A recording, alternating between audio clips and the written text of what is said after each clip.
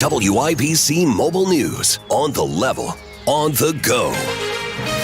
Fed up with it. Showers on radar, 48 on Monument Circle. I'm Kurt Darling. Here's what's trending at 9:02. Leaders with Indy Metro Police not mincing words. Despite everything that's stacked up against them, despite all the criticism they take every single day, they put on the uniform today and went out to get the people who are terrorizing our neighborhoods. IMPD Assistant Police Chief Chris Bailey. That after 2 police officers were shot while responding to a call on the east side of the city Thursday afternoon. Both are alive at the hospital. They were just 2 of several shooting victims throughout all of Thursday. A naked man going through a mental health episode is who wounded a driver on the north side Thursday evening. The driver hit while driving along 96th Street when the man was randomly firing shots from the parking lot of a Porsche dealership. The naked man arrested soon afterwards. A woman from Bloomington charged with committing a hate crime. Harrison Silcox reports. Last January, Billy Davis was arrested for stabbing a Chinese woman in the head several times while on a bus in Bloomington. Police say the victim had been waiting for the doors of the bus to open when she was attacked by Davis. Thursday, Davis was charged with committing a hate crime for the attack investigators believe was racially motivated. Video footage from the incident showed the two had no interaction beforehand. Harrison Silcox, 93 WIBC Mobile News. Governor Holcomb has now signed 79 bills into law, actually 93 laws overall. He signed 79, though, into law yesterday. Among the new laws are a requirement for coroners to test for xylazine in drug overdose deaths, another that bans switch devices that convert handguns into machine guns. Weather not looking good for day 2 of Indy 500 testing at the Indianapolis Motor Speedway today. Joseph Newgarden, the fastest on day 1 Thursday. Today was one of those really good days. We got through our list as well. We learned a lot, which is always positive. You know, sometimes you can go in circles around here and sometimes you're inefficient. Today, I felt like as a team, we were very efficient with our time. Newgarden still looking for his first Indy 500 win. Full practice begins May 14th. Traffic on the 5s, Matt Baer. Southeast side crash, northbound 465 at Brookville Road. A semi T-boned a red sedan, and right now the right lane is blocked. Traffic is stopped back to Arlington Avenue. Looking at downtown crash, westbound 70 at West Street, blocking the right lane, slowing us down a little bit. And a crash in Hendricks County. It's eastbound 70 before State Road 267. The left lane is blocked. Vehicle in a ditch. Kind of spinning an auto cocoon right now off the left side. Traffic sponsored by the U.S. Department of Health and Human Services. It's National Donate Life Month. Consider being a living organ donor. Get the facts at organdonor.gov. A message from the U.S. Department of Health and Human Services. I'm Matt Baer with Traffic on the 5s. Follow us on Twitter at WIBC Traffic. Wesley Financial Group is not a law firm. This story is called The Ugly Truth About Timeshare. If you think you've done your family a favor by buying a timeshare, you need my help. Hello, I'm Chuck McDowell, CEO and founder of Wesley Financial Group. 10 years ago, I started helping folks cancel their timeshare. And in the process, started what's now called the timeshare cancellation industry. Timeshare is the only thing that you can buy that you can't tell me how much it's going to cost or when it's going to end. When you buy a timeshare, you give them a blank check to fill out any amount they want for annual maintenance and assessment fees. The crazy thing is, this never ends. Even when you die, your family's now going to be stuck with this burden. Stop the insanity today. Call my office now. If we take you as a client, I guarantee we'll cancel your timeshare or you'll pay nothing. Call for your free information kit. 800-838-2626. That's 800-838-2626. 800-838-2626. The forecast from the American Standard Cooling Weather Center. Scattered showers, much cooler temperatures today. Highs into the low 60s. We'll have another round of showers late tonight into the overnight hours. Lows down in the mid-40s. I'm Wish TV Storm Track 8's Marcus Bailey for 93 WIBC. Rain falling on Monument Circle, 48 degrees. I'm Kurt Darling. On the level, on the go, and on WIBC.com. This hour is powered by Dammons West, Indiana's most complete garden center. You're listening to Rob Kendall. The idea that because some guy down the street from you sold his home, you should have to pay more taxes is wholly ridiculous. The whole thing is a giant scam. And Casey Daniels. Sounds like the Indiana Republican Party needs to work on their P&L statements. Taking this much, you spend this much. On 93 WIBC. Good morning. It is Friday, April 21st. It's 7 minutes after 9, and you're listening to Kendall and Casey on 93 WIBC. Well, on this rainy Friday, we start off with more dreary news. 2 Indianapolis police officers were shot. They are in stable condition. Their wounds are not life-threatening.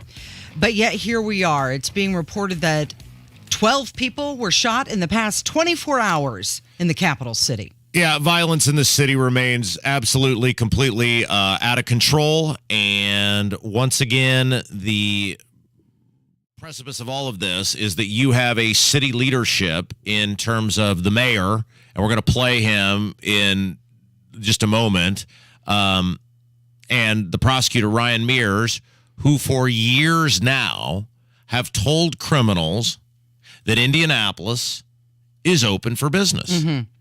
I mean, you go, and it goes back well before the riots of 2020. I mean, that was like on a national stage where they just literally, I mean, no, in fairness, no one knows where the mayor was during the riots of 2020 because he didn't give the orders. There's never been a member of the media who has asked Joe Hogsett, where were you? I mean, he was not. I mean, everybody knows he was not in control. He was not in command. It was a staffer who gave the order to, quote, let them march. We all know that destroyed the city. But let's not even talk about that. We go back well before that. I believe it was the Aaron Bailey officer shooting, in which not only through criminal charges, but also the merit board, the police officers were cleared by a prosecutor who said they acted lawfully, they acted within the purview of their profession, and then the merit board, who looked at it and said, yes, absolutely, these officers, thankfully, which is something we should have all been excited about. And Joe Hogsett rushes out and condemns the merit board and says, I'm going to make changes to the merit board. This is well before, this is the entire tenure of Joe Hogsett being the mayor of Indianapolis, dating back to 2016, which is bad guys are told repeatedly that if you commit a crime in Indianapolis, A, there's a good chance you won't even be caught, and B, if you are, there's a good chance you won't do any lengthy time in jail. And C, there's also an outside chance we'll just condemn the police if you have an altercation involving the police. This stuff is set up and enabled by Joe Hogsett and Ryan Mears. I was going to ask you, how much weight do you put on Joe Hogsett and how much weight do you put on Ryan Mears' shoulders? They're both. It's both of them. And it's the justice system as a collective. It's the bail system, which the state of Indiana is trying to step in and at least create some sort of sanity there. I don't know if it's working or will work, but it's a collective, it's a circular firing squad. You remember, Abdul, before he ran for mayor, did a deep dive on this last year. And what we realized was, and I don't know if you were here then when Abdul did this, but he did a really nice job of doing investigative reporting. And basically what happened is you got the mayor's office, you got the prosecutor's office, and the judges, and they're all pointing fingers at each other. No, it's their fault. No, it's their fault. No, it's their fault. It's all of your faults. It's everybody's fault. These guys just don't waltz out of the jail. Somebody allows them to go. And it's likely a little bit of everyone's fault, but nobody's raising their hand going, you know what? I play a big role in this. And I'm gonna admit my part in this. And I'm gonna fix my part in this. And everybody just was pointing fingers at each other. And what you see in this city on a daily basis is that criminals know they control the narrative. They can get away with it. So this is a hot potato that nobody wants to hold on to. It's a crisis of accountability. We're having a crisis of mental health, and we're having a crisis of spiritual health as well. Yeah. So Rick Snyder, the president of the Indy FOP, a longtime friend of this radio station, is going to join us at 9:30 to talk about this. But for now, here is the mayor of the city of Indianapolis. I may not have the ability to shut off the faucet of guns that pour into Indianapolis, but I'll be damned if we aren't going to do everything we can to identify, to arrest, and to punish those participating in this illicit marketplace of death. Oh, now you're going to do something about it. He'll be damned. And nice branding of your city. Illicit marketplace of death. You're the mayor. Right. You are in the position to do something. Let's go to the riots then. Let's obviously, again, as we laid out, this started long before that. But let's go to the riots. What happened? you played grab ass with a bunch of these people and basically told them it was okay and that we as law-abiding citizens deserved what we were getting for I don't know what I deserved or the business owners downtown or whatever. And your response to that was, we'll paint Indiana Avenue. That'll show them. We'll paint Indiana Avenue. The guy.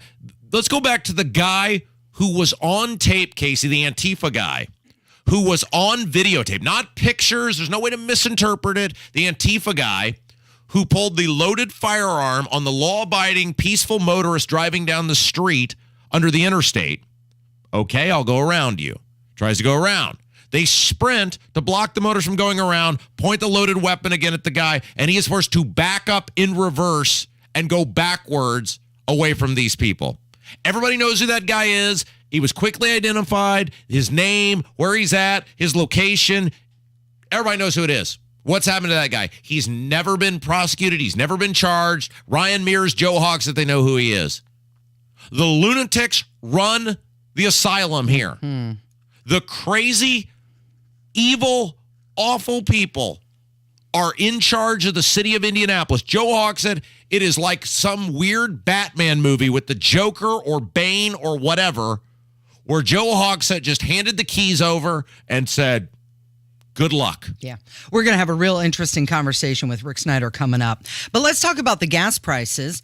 The Indiana Department of Revenue announced that the applied 7% tax on gas purchases, it's going up 20.3 cents per gallon next month. Okay, so we have two taxes on gas now, which is weird because we have supermajorities that are run by the party that espouses to be the party of low taxes and limited government. And that is wild because we have such a lust for taxes in this state. The Republicans have such a fetish of taking as much of your money as possible that there is not one but two taxes on gas. There is the gas tax. They have a special tax for the gas tax, which is the one that goes up every year, which was the largest tax increase in state history in 2017, and then goes up every year without discussion. And now, thanks to Mike Kreider and the Republicans, they're about to raise that tax again because it was set to expire, and they said, oh, no, we can't have that. So that goes up every year. Then there's a sales tax on gas, like you pay a sales tax on everything else. And because of the price of gas rising, well, the sales tax on gas is rising as well because that is a fixed 7%. So now, Casey, when you cobble it all together, every gallon of gasoline you buy will be 53.3 cents effective in May, and then it'll go up again automatically in July because that's the gas tax will go up as well. Okay, so every time you pull into that gas station and you fill up your car, on average, $2.40 is just straight to taxes. That is for the average Hoosier. And here is the bizarro world that we live in, Casey. Remember, the Republicans espouse to be the party of low taxes and limited government. Yet, of course, we have record government and record government cost every single budget under Republicans. Here is the tweet from the Democrats, the Indiana House Democrats. We've been calling on Republicans to suspend the gas tax since last summer to give Hoosiers much-needed economic relief. They refuse, and now the gas tax is set to go up again. The average Hoosier will now pay $2.40 to fill up their tank. Yeah. Third consecutive month it's gone up. The Democrats are now the party of low taxes in the state of Indiana. The Republicans have given up any facade or pretending that they care about low taxes or limited government at all. And I come back to it. It is a shame that the Democrats are complete psychopaths on things like wanting to teach little kids sex in kindergarten or thinking that men should be able to play women's sports, or in the case of the local level, Joe Hogg said, getting a handle on crime. Right, because they're much better than the Republicans on taxes now. But the average person just looks at the Democrats and goes, well, I guess I'd rather pay more in taxes than let my kindergartner be taught sex. Yeah. So both parties, once again, completely failing Hoosiers. If the Democrats could, Casey, if the Democrats could just be normal people, like just be normal. Don't let men play women's sports. Yeah. Don't let little kids be taught sex. Don't let out of control lunatic crazies run the city and be able to get away with violent crime. you people could start winning elections. Yeah, because we're good. They're fighting for lower property taxes. They're fighting for lower gas tax. It's right here for you. It's like Happy Gilmore. Tap it in the hole, Happy. Just tap, a little tap. taparoo. All you got to do. Don't let men play women's sports. Don't let little kindergartners be taught sex. Put the criminals in jail. Democrats, the win is there. Yeah. Why is this so hard for you? It's 17 minutes after 9. You're listening to Kendall and Casey on 93 WIBC. The pothole. Formed in colder months, tiny fissures are born, and in no time at all, they grow into big, gigantic tire killers. That's why you need Matt Baird Traffic. Watch out on Keystone Avenue. He'll guide you around these hidden monsters. Yeah, might as well call it a basement. And on to safer ground. You don't want to be in the far left lane. Mornings and afternoons on 93 WIBC. Checking. I like the car. How long have you been a rideshare driver? About 3 years now. I really enjoy it. Isn't it hard to make money these days with the price of gas being so high? Not for me. I use Upside, the free app that gives you cash back for every gallon of gas you buy. Wait a minute. Are you saying you actually get real money back when you get gas with the Upside app? Yep, I get real cash back every time I get gas. Does that actually add up to anything? I'll make around $200 to $300. Wow, that's serious extra cash. I'm downloading the Upside app now.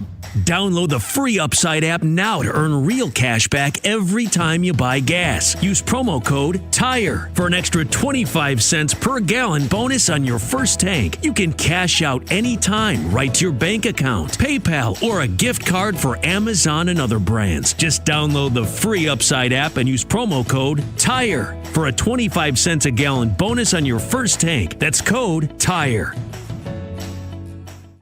Indy's biggest party is back.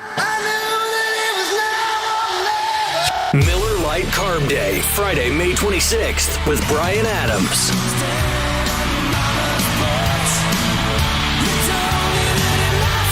With special guest Soul Asylum. Miller Lite Carb Day, May 26th at the Indianapolis Motor Speedway. Concert pit and VIP tickets on sale now at ims.com. Get 20% discount from Zero Res when you clean the carpets and upholstery for a real spring cleaning. 388-5141 or online at zeroresindy.com.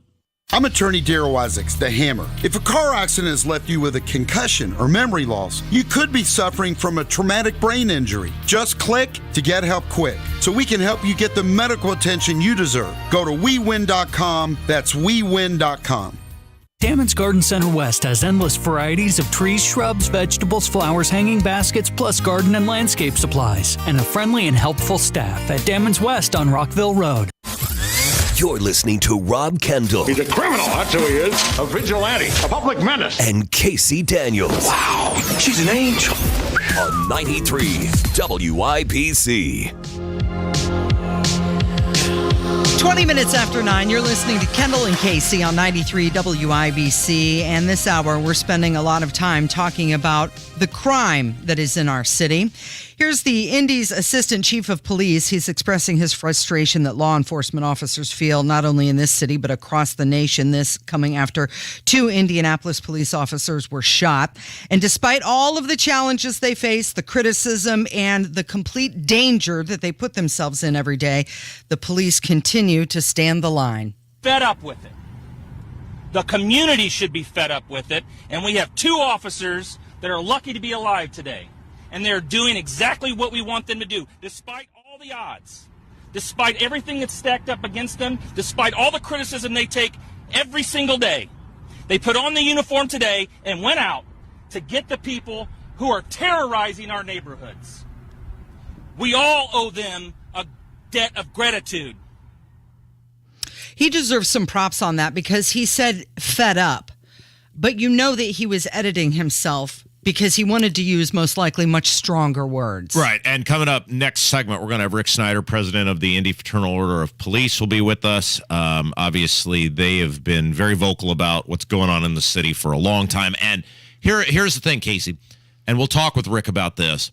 If you live in a suburb of Indianapolis. So if you're Carmel, if you're Fortville, if you're Greenfield, if you're Greenwood, if you're Mooresville, if you're Brownsburg, if you're Avon, Plainfield, you need to be paying attention to all of this too, because it is coming to you. It is there.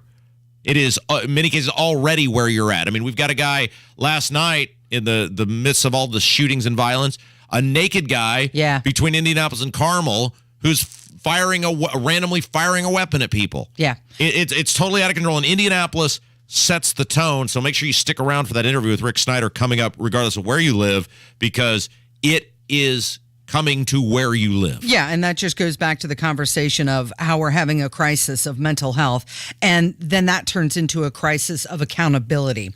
Also trending this morning, don't know if you heard about this story, a cargo container with $15 million worth of gold and other valuables were stolen from the Toronto airport. Now, it was originally reported it was $15 million worth, but they've upped it now to $20 million. So wait, it was what was stolen? Gold and other valuable items. But from where? At the Toronto airport. But what? Like, did somebody just take the gold out? Was there a car? Was there a what? It was a cargo container. It was in a holding facility, and it was a heist. Okay, time out. Unless you're in a Nicolas Cage movie or the Italian Job with Edward Norton, and somebody's drilling holes in the bottom of the floor. How does that even happen? You would think somebody would go, okay, we got, what was the new total? 24 million? 20 million. 20 million. We got 20 million here. Let's protect it. Let's guard this. We're going to put like 3 guys on this one. No, police are saying that they think it probably was a professional job. The container was described as a 5x6 square foot. And isn't it interesting when it comes to $20 million worth of gold being stolen, we call it a heist. Yeah. It's more romanticized. But if it's a group going into a Walmart in Chicago, that's a different scenario. That's civil unrest. Yeah. Not quite as sexy, is it? Yeah, it's I still do not understand how it is possible if you have 20 mil to allow it to be stolen. Mm-hmm. I don't understand that. You would think, okay, 7 guys, 8 guys, Fred, you sit on the tub, whatever you got to do. And if that's your gold, wouldn't you be sitting there with it? Yes, absolutely. Yeah. It's 24 minutes after 9. It's Kendall and Casey on 93 WIBC. So Alec Baldwin's criminal charges for that Rust shooting, the movie that they were shooting, and there was that fatal shooting, they've dropped all the charges against him. Okay, so I would like to point this out, and you can correct me if I'm saying anything incorrect here. We live in a world where Alec Baldwin pointed a weapon, fired it, and killed someone. Yes. Okay, did I say anything incorrect there? He is still maintaining that he never pulled the trigger. Alec Baldwin, that is, science has completely debunked everything that disingenuous a-hole said on his interview, okay? Mm-hmm. And multiple scientists or what do they call them? Arms experts or whatever you want to say have said he's full of crap. The armory. Alec Baldwin raised a weapon, pointed it, fired, and killed someone. Yeah. Now, nobody thinks he intentionally meant to kill the person, but that happened, correct? Yeah. Okay. So we live in a world where he will not face criminal charges. However, Donald Trump, who paid a porn star to not talk about having sex with him. After she already signed a non-disclosure agreement. Correct. Is going to face charges. Yeah. Did I misstate either one of those things? Nope. Does that sound like justice to you? No, it does not at all. And it took 15 months for the prosecution to bring charges against him, to then turn around and drop all the charges against him. And he is back on the movie set, resuming his acting duties. Let me try this. So what a colossal waste of time. Let me try this one, okay? And again, you can correct me if I say anything incorrect here, okay? Yeah. Ready, go. Alec Baldwin raised a weapon. He fired it. It killed someone. Correct? Correct. Somebody who walked into the Capitol on January 6th while a security guard was waving them in. And opening the door for correct. him. It has faced criminal charges. Yep. Does that sound like justice to you? No, it's bizarro world that we're living in. I just can't. I can't. And by the way, let's point out real quick. Ryan is in for Kevin today. Yeah. Because Kevin bailed out because it's his birthday. and he's probably halfway to Tijuana by this point. But Ryan's doing a phenomenal job. Ryan, you will find we are the nicest show to our producers. So you're very lucky to be working with us, and just be fortunate they didn't ask you to fill in for Tony Katz. All right, when we come back. Yeah. Rick Snyder, the president of the Indy FOP. He will talk about those 2 officers being shot yesterday, talk about the status of violence in the city of Indianapolis. We'll talk about the mayor of the city of Indianapolis, the prosecutor, Ryan Mears. It's all coming up next. It's Kendall and Casey on 93 WIBC. My name is Ainsley Flannery, and I am the Eastside Volunteer Coordinator for Agape Therapeutic Writing Center, and I nominated Ava Courtney for Jiffy Lube's Drive to Do More Award. And I'm Jiffy Lube owner Steve Sanner. At Jiffy Lube, we are proud to support Hoosier charities that use their vehicles to do more to make Indiana a better place to live. I'm Ava Courtney. The main thing I enjoy is serving at the barn, being with the horses, and serving my community. By receiving a year's worth of vehicle maintenance, it allows me to continue coming here and can rely on my local Jiffy Lube to make sure my car is running properly. Jiffy Lube of Indiana provides all of our Do More winners with free vehicle maintenance for a year. Because now at Jiffy Lube, our trained technicians do more to keep vehicles like theirs and yours on the road. Brakes, tires, batteries, and more, as well as Indiana's favorite oil change since 1985. Jiffy Lube accepts competitors' coupons, so you don't have to choose between saving a few dollars versus treating your vehicle to Jiffy Lube's award-winning service. Click on JiffyLubeIndiana.com for a Jiffy Lube near you. Finding great people to hire is like trying to find a needle in a haystack. It's pretty difficult, right? Well, ZipRecruiter has mastered finding a needle in a haystack, so they take it to the next level. They make hiring so simple that it's like finding a needle in a needle stack. And that's why you should try ZipRecruiter for free at ZipRecruiter.com/free. Here's what it's like to use ZipRecruiter.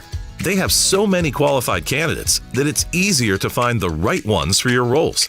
In fact, 4 out of 5 employers who post on ZipRecruiter get a quality candidate within the first day. That's a lot of needles. So how do they do it? ZipRecruiter's powerful technology sends you candidates who are a great match for your job, and you can even invite your top choices to apply. So if you want less hay and more needles, head to ZipRecruiter. And right now, you can try ZipRecruiter for free. That's right, free. At ZipRecruiter.com/free. That's ZipRecruiter.com/FREE. ZipRecruiter.com/free. ZipRecruiter, the smartest way to hire. What do student athletes learn in the second classroom of high school sports? So much more than just a game. I'm Jeannie Ulmer. And I'm Chris Kaufman. We're both assistant commissioners of the Indiana High School Athletic Association. Through education-based athletics, student athletes learn the courage to face challenges. They realize the importance of persevering through trials and failures. They discover the drive to achieve their goals. They gain something so much more valuable than wins and losses. They develop grit and integrity. They grow so much more than their athletic skills. They learn daily lessons in teamwork, accountability, and respect.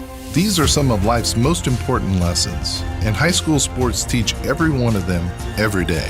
Buy a ticket to your high school's athletic events and support student athletes learning the values and skills they need on the playing field and beyond. This is helping student athletes grow as people. This is the purpose of high school sports. This is your IHSAA. 93 WIBC Mobile News. On the level, on the go. The decision comes tonight. It's 47 with showers on radar. I'm Kurt Darling. Here's what's trending at 9:30. The Supreme Court expected to rule before the end of the day on access to a widely used abortion pill. The court extended a temporary stay of a Texas federal judge's ruling to ban production and distribution of mifepristone. The FDA originally approved the drug back in 2000.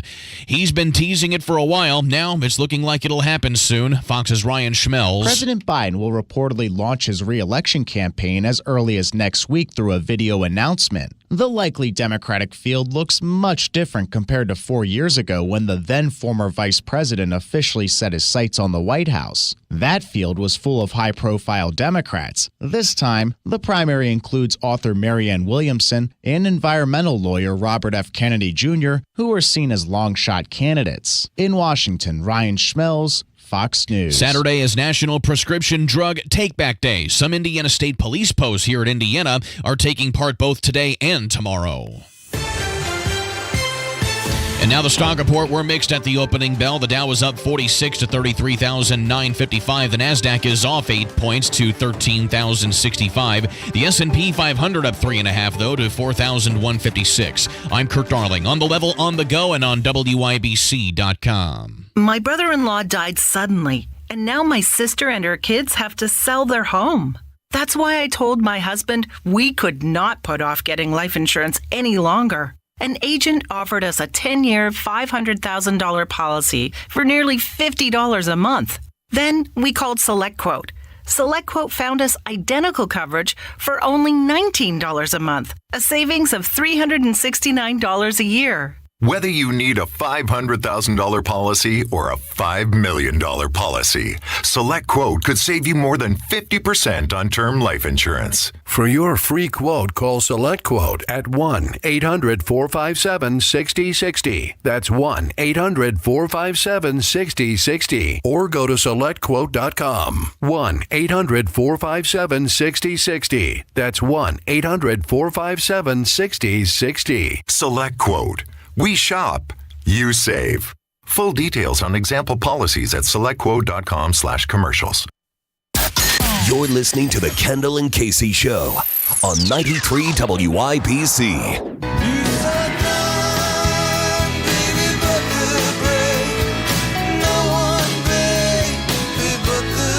93 WIBC, it is the Kendall and Casey Show. I'm Rob Casey's here, and obviously, Casey, we started the show today talking about this terrible day in the city of Indianapolis.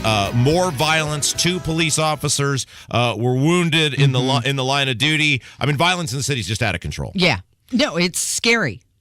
And we're pleased now to be joined on the drivehubler.com hotline about the events of yesterday to talk a little bit about violence as a collective in the city of Indianapolis. Rick Snyder, president of the Indy FOP. Rick, how's it going? Well, we wish we could be doing better, but we're making it through. Yeah, I mean, you guys, obviously you've been on this radio station many, many times over the years. You've talked about it at length. Unfortunately, it seems like it often goes on deaf ears. Violence is out of control in this city, and I was a little offended yesterday about Joe Hogshead's press conference because he is a major reason the violence is out of control, and for him to act like he's outraged or act like, that he's going to run on the guns and that's going to solve the issue. No, his policies have solved the issue, and I'm just curious to get your thoughts on that. Well, for 4 years now, we've been asking the question, where's the outrage? We've also been asking the question, where are our leaders? I mean, for 4 years now, we've been pointing to these issues ever since 2019 of the rising crime trends that we've seen. And ever since we've raised this red flag, we have seen back-to-back years of all-time record levels of violence in the city of Indianapolis, which include over 200-plus homicides each of those 4 years. Guys, just in the last 24 hours, we had 12 people shot, 2 people stabbed, with 4 people killed. That included 2 police officers shot, but it also included a teen found dead near a bus stop, and then a nude man randomly shooting at people up on 96th Street between Indianapolis and Carmel. We've been saying that crime is surging and spreading, and unfortunately the facts prove that that is true. Why do you think this is happening, Rick? Well, it's because we have unchecked violence. There's no sense of accountability in Indianapolis and, quite frankly, in every other major city in this country. But specific to Indianapolis, we have a catch and release revolving door of criminal justice. And it's proven time and time again that when these really bad events occur, we have politicians in charge who run out in front of cameras, literally trip over themselves to get in front of the cameras, and use the tragedy to drive a wedge to force a political issue, a political agenda, such as more gun control laws and those things. What we said in our statement yesterday is that, listen, don't fall for that nonsense, that often when our politicians in charge are quick to blame the instruments that are used to leverage their own political agenda, notice they'll always call it, quote unquote, gun violence. We're quick to point out that it's human violence. These are issues of the human heart. And, our residents and officers are stuck in the middle of all of this, where you've got repeat violent offenders who are hell-bent on committing violence. Because I always say this, people say, well, why in Indianapolis? Well, evil always follows the path of least resistance. And there's very little resistance in Indianapolis. You've got law enforcement officers who are daily doing their job. they're locking up the bad people. They're tracking down and bringing into custody the violent offenders, just like yesterday. Yet we have a failed criminal justice system and, quite frankly, a prosecutor who is more apt to dismiss the gun charges than he is to prosecute them, and the violent offenders know that. Rick Snyder, president of Indy FOP, our guest. We're talking about the 2 police officers who were shot in Indianapolis. Now, you mentioned the spread, Rick, and I think that's important because obviously WIBC is heard in many, many counties outside of Marion County, which is where we're talking about. But when you're talking about the area with the nude guy just firing weapons at people, that's as close to Carmel as it is Indianapolis. This violence is hitting the suburbs. If you're Brownsburg, Avon, Greenfield, Greenwood, Carmel, wherever, you need to wake up because it's happening where you're at too. Well, and again, we've gone to many neighborhood association meetings and different groups throughout Indianapolis, but also in the surrounding metro region. And to a person, we hear the same thing. People are scared to death, literally, of what is occurring. And they keep asking the question, what can we do? The thing that we keep saying is if you're in a surrounding county, never allow this practice of revolving door criminal justice to enter your community. If you have a prosecutor that is even thinking about trying these things, throw their asses out. Do not invite them in because it is like a cancer that spreads. And, unfortunately, when we've gone to Greenwood and we've gone to Greenfield and we've gone to these surrounding communities, I remember going out to Hendricks County 2 years ago, and they said, surely it's not going to come here. Take a look at Brownsburg. Take a look at Danville. Take a look at Plainfield and through all those areas of what is occurring. And again, the facts prove the truth. Guys, I want to share these other stats with you. It's interesting. We put in our statement yesterday statistics nationally that law enforcement officers are up against. And do you know that as of right now, I've only found one local media outlet that's published this statement in its totality. All the others cut out this information. Makes you wonder why. But on average, an officer is being shot in the line of duty in our nation every 25 hours. Wow. Also, on average, an officer is dying in the line of duty every 52 hours. Wow. And approximately 165 officers are assaulted every single day in our nation. And on average, an officer is exposed to a tragic, life-altering critical incident every other month during their career. Rick, real Those quick. are the stats that our officers are up against. Rick, real quick, I know Casey wants to hop in, but first, before that, let's just speak the truth here. After the riots of 2020, Joe Hogg said, and he said this long before that, but he said this basically, publicly for the world to see in 2020, when after the riots, he basically sided with the bad guys over the cops. And what you told the bad guys is Indianapolis is open for business. And if you get caught, hey, there's a good chance I might be on your side instead of the cops. And you go way back to, what was it, the Aaron Bailey shooting before that, where he basically then blamed the merit board after the merit board said the police operated in terms of the way they were supposed to be operating. This guy has a track record of siding with the criminals over the cops. Well, I think there's two things that are interesting to point out from the mayor's statement yesterday. Number one, he immediately said he was going to turn to the federal prosecutor for help, not the local prosecutor, which is very interesting. In addition to that, he said that Indianapolis had become what he called, the mayor of Indianapolis called, quote unquote, the marketplace of death. Mm-hmm. Not exactly the headline you want for your business and tourism community. But in that, what we said is, we welcome you to the table on your outrage with these two officers shot. But where the hell were you when Tommy Mangan was shot by a repeat violent offender who shouldn't have been out on a parole violation when our prosecutor knew that he should be in custody and didn't say a word to the court? Where were you when two officers were stabbed, one in the neck and one just above the heart, by an offender who was out on a low bond? And where were you in your strong words when 13 of our fellow neighbors were shot at the FedEx facility, 8 of which lost their lives, and we found out that our prosecutor didn't uphold the law, that being the Jake Laird red flag law, named after a fallen officer? The irony in all of this is pretty visible, and I think residents are hip to it, and so are our officers. Rick, speaking of Hogsett's marketplace of death, what does this do to your recruitment and retention? Well, our recruitment and retention, I just came back from Washington, D.C., where I shared what was going on in Indianapolis with our federal partners. And what I said is, we don't have a recruitment crisis, we have a retention crisis. Mm-hmm. You first have to retain the officers you have before you go and try to recruit anyone else. I gave this example. Who wants to join a sinking ship? Nobody's going to buy a ticket to get on that boat. But we've got to get a focus on keeping the ones that we have. But here are the facts. We have more officers leaving than we're able to bring in the door.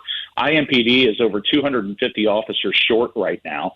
We can't get folks to apply for our police department. And as I said before, Ryan Mears has become the number one police recruiter for other agencies in the state of Indiana outside of Indianapolis. Our officers, if they're not leaving the profession, they're going to surrounding agencies where they get greater support, better equipment, and actually have communities that want them and say that they need them.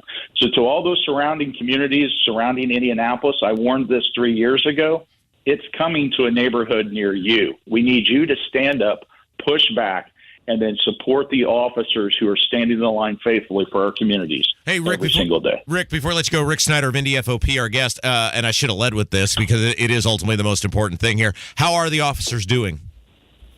They're doing okay. Listen, they are both stable, non-life-threatening injuries.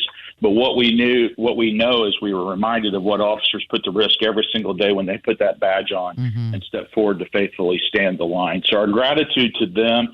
Remember, there's hundreds of other officers, 1,600 other officers out there doing the same thing for IMPD. And I always like to point this out. When people are critical of the police and they paint with broad brushes, these two officers that were shot yesterday that we call heroes today, other people were pointing fingers and accusing them of things that they didn't even do as officers in general. We ought to slow down, think about when there's a bad officer, we weed them out. But very few officers set out to intentionally do harm. And these two officers are emblematic of the heroes that we have walking amongst us every single day. Well, Rick, we certainly appreciate you taking the time to speak with us. Please give them our best. And look, it's hard to be a police officer right now, but we appreciate you guys. I know I speak for the rest of the staff here at WIBC and many of our listeners in saying thanks for all you guys do. And please keep trying out there. We feel it and we appreciate it. God bless you guys. You're listening to Kendall and Casey on 93 WIBC. Coming up on Tony Katz today, what will the Supreme Court say about the abortion drug mifepristone? That's after the news at noon on 93 WIBC. Indianapolis is the crossroads of America, the crown jewel of the Midwest. I'm Jefferson Shreve. I grew up in Perry Township on the south side. I've stayed pretty close to home. Indianapolis, Indiana is my home. The first part of my life was focused on growing a business. And in doing that, I've done some good. Employed quite a few people. But with a crumbling infrastructure and record-breaking crime, can we still say Indy is a jewel of a city? I think sadly, we've had better, shinier, happier days in our past than we are at today. Jefferson Shreve has a plan. Hire more police, give them the support they need, and let them do their job. Because we don't have to live like this.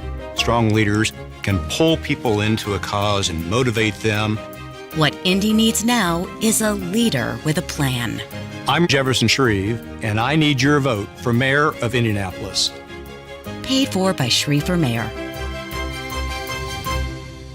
Hey, good morning. You're heading to the airport, right? Yep, thanks for checking. I like the car. How long have you been a rideshare driver? About 3 years now. I really enjoy it. Isn't it hard to make money these days with the price of gas being so high? Not for me. I use Upside, the free app that gives you cash back for every gallon of gas you buy. Wait a minute. Are you saying you actually get real money back when you get gas with the Upside app? Yep, I get real cash back every time I get gas. Does that actually add up to anything? I'll make around $200 to $300. Wow, that's serious extra cash. I'm downloading the Upside app now.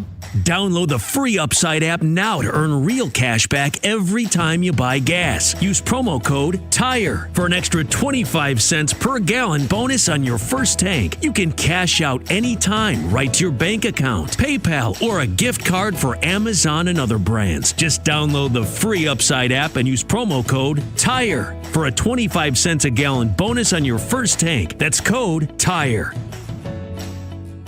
Spring has sprung and the sky's floodgates have opened. If you have a clogged pipe, who to call is a no-drainer. Call my friends at Hope Plumbing. They're the experts in the industry and trustworthy plumbers who care about your health and safety of your home. During the month of April, Hope is offering a $49 mainline cleaning with a free camera inspection. Stop the gurgling pipes and don't stress over all those tree roots in your yard. Call Hope Plumbing today and schedule your $49 mainline cleaning. Indiana has a long history of pioneering education freedom and empowering families. Families who know what's best for their children. But as universal education freedom sweeps the nation in states like Iowa, Arizona, Arkansas, West Virginia, Utah, and Florida, Hoosiers are at risk of being left behind unless we act now. Indiana lawmakers have an opportunity to ensure all Hoosiers can exercise their right to decide what education is best for their child, where they learn, how they learn. The time is now for Indiana to regain its status as a leader by delivering universal access to education freedom for every Hoosier. The time is now for Indiana to ensure our children get the education they deserve, so they can compete with every state in America and every country around the globe. Contact your state senator today and tell them now is the time to put our kids first and pass universal school choice. Paid for by Yes Every Kid. You're listening to Rob Kendall. It's like a jackal from hell. And Casey Daniels. Oh, hot. Want to touch the hiney. On 93 WIBC. It is 9:48. It's Kendall and Casey on 93 WIBC. We should call this segment People on Talk Shows. All the people who've been on all of the talk shows. And let's start off with William Shatner. Of course, you know him and love him from Star Trek. Captain James T. Kirk. But he's going to be hosting a new space-themed celebrity competition. It's called Stars on Mars. And he's like 900 years old. He's actually 90 years old. So I wasn't far off. No, just added I was one, a tenth of the way there. One more zero, and I would have been right. And you were there. So this is an unscripted series. It's going to premiere on Fox on June 5th.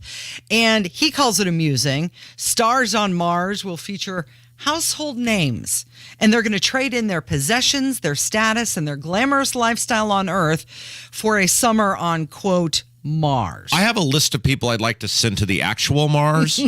Are they willing to... Are they household names? Oh, they're names you know. We talk about them every day on this radio show. JL? Yeah. Initials? Okay, so the issue with Shatner was that he had people concerned. Several weeks ago, maybe a month ago, he had said, I'm going to die soon or something to that effect. And people were very worried that maybe he had, some terminal illness or some very bad diagnosis. And he went on, I guess this was with Cavuto yesterday on Fox News. And he said, no, I'm just old. Well, I don't want to break this to you quickly like this, but you're going to die. Yeah, indeed. Your days are numbered. The only thing is you don't know the number. And I don't know the number, but I'm older than you are, and my numbers are I had some viewers who were giving me some days as options, but are you okay, though? I guess in all seriousness, that's what I was asking, because a lot of people say... Not only am I okay, I'm in a fervor of creativity. I'm doing things that I don't even want to begin to tell you on your wonderful show, because it would look like I'm pushing things other than push away. Stars on Mars. I just love the dog barking in the background. I know. Here he is on Fox. It's an interview with Neil Cavuto and the dog just going to town in the background. It's probably a pretty common thing now that these celebrities, whatever, do interviews from their home. But they usually have like a room, a soundproof room, or whatever they do these from. Shatner got no cares. He's in his living room. Right. There's a dog in the background. You know why? Because he says, I'm Captain Kirk, dude. Yeah. And I'm 90 years old, and I do what I want to do. I was on the Blue Origin space rocket. And, he cried after he came back down to Earth, and a lot of people were concerned. And he said he was grieving for Earth, and then I'm going to die. Yes, we're all dying, just at different rates. Right. You really do have to be careful, though. It shows when you're 90. Well, it does show the power of your words, right? If you are a celebrity or influencer, a revered person like William Shatner, that has millions of fans. He goes to these autograph shows. There's lines out the door to meet him. you do have to be a little careful with your words because you mean a lot to a lot of people, and they were very concerned about your health. So maybe just, I'm getting older. I'm sure the end is closer than it was further away, something like that. I'm in the fall of my right, life. Exactly. Yeah. And what a difference, though, between we just heard him talking. He didn't care about the dog in the background, but he's 90 years old, similar age to our president. He's much older than our president. Right. And cognitively, didn't Shatner just sound like he had it together still? Oh, absolutely. Because, you know why? Because he does still have it together, and our president does not still have it together. Hey, speaking of people who don't have it together, Casey, did you know, and I never knew this until yesterday, I was 39 years old when I finally learned that unless you are black, you don't get to have an opinion on the Civil War. Are you talking about Vivek Ramaswamy? He sat down with the people from CNN. Who is I guess by the standard we use, Vivek Ramaswamy is a minority, right? He's not a white American.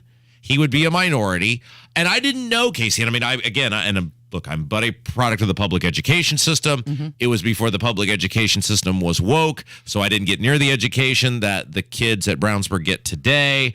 There was no DEI officer when I was there, so I realized I'm just totally out of the loop. But as a product of the public education system and a person with a college degree, in none of my classes, and I had many very liberal professors and teachers over the years, not one of them ever said, Rob, you don't get an opinion on the Civil War because you're white. Mm-hmm. But Don Lemon told Vivek Ramaswamy, who by the standard we set forth is a minority, he was very angry yesterday and said, you do not get an opinion on the Civil War or the condition of black people because you are not black.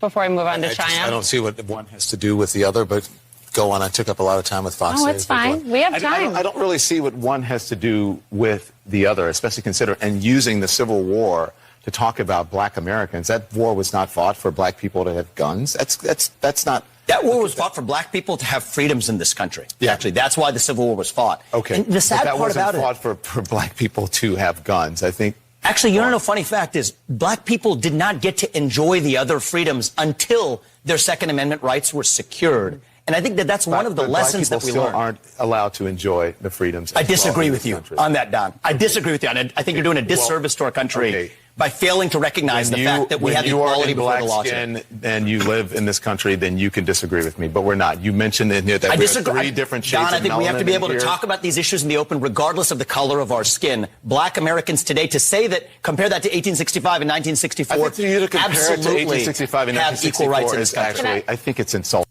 Don Lemon is such a word that rhymes with tick. I know which word you're talking about. I mean, what to say? Okay, so Don Lemon's seen and they hate guns, right? But the Civil War was about, amongst other things, the right of people to have freedoms guaranteed to all Americans. One of which, Casey, in fact, number 2, it was so important. It's number 2. It's number second 2 on the list. That isn't an accident. That is one of the freedoms you're allowed to enjoy. That is a definitive, very easy to verify statement that of the freedoms American citizens enjoy, the right to bear arms is one of them. And he is outraged that a guy who is not black, he is a minority, might have an opinion on it. Might have it's just a statement, Casey. Yeah. A lot of people were praising Vivek for his handling of things. He was poised. He stayed on point. And then after they had that discussion, what's her name? The female, Poppy, is that her name? She was trying to change gears and go to another topic. And I think a lot of people would have been really angry and would not have been able to maintain composure to switch the conversation. But Vivek did. Well, and he stayed pleasant with her. Well, and we know he's your boyfriend and you really like him. The size of his wallet is very impressive to you. And so you're got a big wallet. But this is not a case of you defending him no matter what. I think you're absolutely right that we have now reached a very scary point in society in which unless you're black, you don't get an opinion on the Civil War. Well, again, what about my great-great-grandfather who fought for the Union in the Civil War? I don't get an opinion on that? What? I guess not. I mean, this is just look. And Don Lemon has 0 ratings and 0 viewers, and he's probably on his way out the door. And he's been a colossal failure his entire time at CNN, and an embarrassment. And his a goof. coworkers say he's wholly misogynistic. But the idea to say out loud, to be so self-absorbed, you don't get an opinion on the Civil War unless you're black. That's a bold statement, Casey. Mm-hmm. You're listening to Kendall and Casey on 93 WIBC. Good morning. Get out of the middle and rise to the top now. When you made it, won't you tell me what to do? 'Cause I played it. My name is Leroy Lewis III, and I'm a proud supporter of my wife, Maggie A. Lewis, who leads our family with a gentle heart and our community as a servant leader. Since becoming a member of the City County Council, I have watched her wake up every day before the sun rises, responding to emails and text messages from colleagues and constituents while looking out for the best interests of our son, Leroy Lewis IV, including driving him to school each and every day since he started kindergarten. We call our family Team Lewis, but Maggie believes all those she serves are members of Team Lewis as well. Her passion for helping others is why on May 2nd, Election Day, we need to re-elect Majority Leader Maggie Lewis to our City County Council. She's a leader who is prepared, experienced, and dedicated, and not to mention a great wife and awesome mom. Hi, I'm Maggie Lewis. Your vote does make a difference. So let us hear from you on May 2nd. Paid for and authorized by Maggie Lewis Campaign.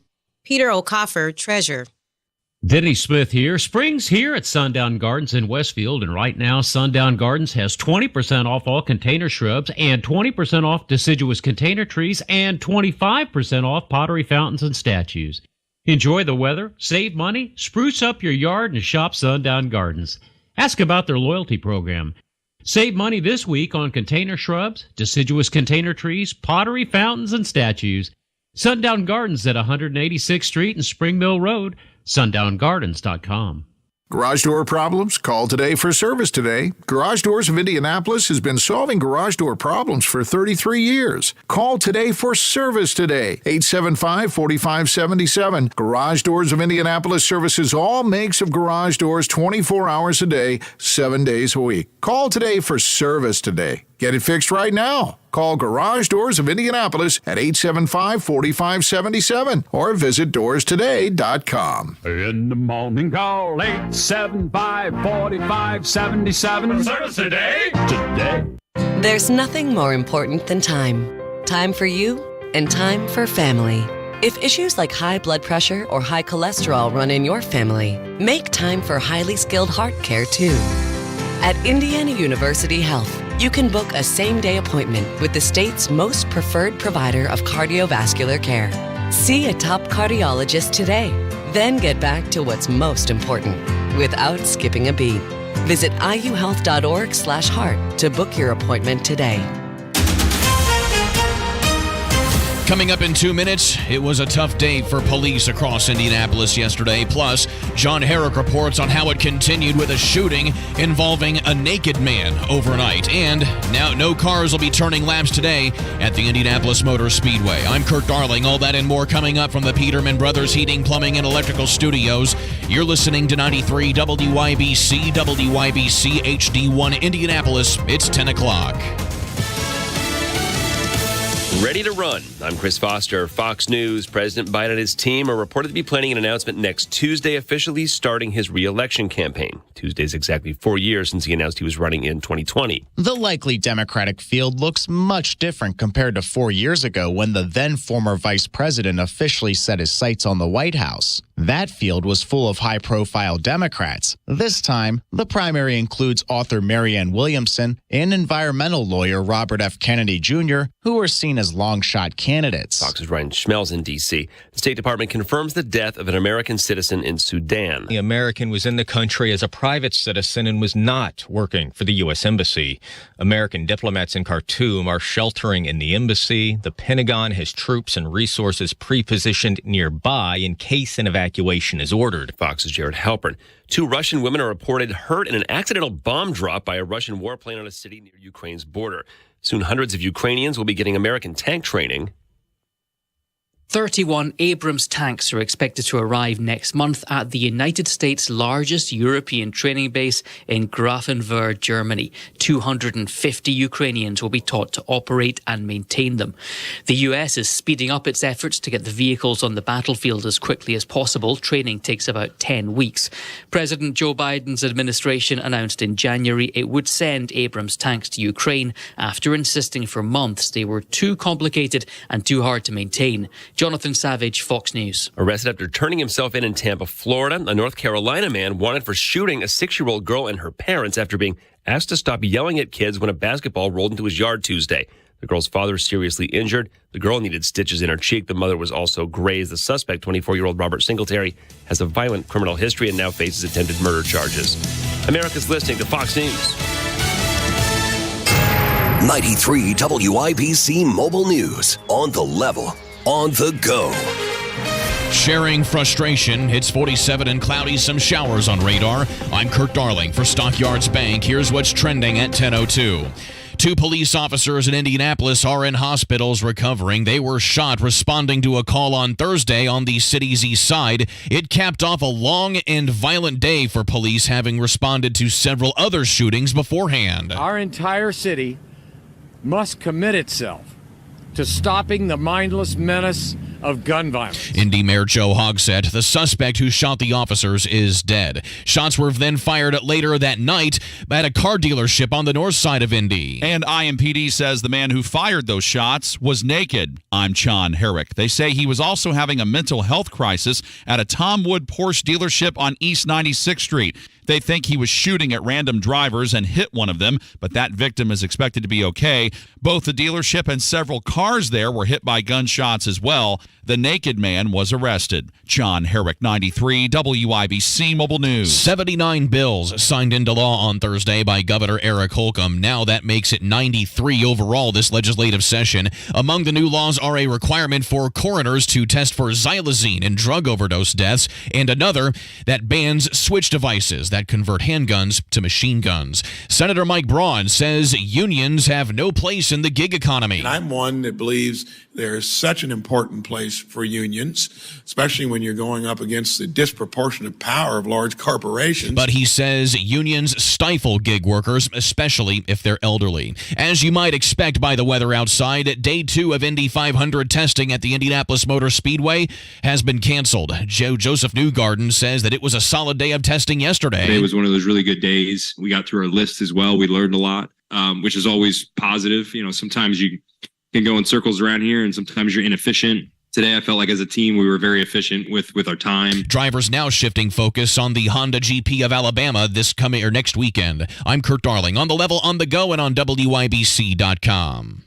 What would you do with a little extra cash? Quick getaway, organic fruits and veggies, mini shopping spree? It's all possible with Stockyards Bank Extreme Checking. Earn 4% annual percentage yield on balances from $1 to $10,000 by doing things you already do every day. Just swipe your debit card at least 10 times a month on purchases of at least $5, set up a direct deposit, and enroll in e-statements. Splurging is easier with Stockyards Bank. So what would you do with a little extra? Visit syb.com/extreme to learn more today. Member FDIC, Equal Housing Lender.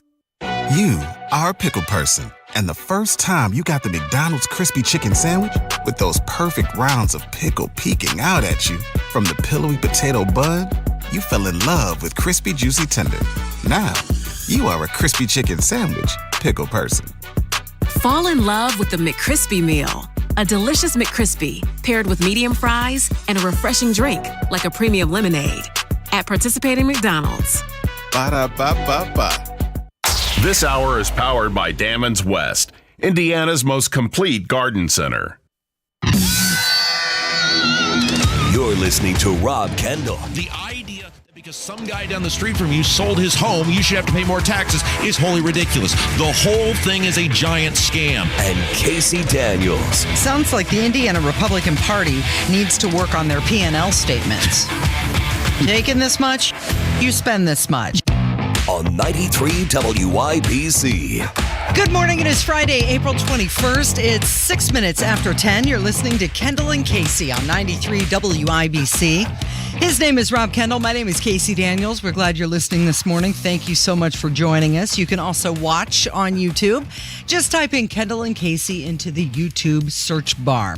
Let's talk about Donald Trump and Ron DeSantis for a minute. What? I know, shocking. We might talk about these two fellas. So Donald Trump appears to be crushing Ron DeSantis in a number of recent polls, and this happening before DeSantis has even entered a presidential race. So this is the latest Harris-Harvard poll, and they've got Trump leading DeSantis by 35 points. So Trump is at 55% and DeSantis is sitting at 20%. But then you got Mike Pence, who's down there at 7%, and Nikki Haley and 5%, and then the others. I love. So there's an article in the, I think it's the Washington Times. Yeah. About that people around DeSantis are concerned about how far DeSantis is behind Trump, that Trump has moved up in the polls in recent months. I think they described it, one person, as that Trump has the foot on his throat in terms of DeSantis. And I read this stuff, and I just, look, here's how I described it. You may know this, Casey. I do an award-winning segment on Hammer and Nigel on Thursdays called Off the Rails. I've heard it. And here is how I described it. Casey, you have always been a strong, good Christian woman who I hesitate to even ask, but have you ever been to a party of some sort in which alcohol was being served? Yes. Okay. So, and I'm talking. Believe it or not, Rob, I've even hosted a party. Well, gosh darn it, we're just full of surprises here today. But as such, when you were in your younger, or even these were more recent, I don't know, I've met you and your mans. You two like to have a good old time, so maybe this is more recent. You go to a party. Ryan, you can weigh in on this too. Our producer in for Kevin today because he bailed on us for his birthday. And when you show up to the party, let's say you rolled in there about 10 p.m., you get there, and there is one guy who he is just on fire. He's double fisting. He's dancing. He's maybe already got his shirt removed. He's hopping on couches. He's shouting. And you're like, wow, that guy. He started early. And he is the life of the party, and he is having fun. And he is calling Terry Tina. And I mean, it is just, that you're going, how am I going to keep up with this guy if you're not smart about party procedure, right? Yeah. Because the guy who goes home with the girl at the end of the night is not lampshade on his head guy with his shirt off at 10 p.m. No, because by 10:30, that guy is on the couch. He's face down on the couch. And boy, he was way ahead of everyone else. And he was the life of the party. And he's the guy who ends up getting genitalia drawn on his head and shaving cream all over his face because he came out strong, but he couldn't plot his way through the evening. You know who goes home with two ladies on his arm? The one who can stand straight? Exactly. The guy who he's starting slow, but by he's midnight, pacing himself. But he's still going strong at midnight because that guy looks great to the women at 2 a.m. because he's still upright and can talk about what he does for a living. He's not the guy slurring. with the guy with the genitalia on his face gets nothing but terrible memories. And this is where our presidential race is. Trump's the guy with the lampshade on his head, his shirt off. He's calling Terry Tina. He's dancing. He's having a great time. But it doesn't matter right now. None of it matters. There's no vote being cast. Votes will not be cast for whatever it is, another 8, 9 months, 10 months, whatever. It doesn't matter. So you're saying that Trump is the one who's going to have a big old headache soon and be really, really thirsty. Maybe not, Casey, maybe not. Maybe Trump sustains this. Maybe when DeSantis, if he gets in, is a terrible candidate. I don't know. DeSantis has said he is not going to announce anything until May. If DeSantis could start 30 points behind. Now, I think once DeSantis announces, he'll get a bump. Trump will probably be where he's been throughout most of this, probably with a somewhere between 10 and 15 point advantage by the time DeSantis is announced and then all the bump of his announcement is baked in. But all he's got to do is pull a couple points a month. Just be presidential. Talk about Florida, talk about the success, right? Talk about his liberty and freedom agenda. You pull a person here, a person there, And all that really matters anyway is Iowa, New Hampshire, and South Carolina. And don't do anything stupid. Right.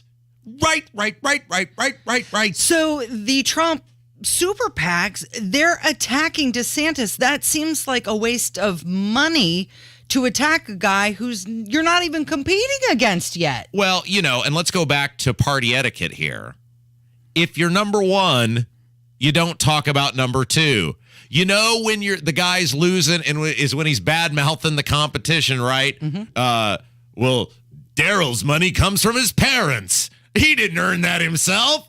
If you're number one and you're in the lead and you don't have anything to worry about, you'd never talk about number two. It really is sad how afraid Trump is of Ron DeSantis, given all the inherent advantages he starts with.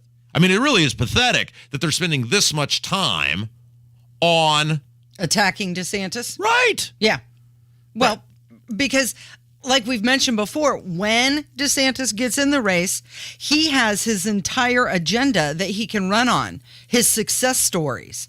And Trump has a bunch of trials to run on. Yeah, absolutely. All right, so let's talk about something else that's very important, Casey. The blue checkmark people, the day finally came. Yeah. The blue checkmark legacy, what do they call them? Legacy accounts on Twitter had all the checks removed. They said they were going to start winding those down on April 1st, and here we are 21 days in. And Twitter was kind of fun last night because all of these people who were losing their blue checkmark were starting to pop up. Lots of memes going around. Isn't that amazing it is really a great commentary on how far we have devolved as a society, that losing your blue checkmark, you didn't lose your account, all the followers you had before you still have, but some meaningless blue check, which you can still reacquire for a measly $8 a month. Yes.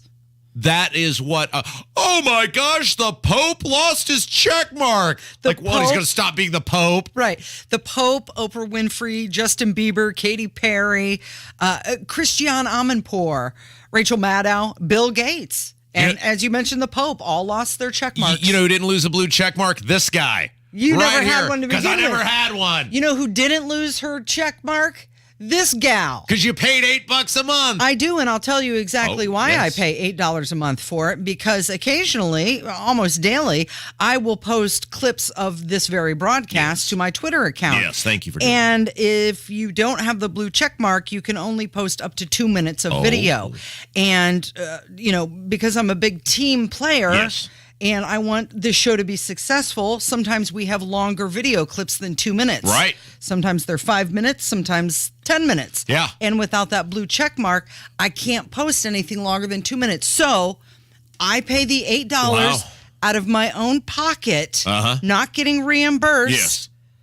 I do it for us, Rob. That's great. why I have the blue check mark. Thank you. I wouldn't spend 7 cents on this show, and so I really appreciate you stepping up and doing that. You're welcome.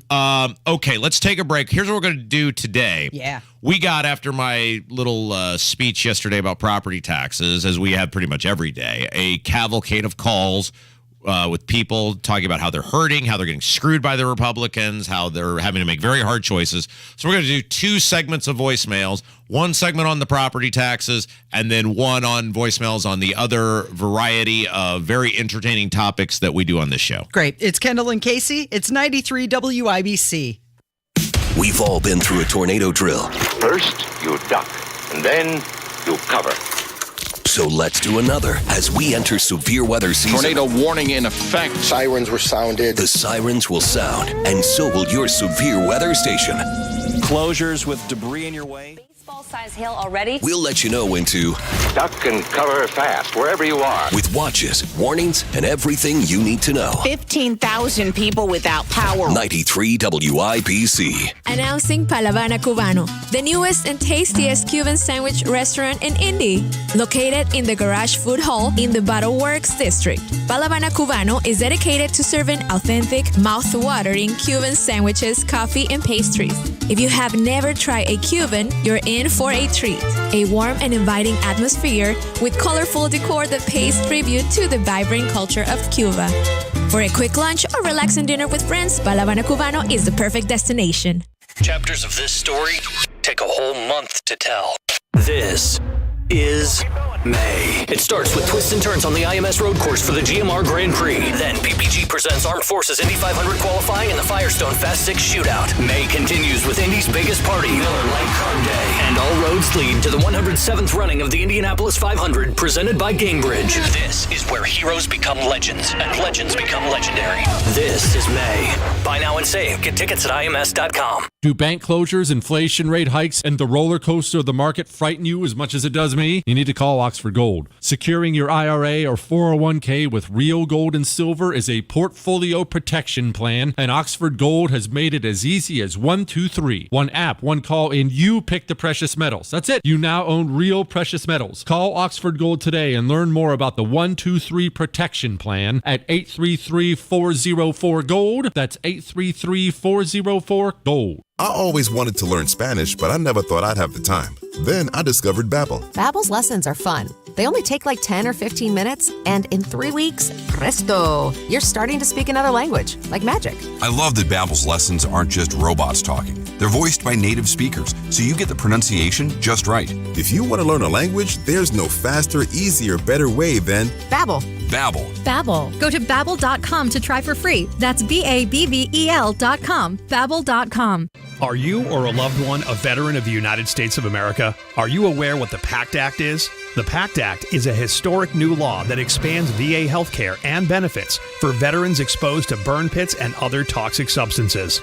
If this is you, join us in person at the Veterans Benefits and Resource Fair at the Johnson County National Guard Armory on Wednesday, April 26th from noon to 6 p.m. To learn more, follow VA Indianapolis on social media.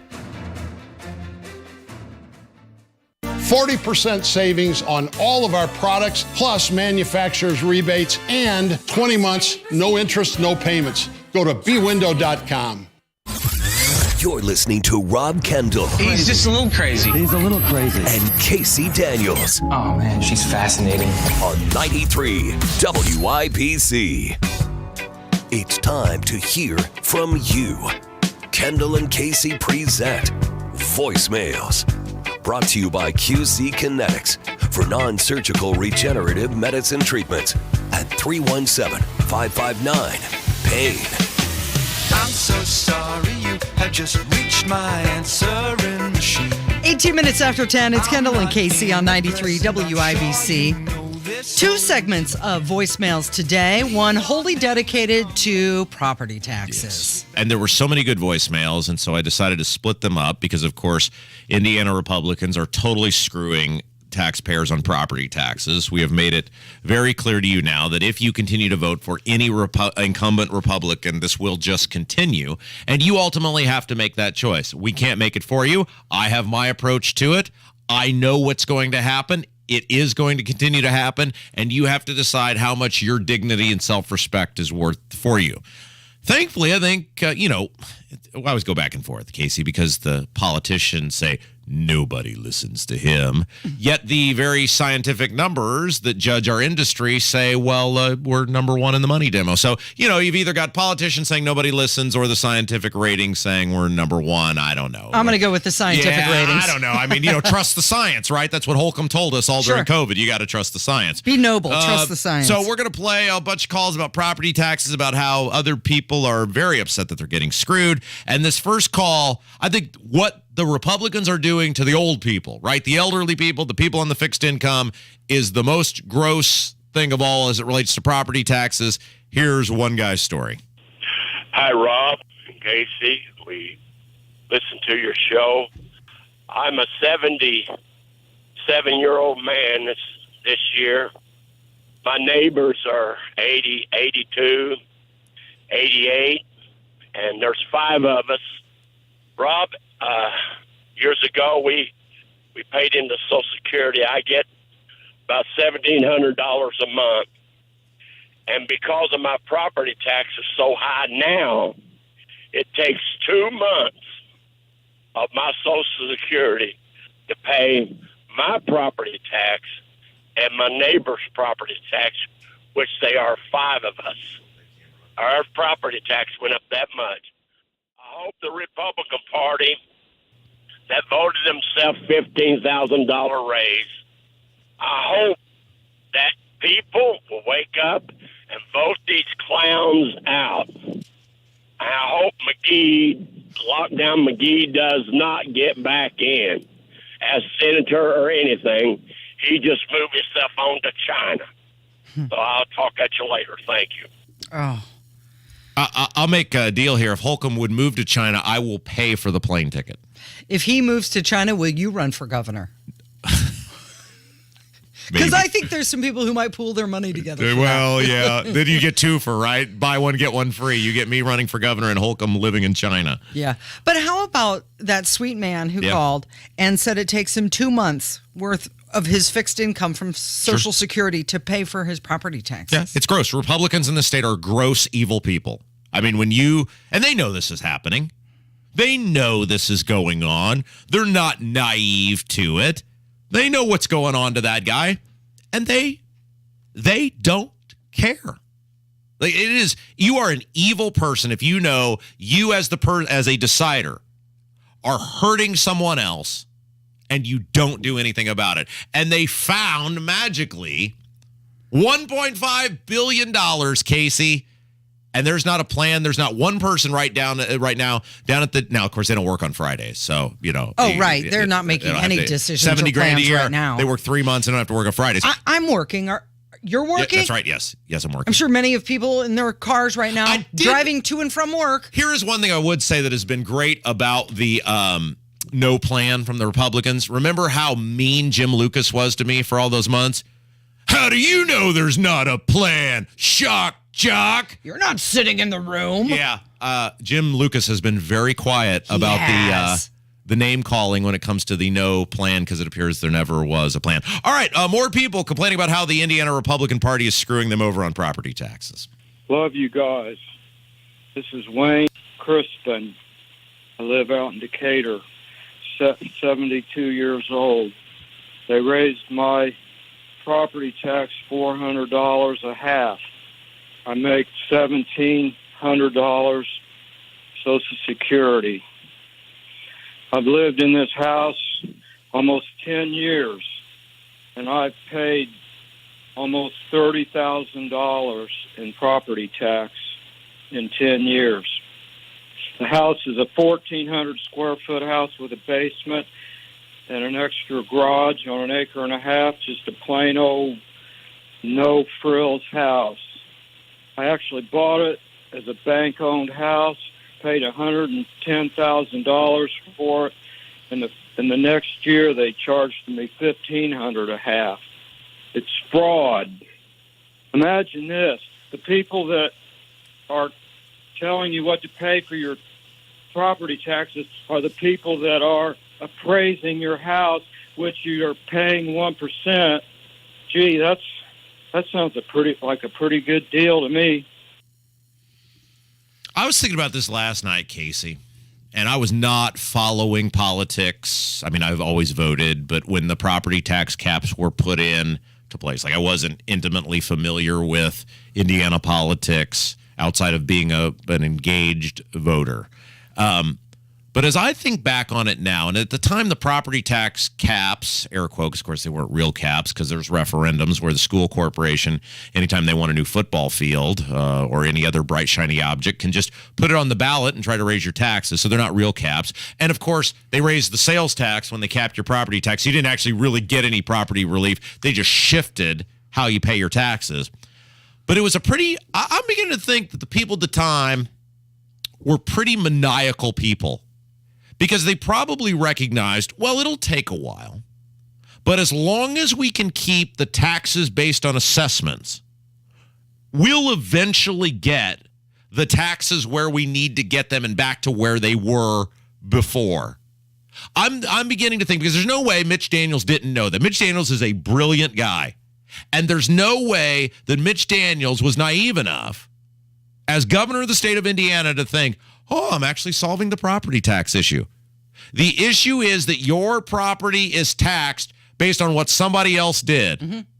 There's no way that the Republicans at the time who took credit for doing all these great things for the people didn't actually know what they were doing, and that's why it's never changed. Well, okay, so in Wayne's case, you had mentioned based on what somebody else did. He said that he's been in his home for 10 years. Yes.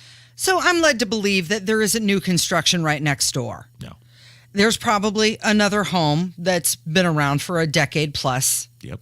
On his street, within his neighborhood. Yet an assessor came out and said, you know what? Your house is now valued more. And Wayne said it's a pretty basic house. He didn't mention any extravagant improvements that he's done.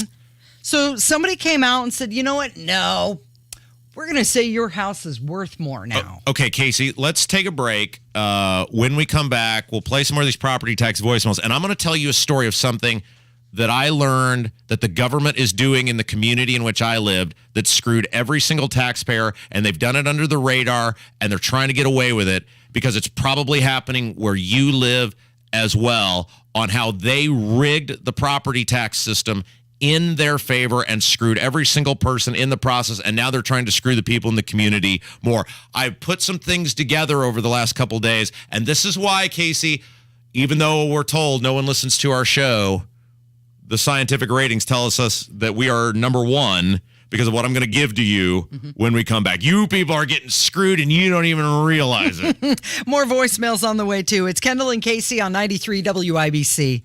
Finding great people to hire is like trying to find a needle in a haystack. It's pretty difficult, right? Well, ZipRecruiter has mastered finding a needle in a haystack, so they take it to the next level. They make hiring so simple that it's like finding a needle in a needle stack. And that's why you should try ZipRecruiter for free at ZipRecruiter.com/free. Here's what it's like to use ZipRecruiter. They have so many qualified candidates that it's easier to find the right ones for your roles. In fact, 4 out of 5 employers who post on ZipRecruiter get a quality candidate within the first day. That's a lot of needles. So how do they do it? ZipRecruiter's powerful technology sends you candidates who are a great match for your job, and you can even invite your top choices to apply. So if you want less hay and more needles, head to ZipRecruiter. And right now, you can try ZipRecruiter for free. That's right, free. At ZipRecruiter.com/free. That's ZipRecruiter.com/FREE. ZipRecruiter.com/free. ZipRecruiter, the smartest way to hire. Doing more in the community means that I get out and I volunteer. Hi, I'm Hannah Yeagerbush here at Teachers Treasures, and we nominated David Barabee because he's such a great volunteer leader. He does so much for us to make our mission possible to serve teachers in Marion County. And I'm Jiffy Lube owner Jennifer Sanner. At Jiffy Lube, we are rewarding Hoosier volunteers who use their vehicle to do more to make Indiana a better place to live. My vehicle really allows me the ability to be where they need me.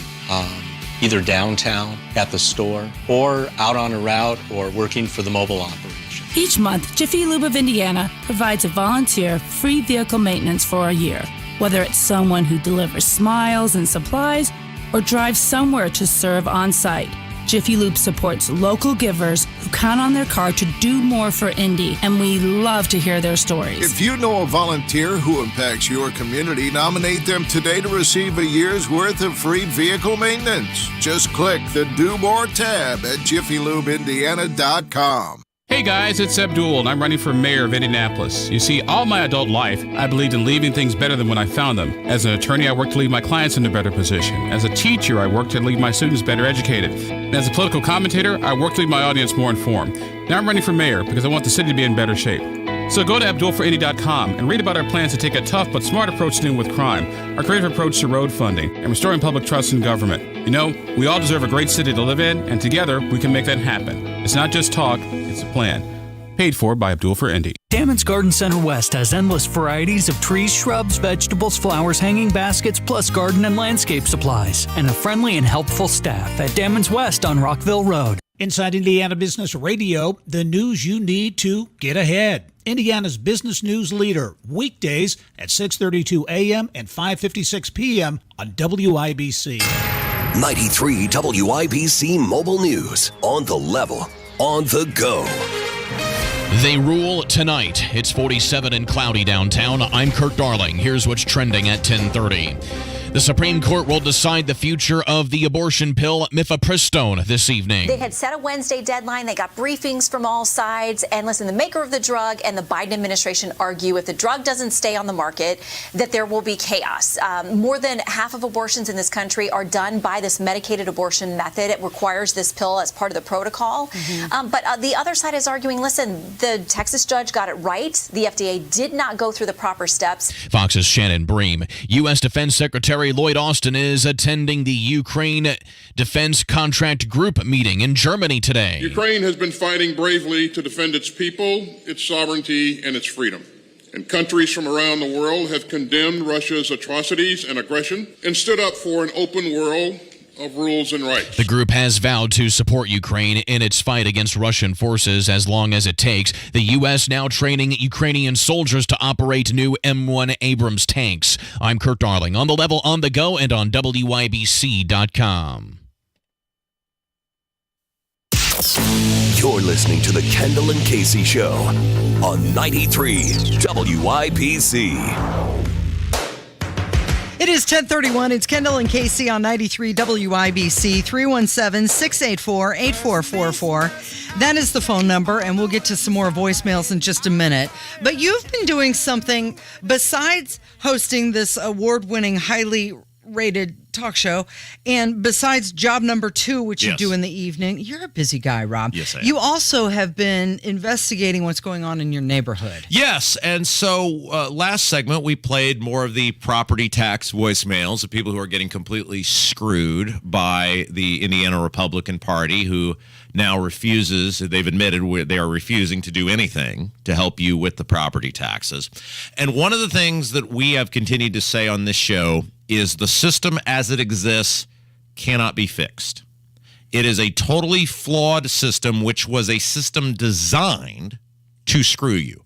That's what people need to realize, is the government created this system that is designed to screw you and designed to ensure that the government always comes before you.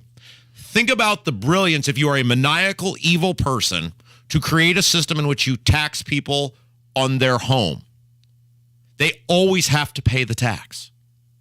Unless they're going to live at the Wheeler Mission, they're always going to have to pay the tax. If you're a renter, you got to pay it because the landlord is not eating the property tax, right? They're passing it on to you in your rent. If you live in the home, you're paying the tax. And the brilliance of these evil, maniacal people who masquerade as our lawmakers was they recognized we can always tax people and then we can play victim, which is what the Republican Party, in a very disgusting, despicable fashion, has tried to do for the past year as we've been telling you the tax increases were coming. Well, it's not our fault. We don't control the local governments.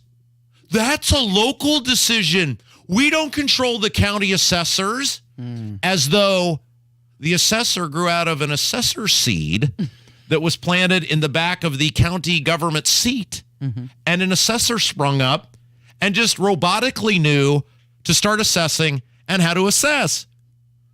The legislature sets the process by which assessors exist and how they assess. Somebody in the YouTube chat said that the Marion County assessor has been in for 12 years. He's a licensed RE broker. Wonder if he's getting a cut of any sales commissions or a cut of the valuation. Well, look, I don't know about any of that, but don't either. Here's what I know, Casey. The idea, one, that you tax people on something that they don't monetize is disgusting. It doesn't happen anywhere else in our society. And it's happening deliberately here so that these lazy, cowardly do-nothings down the street from us at 200 West Washington, the Republicans, because they control everything, can gobble up this revenue for the angry red-shirted teachers and then go, hey, it's not us. And then magically find $1.5 billion. Yeah, absolutely. And not help you at all. So let me tell you a real-world example of how corrupt and evil this system is. And it's happening where I live.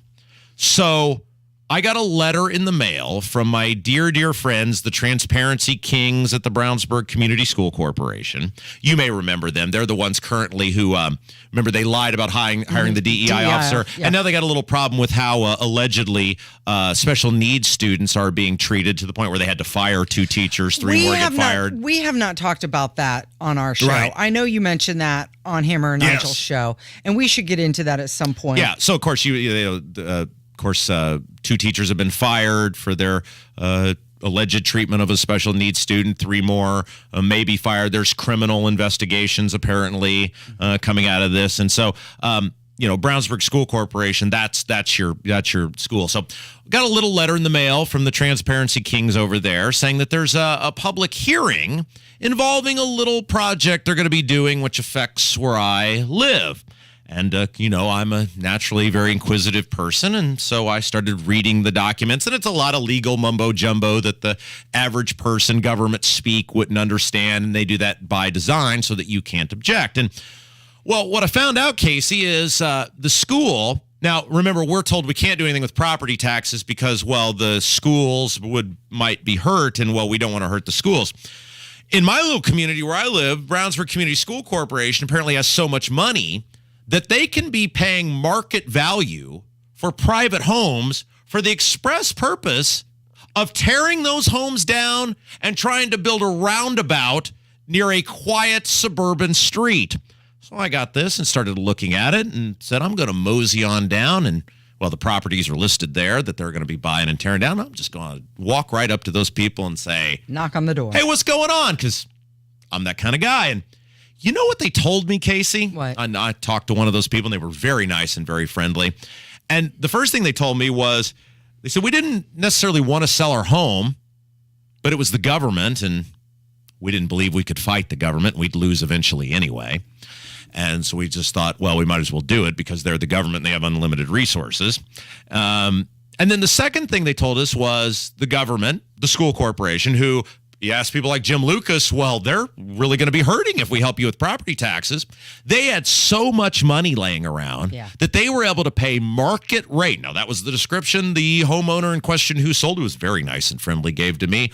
Market rate for 2 homes that they're not going to use them for anything. They're just going to tear them down. And so I said, well, wait a second. I said, so when did this happen? Because the public hearing in front of the town is on Monday. Yeah.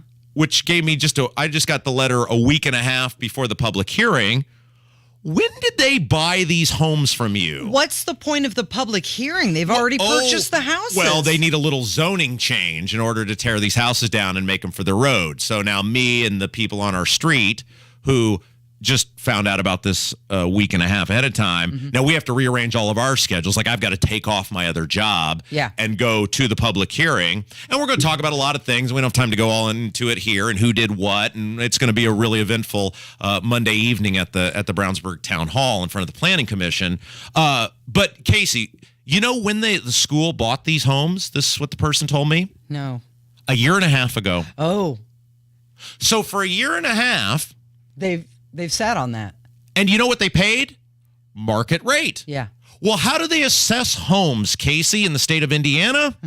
By how your neighbors are selling. By what your neighbors sold their home for. So me and every other person on my street got a massive tax increase because the school bought the house a year and a half ago for the express purpose of tearing it down. The government used my money to buy these homes, to tear them down, and the government using my money at market rate increased the value of the homes that everybody gets taxed on more for, which goes back to the school corporation. I'm not going to use the term money funneling. I'm not going to use the term, other words. Double dipping, triple dipping?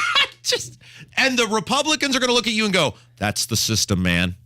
This wasn't Market, Timmy, and Joni moved into the neighborhood and said, wow, we really love those houses. But that's kind of a high price you're asking for there, Mr. Homeowner. We got to really negotiate on this. The school was like, we're the school.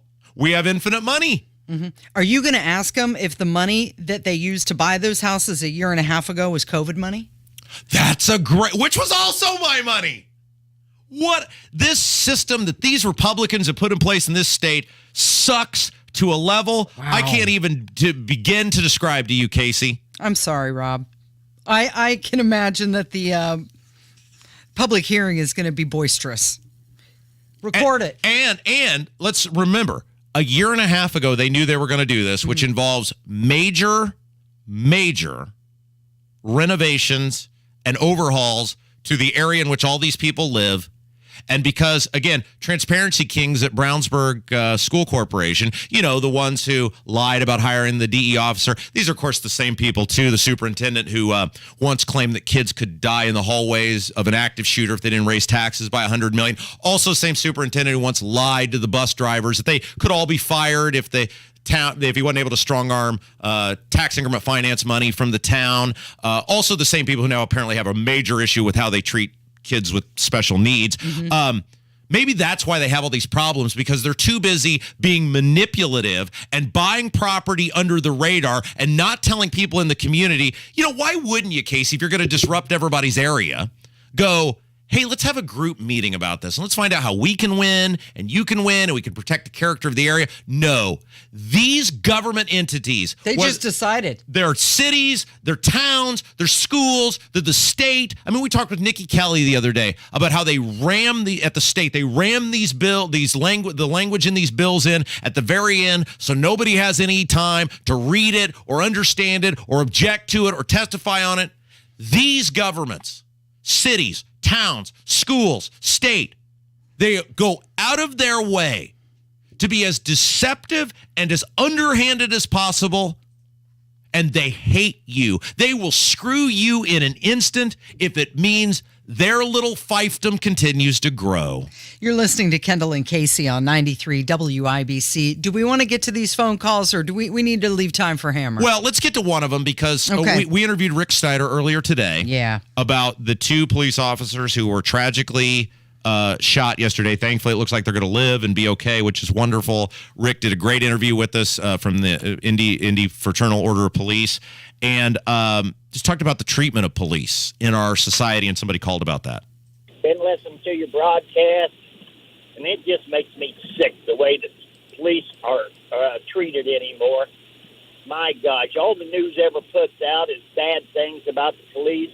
They make sure that police are made out to be bad guys, and all that does is create problems for the police, and it creates danger for the police.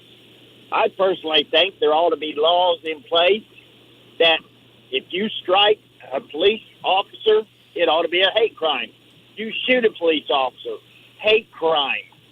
I think some maximum penalties ought to be done with no chance of reducing the charges or anything. There ought to just be flat out. You resist arrest, hate crime. Just, it's time we start lifting our police up. They do a heck of a good job. Yeah. A dangerous job. Yeah, why aren't police protected class? Everybody else is a protected class.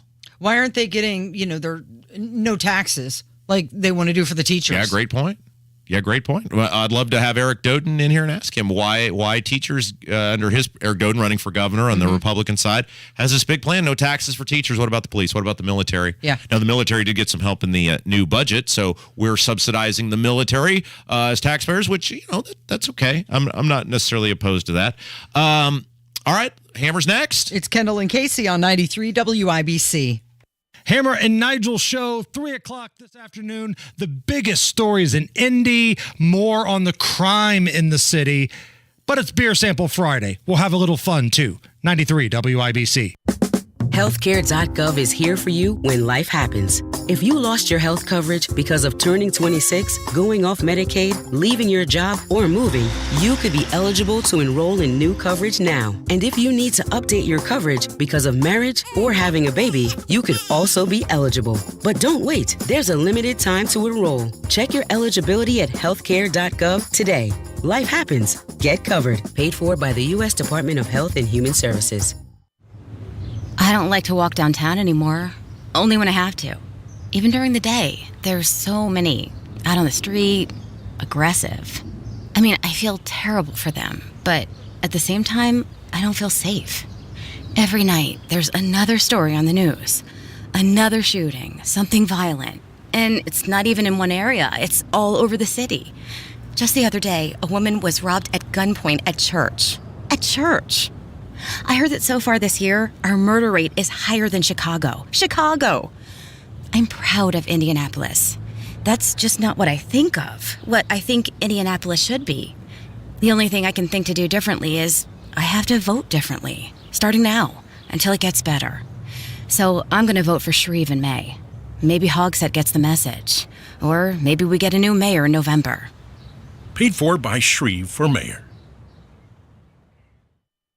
If you have unfiled taxes or are in debt to the IRS, this is important news. The IRS just rolled out a new program to help struggling taxpayers more easily resolve their tax problems. It's called the Taxpayer Relief Initiative, and it opens up powerful new options for people looking to get back on the right track with the IRS. And no one knows this program like the professionals at Optima Tax Relief, America's most trusted tax resolution company. They've resolved over $1 billion in tax debt for their clients and have the expertise and experience to help you. One easy call to Optima can start the process, helping to put an end to your worries of wage garnishment, asset seizure, and other aggressive IRS actions. Make today the beginning of your fresh start with the IRS. Call the experts at Optima Tax Relief now for your free confidential consultation. Call 800-924-4418. 800-924-4418. 800-924-4418.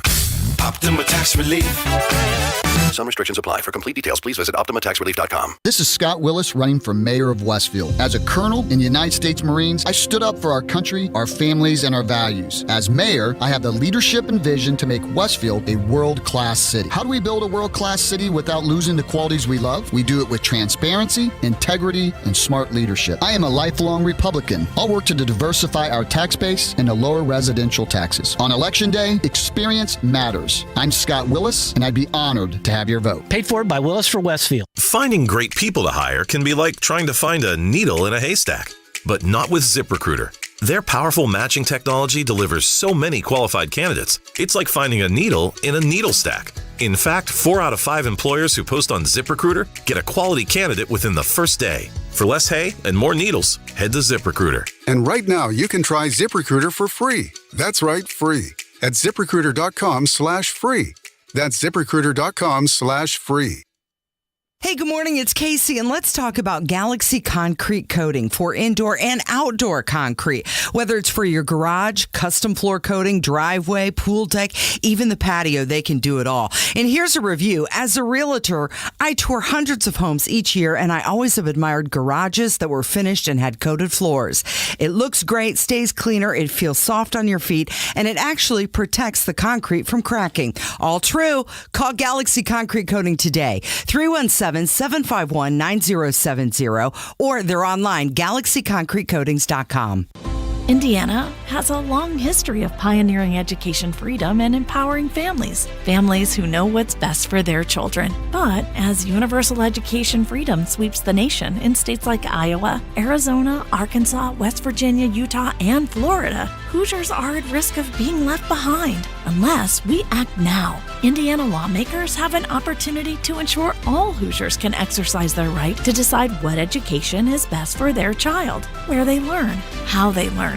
The time is now for Indiana to regain its status as a leader by delivering universal access to education freedom for every Hoosier. The time is now for Indiana to ensure our children get the education they deserve so they can compete with every state in America and every country around the globe. Contact your state senator today and tell them now is the time to put our kids first and pass universal school choice. Paid for by Yes Every Kid. There's a lot of sexy content on the internet. And there's WIBC, full of faces meant for radio. Hammer and Nigel, Kendall and Casey. Okay, Casey could be on TV. Now streaming every day on YouTube. Go to youtube.com/WIBC. You're listening to the Kendall and Casey Show on 93 WIBC.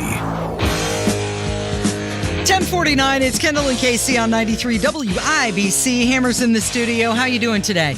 You know, a lot of people always ask me, when am I going to be the number one pick in the NFL draft? And when am I going to become the next top supermodel? But I'm doing great, Casey. I'm doing fantastic. Rob's here. Rob seems like he's in a good mood. You look like $1 million, and I don't know who that is. That's Ryan. He's filling in for Kevin today. Ryan's looking at me like he wants to hurt me. No, Ryan's a good guy. Ryan's a Hendricks County product. It's fine. He'll be fine. I mean, he went to Avon, so we won't hold that against him, but that's all right. Speaking of people being fine, people who are not fine are the people of Marion County, because once again, it was another day where the lunatics won, and you get these crocodile tears from Joe Hogshead, who is a major part of the equation of why our city is in such bad shape. Casey, remind me again what the mayor of Indianapolis dubbed the city. Oh, you mean our new branding that we're going to put on T-shirts? Yes. Yeah. Illicit marketplace of death. Illicit marketplace of death. So if you're listening at Visit Indy right now, if you're one of the folks over at, Visit Indy or maybe the Indy Sports Corp, I want to see merch over there at the Shop Indy. Yeah. Welcome to Indy, illicit marketplace of death. And you know who should be the spokesperson? Is the merchant of death. That Victor Boot guy. Victor Boot. Because he's back. He's out of prison. We should have the merchant of death be the spokesperson for the marketplace of death. He wrote Trump a letter recently, telling them that he was actually concerned about his well-being.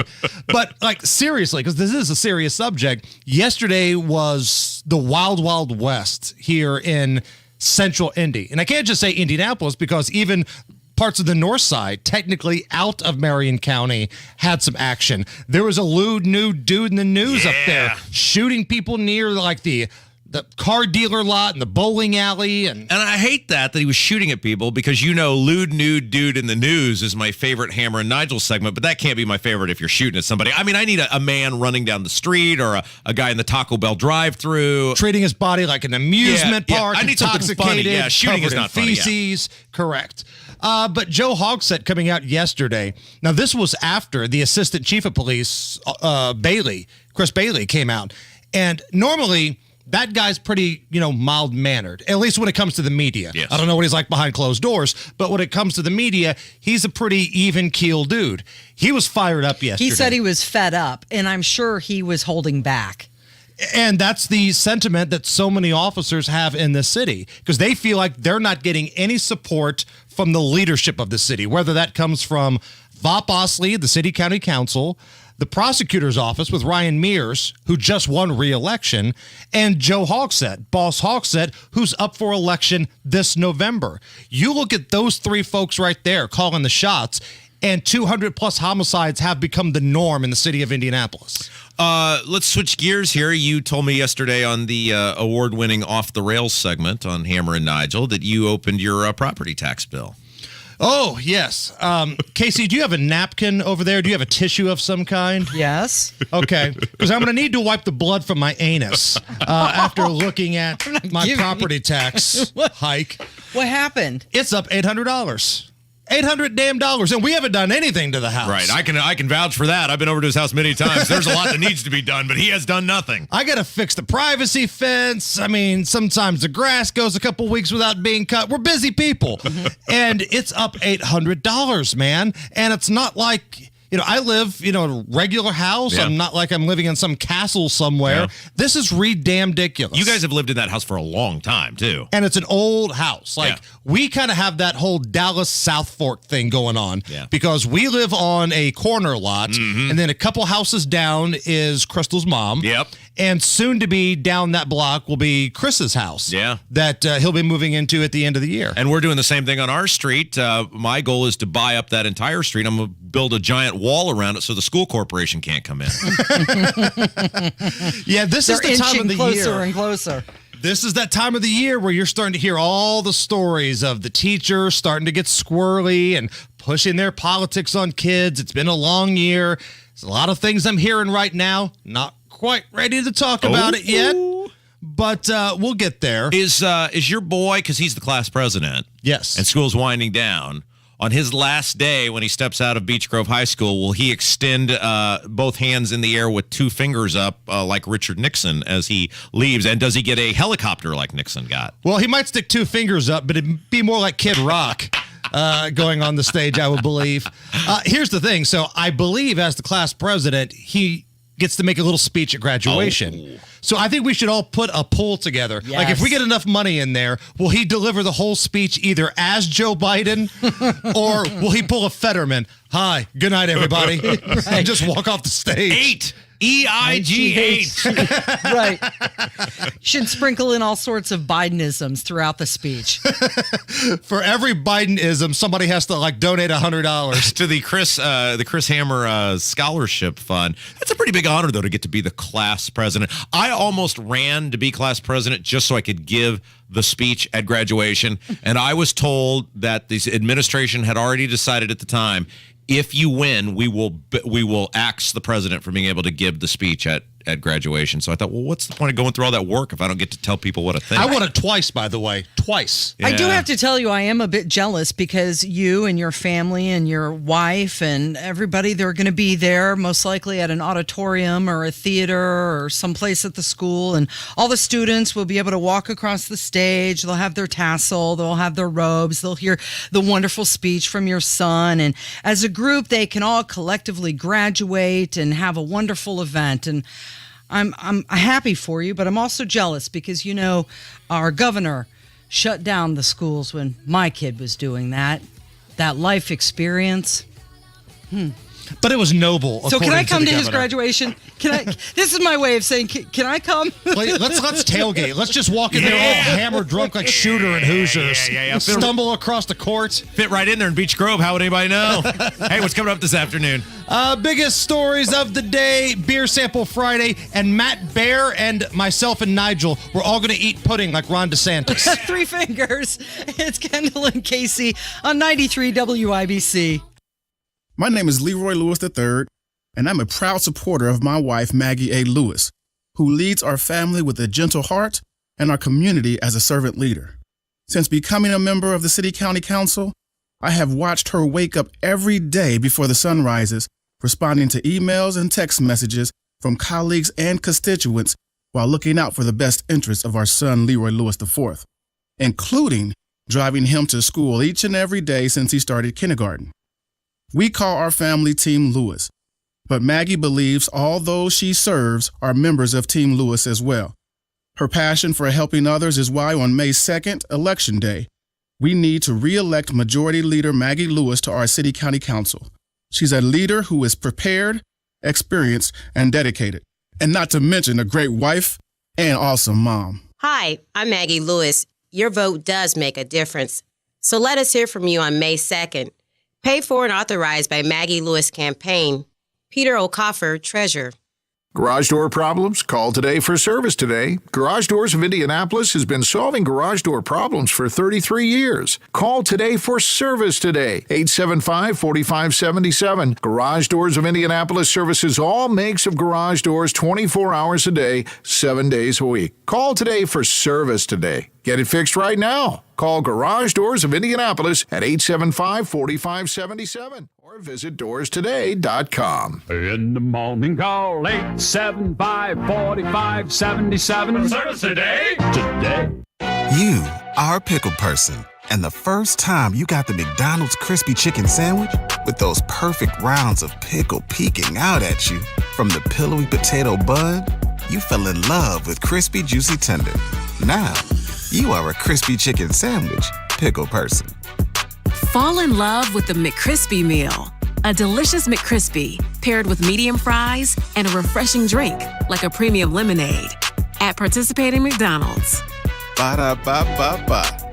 I'm attorney Darryl Isaacs, the Hammer. When someone you love is the victim of a wrongful death, it's a terrible tragedy. At Isaacs & Isaacs, we're ready to get your loved one the justice they deserve. There are strict time limits to file a wrongful death claim, so please go to WeWin.com today. Do you need air conditioning service and are looking for a local dealer you can trust, like Marshall Mechanical in Franklin? Find that American Standard Air dealer at IndyHomeComfort.com. Coming up in 2 minutes, a man was shooting randomly at cars on the north side, the one thing he was without. Plus, Harrison Silcox reports on the unique charge against a woman in Bloomington and why this driver felt like a kid forced to eat vegetables yesterday. I'm Kirk Darling. All that and more coming up from the Peterman Brothers Heating, Plumbing, and Electrical Studios. You're listening to 93 WIBC, WIBC HD1 Indianapolis. It's 11 o'clock. Anytime now, another ruling on abortion access. I'm Chris Foster. Fox News. After giving itself 2 extra days to consider the case, the Supreme Court's expected to decide today before midnight on the availability of a common abortion pill restricted by a lower court. They had set a Wednesday deadline. They got briefings from all sides. The maker of the drug and the Biden administration argue if the drug doesn't stay on the market, that there will be chaos. More than half of abortions in this country are done by this medicated abortion method. It requires this pill as part of the protocol. The other side is arguing the Texas judge got it right. The FDA did not go through the proper steps to make sure that this thing was safe and effective, and so it's got to be rolled back. Fox News Sunday host and chief legal correspondent Shannon Bream. President Biden's reportedly to be looking at next Tuesday for his official reelection campaign announcement.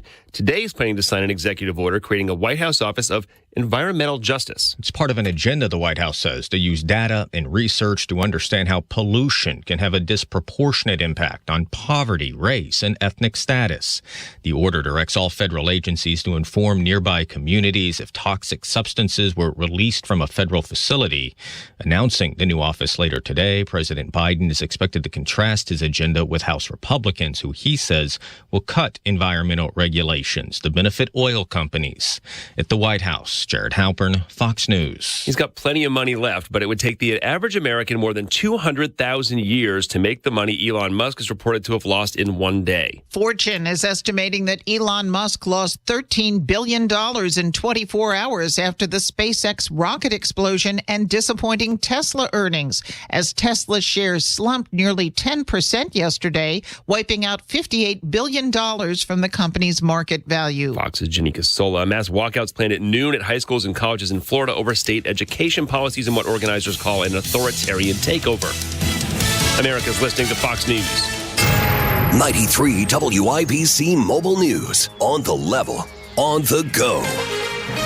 Naked and having a mental health crisis. It's cloudy and 48 downtown. I'm Kirk Darling. Here's what's trending at 11:02.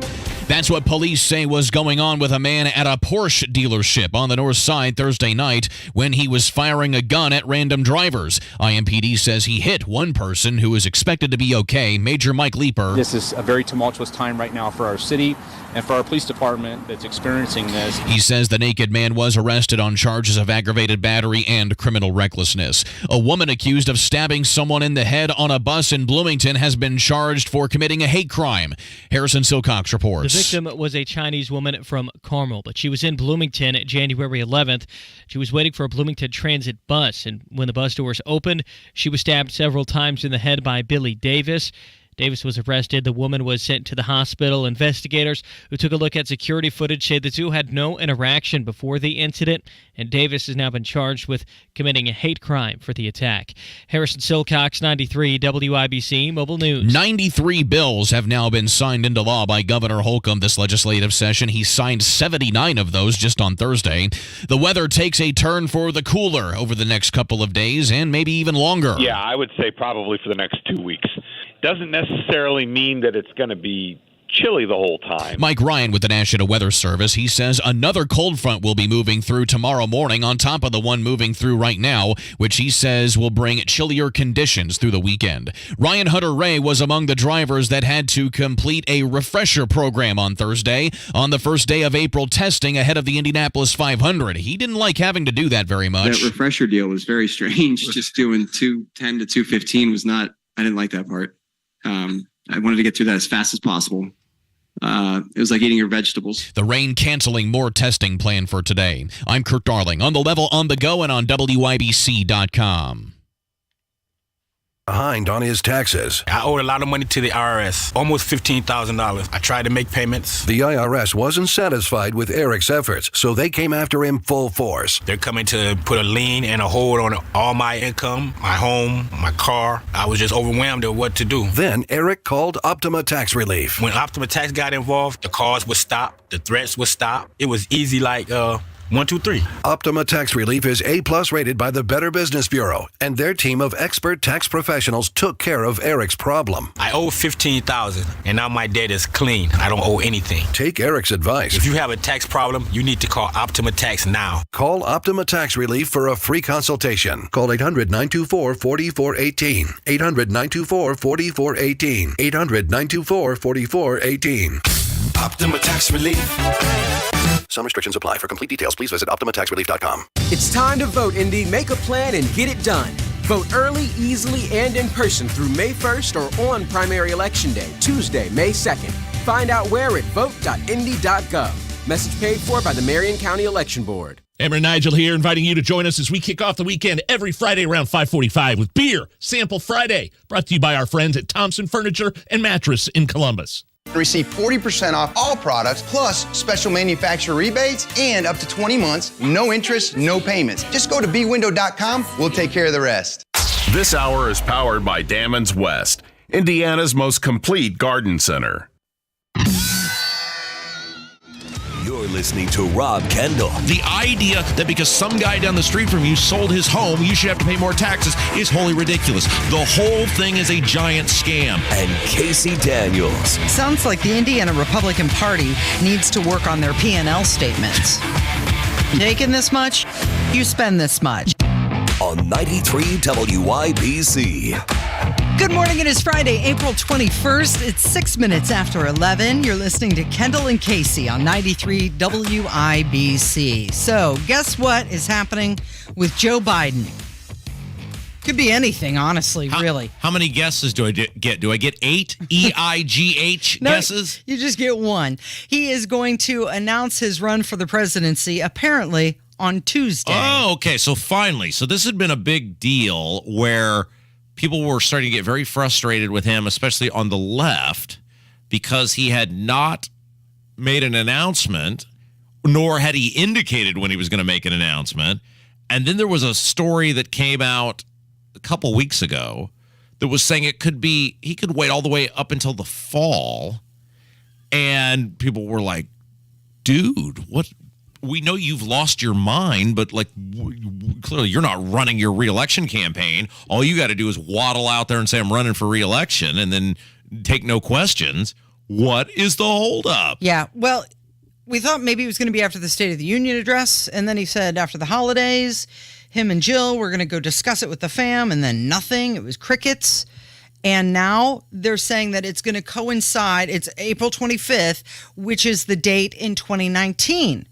He launched his presidency. So I don't know if he feels like that's a lucky day for him. Yeah. Why does it matter? Is he, because he's going to stand up there and he's 4 years ago and let's finish the job. It could. A lot of times, like when we had Marlon Stutzman on yesterday, he declared on tax day, and that's a popular thing, especially for conservatives to do. I can't say Republicans anymore because they're the party of high taxes, but many conservatives, we're going to do on tax day, we're going to prove a point, blah, blah, blah, or there's some big event that happened on the anniversary. But it is interesting because until it limited his ability to raise money as an undeclared candidate for president. Now, he's still the president. He has the bully pulpit, the power of the presidency. But it is interesting that he took this long to make a declaration, especially when Trump got a huge head start on him. And I don't know if part of it is how much money Trump has brought in since the indictment. I don't know, but I guess it's game on now. He does, of course, have a competitor too already. Well, that's what I was going to say. My theory is that now that Robert F. Kennedy Jr. is in the race, okay, now he has to announce because he's got to start raising money. And Robert Kennedy, he's already got 14% of Biden's voters. Yeah, so a poll came out that said 14% of people who voted for Biden would vote for Robert Kennedy. That is not, that is obviously not enough to win. But here is if you look at historically, it is rare that sitting presidents get viable primary challengers. Now, there's always Fred is a truck driver from Utah, and Fred is going to run for president. And then Fred gets 7 votes, and 2 of which were his mother and father. And that's not viable. But if you look at the history of this country, when sitting presidents get viable primary challenges in the modern era, post-war era. So you've got Johnson in 68. And isn't it interesting, though, with the Robert F. Kennedy, just like his dad did to Johnson? I mean, there was the horrible war going on. Right. Ukraine, Vietnam, Right. there's similarities there. The state of energy in the country at the time and the economy. Yeah. There's a lot of parallels between the two. So you had Johnson in 68. He didn't run again. You had Kennedy, also ironic, Kennedy challenging Carter in 1980. Kennedy lost at the convention, the famous Dream Will Never Die speech. And then you had Pat Buchanan in 1992 with Old Man Bush. And in all three of those cases, while the sitting president, either in the case of Johnson didn't run, but in Carter and Johnson and Bush's case, they won. The viable challenger was a precipice to, or a prelude, I guess I should say, to a fall defeat. Because if you are vulnerable inside your own party, then there is a very good chance you are vulnerable with the entire nation. Yeah. It's 10 minutes after 11. You're listening to Kendall and Casey on 93 WIBC. So Kevin McCarthy, he unveiled his debt limit bill. Is that what you want to call it? A lot of his friends surrounding him, they're not so happy about it. Well, there's been a lot of grumbling. What? You mean a politician made promises to get elected to something and is not keeping them? Casey Daniels. I know. Yeah, that seems totally perfect, right? Yeah. And again, it comes back to, and this is not an us problem. It's just like the people who voted for Todd Young. That's not an us problem. You people who reelected Todd Young are the problem when he screws the country and goes back on his word after getting reelected. We told you what was going to happen. We're not surprised. You know who needs an explanation or owes an explanation is Jim Banks.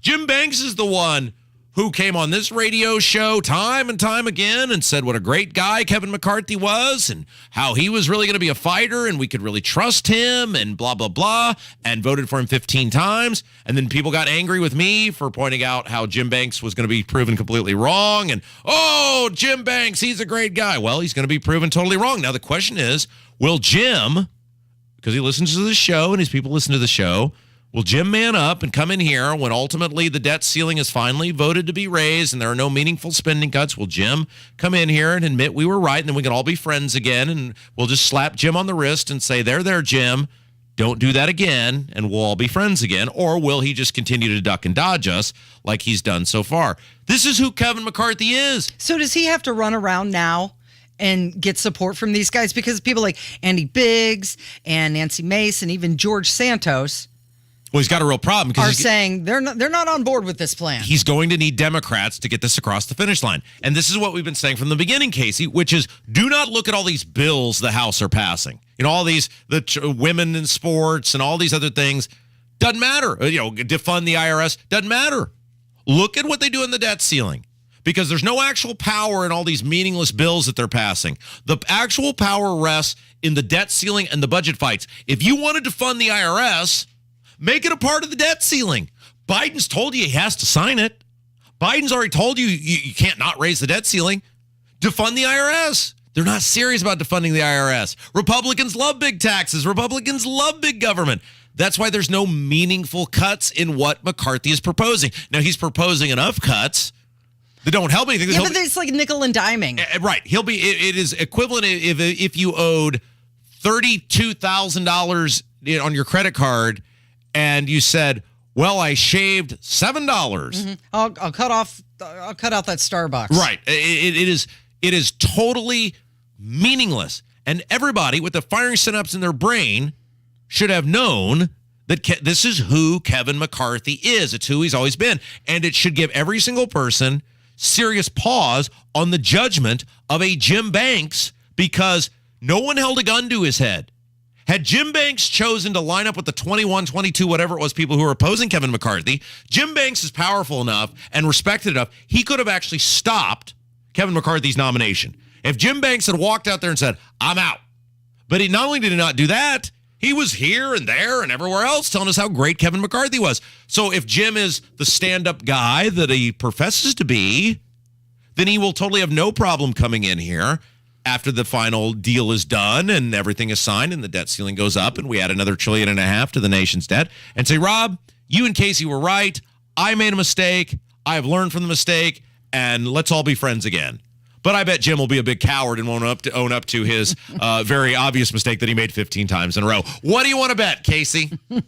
I think you're going to be taking a victory lap again on that one. Casey, there's nothing more that I would have liked than to be standing here right now going, you know what? Jim was right, and I was totally wrong. Kevin McCarthy has been a real fighter. He's a bulldog on this. Mm-hmm. He's demanding a balanced budget. Yeah. He's demanding to fund the IRS. He's demanding all the things that, they're passing on their own.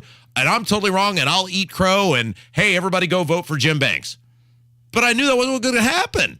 And I knew Jim Banks' support of Kevin McCarthy wasn't because Jim Banks thought Kevin McCarthy was going to be what he said he was going to be. His support of Kevin McCarthy was he doesn't want a primary challenger in his run for U.S. Senate. And we have the misfortune on this show, Casey. Well, he's not getting one. Well, right. He's successful. Yeah.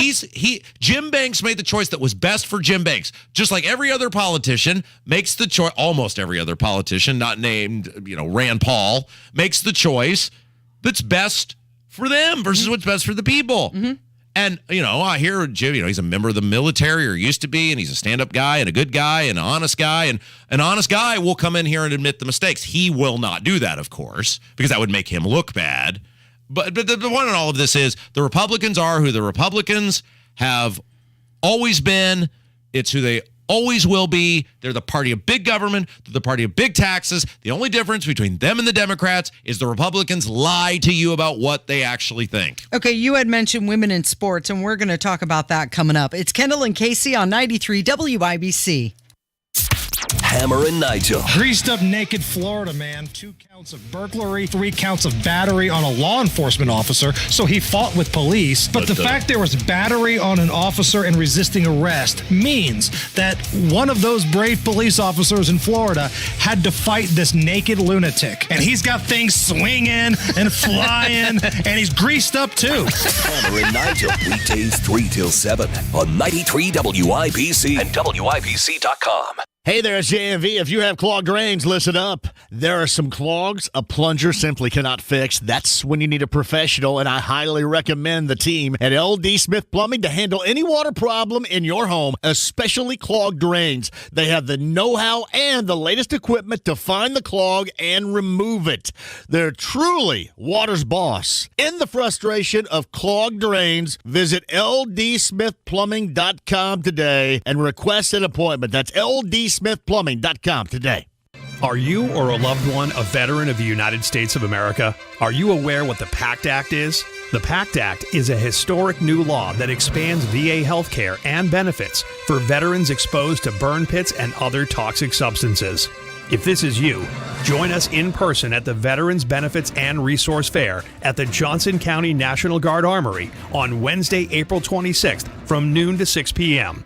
To learn more, follow VA Indianapolis on social media. Finding great people to hire can be like trying to find a needle in a haystack, but not with ZipRecruiter. Their powerful matching technology delivers so many qualified candidates. It's like finding a needle in a needle stack. In fact, 4 out of 5 employers who post on ZipRecruiter get a quality candidate within the first day. For less hay and more needles, head to ZipRecruiter. And right now, you can try ZipRecruiter for free. That's right, free. At ZipRecruiter.com/free. That's ZipRecruiter.com/free.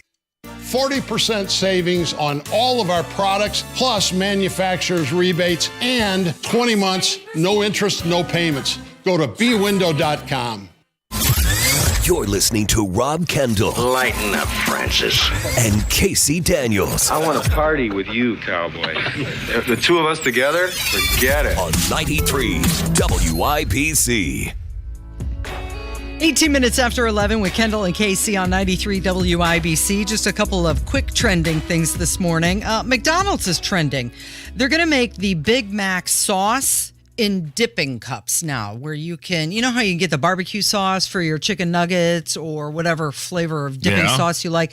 Now, one of the sauces that will be available is the Big Mac sauce. That's a new one. And also at McDonald's, they've announced that they're making some small but tasty improvements to their burgers. They say they're going to add softer buns, a meltier cheese, and caramelized onions. We've talked about this before, Casey. And Leave it as it is. I know you don't like change. Every time McDonald's tries to do something other than be McDonald's, it goes horribly wrong. It doesn't work. Yeah. You know why? We know what we're getting at McDonald's. We like what we're getting at McDonald's, which is caloric, salt-filled crap that will eventually kill you. I know that. Ryan knows that. You know that. You know why we eat at McDonald's? Because it's fast and it's cheap.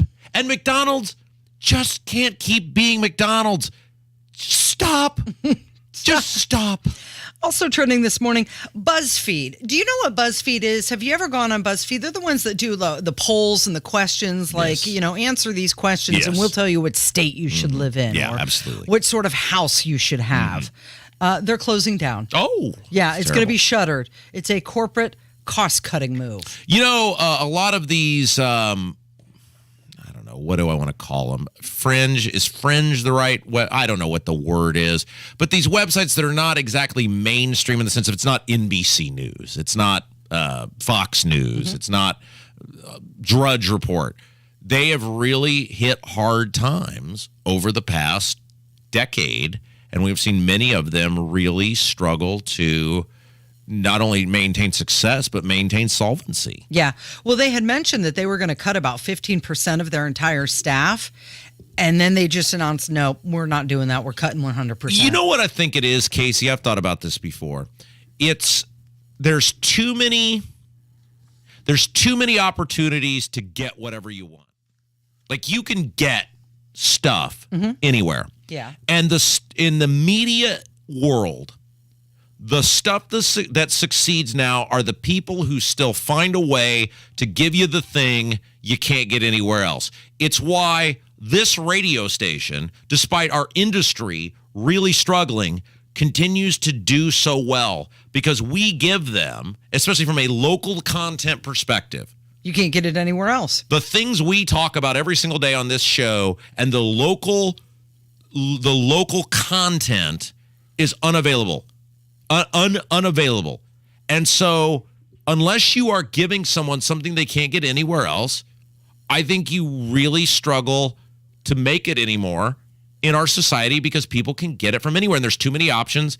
And if you've got 7 people wanting a product, obviously it's much more than that, but if you've got 7 people wanting a product and there's 9 different places they can get it, well, if they all go different places, then 2 people have no one and 7 people just have a small amount of customers, and it's impossible to run a business that way. Yeah.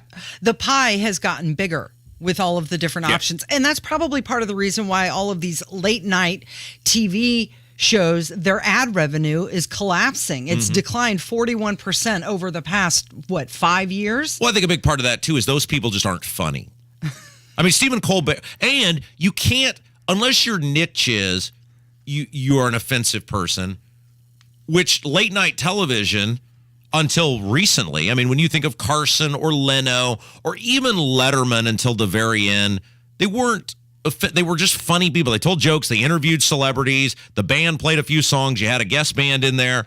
And everybody went to bed. Hey, I watched that, and then I dozed off watching Letterman or Leno or, even the Conan O'Brien, the Late Show. But now it's infused politics from a bunch of people who are morons. Stephen Colbert's a moron. Now, I was young when Carson was on it, so I wasn't aware. I don't know. Was he as political as they are now? No, he was funny. He told jokes. He did what was the guy where he wore the yeah, and he put the Karnak. Yes. Karnak the Magnificent. It was funny. It was entertaining. Johnny Carson was a genius. Johnny Carson was hilarious. Jay Leno, funny, genius, great guy. You were never going to be offended, regardless of what your politics were or your ethnicity or your whatever, watching those shows because if they told jokes, they told them about everyone. The president of the United States got dumped on, whether it was Bill Clinton or George Bush or whoever. These shows aren't worth watching. Again, it comes back to there's nothing you're getting there that you can't get anywhere else. And like you said, the ratings suck, and as a result, ads are based on ratings. Yeah. Well, and I've mentioned it before. There are more people now in the country listening to traditional radio, like we are broadcasting on right now, than broadcast TV. And that decline is just going to keep happening as more people are going to their streaming services or YouTube. There's eventually going to have to be, though, and I know we got to get to a break here, but there's eventually going to be a moment, though, where and you've seen this in the sports betting world, where a couple years ago when sports betting started getting legalized across the country, there were all these kind of pop-up betting services. And there were so many of them that it was, again, what we just talked about. If there's 7 customers and there's 9 options, well, 2 are going to be left with nothing, and maybe someone gets 2, but most of them are going to get 1, and that's not enough to sustain a business. And very quickly, sports betting's been legal, 3 or 4 years now. You have seen many of those smaller companies be bought up by the larger ones, or they've gone out of business, and now you've got DraftKings, you've got FanDuel, there are a couple of others, Bet Rivers, et cetera, but there's very few left. I think you're going to see that in media again. There's too many options, and there's not enough customers for all of the options. It's way too fragmented. Okay, women in sports, we're going to get to that. And also Pearl Jam coming to Indy. We'll talk about that. And do people still write thank you notes? We're going to get the expert, Susan Beckwith, weighs in. It's Kendall and Casey on 93 WIBC. Indianapolis is the crossroads of America, the crown jewel of the Midwest. I'm Jefferson Shreve. I grew up in Perry Township on the south side. I've stayed pretty close to home. Indianapolis, Indiana is my home. The first part of my life was focused on growing a business. And in doing that, I've done some good. Employed quite a few people. But with a crumbling infrastructure and record-breaking crime, can we still say Indy is a jewel of a city? I think sadly, we've had better, shinier, happier days in our past than we are at today. Jefferson Shreve has a plan. Hire more police, give them the support they need, and let them do their job. Because we don't have to live like this. Strong leaders can pull people into a cause and motivate them. What Indy needs now is a leader with a plan. I'm Jefferson Shreve, and I need your vote for Mayor of Indianapolis. Paid for by Shreve for Mayor. Basements get a bad rap. Probably because so many of them are wet, leaky, and musty. Thanks to screenwriters, crawl spaces aren't very popular either. Michaelis is putting an end to the horror show. Their time-tested waterproofing systems eliminate and prevent water issues. Damp and moldy becomes clean and healthy. And their French drains, vapor barriers, and encapsulation techniques turn crawl spaces into a Disney set. Yeah, okay, that probably went a bit far. But with over 35 years' experience, they have a lot of homeowners enjoying their basements again. Think Michaelis. And think how nice it would be to get rid of foundation cracks, basement leaks, damp smells, and all the nightmares that come with them. Water, storms, fire, and wet basements. Life happens. Michaelis happens to help you through it. Call 844-FIX-INDY. Make it Michaelis. Diamonds Direct's biggest sale all year is going on now with an extra 20% savings, an expanded selection, in-store designer appearances, and special financing. Imagine 20% off Diamonds Direct's already value prices on rings, earrings, bracelets, bands, colored gemstone jewelry, and thousands of engagement ring mountings. Meet the designers who've flown in with all new collections for spring. It's the most exciting event all year with extreme savings and exceptional value. Don't miss this once-a-year jewelry extravaganza. Details, showroom hours, directions, and more at diamondsdirect.com. Well, Cody was 24 years old, and he had a big sense of humor. Always liked to make people laugh. Dennis DeMoss of Reith Riley Construction's son Cody was killed May 9th, 2014 while working in the Cone Zone. Well, it was a normal day. Get dressed, drink coffee, and my phone rang. It was about 5:30. It was one of the workers on the road. Cody's been in an accident. He didn't make it. Someone come through the construction zone and hit 2 of our guys. I hung the phone up. My wife's standing right beside me, and our daughter, she was standing there. The hardest part was to tell them right then that our son just was dead. All of our people that's out there, they are moms and dads and brothers and sisters, and we want to go home too. We're not out there to inconvenience people. We're trying to make it better for everybody. Give us some space and let us do our work, and we'll be out of your way and move on.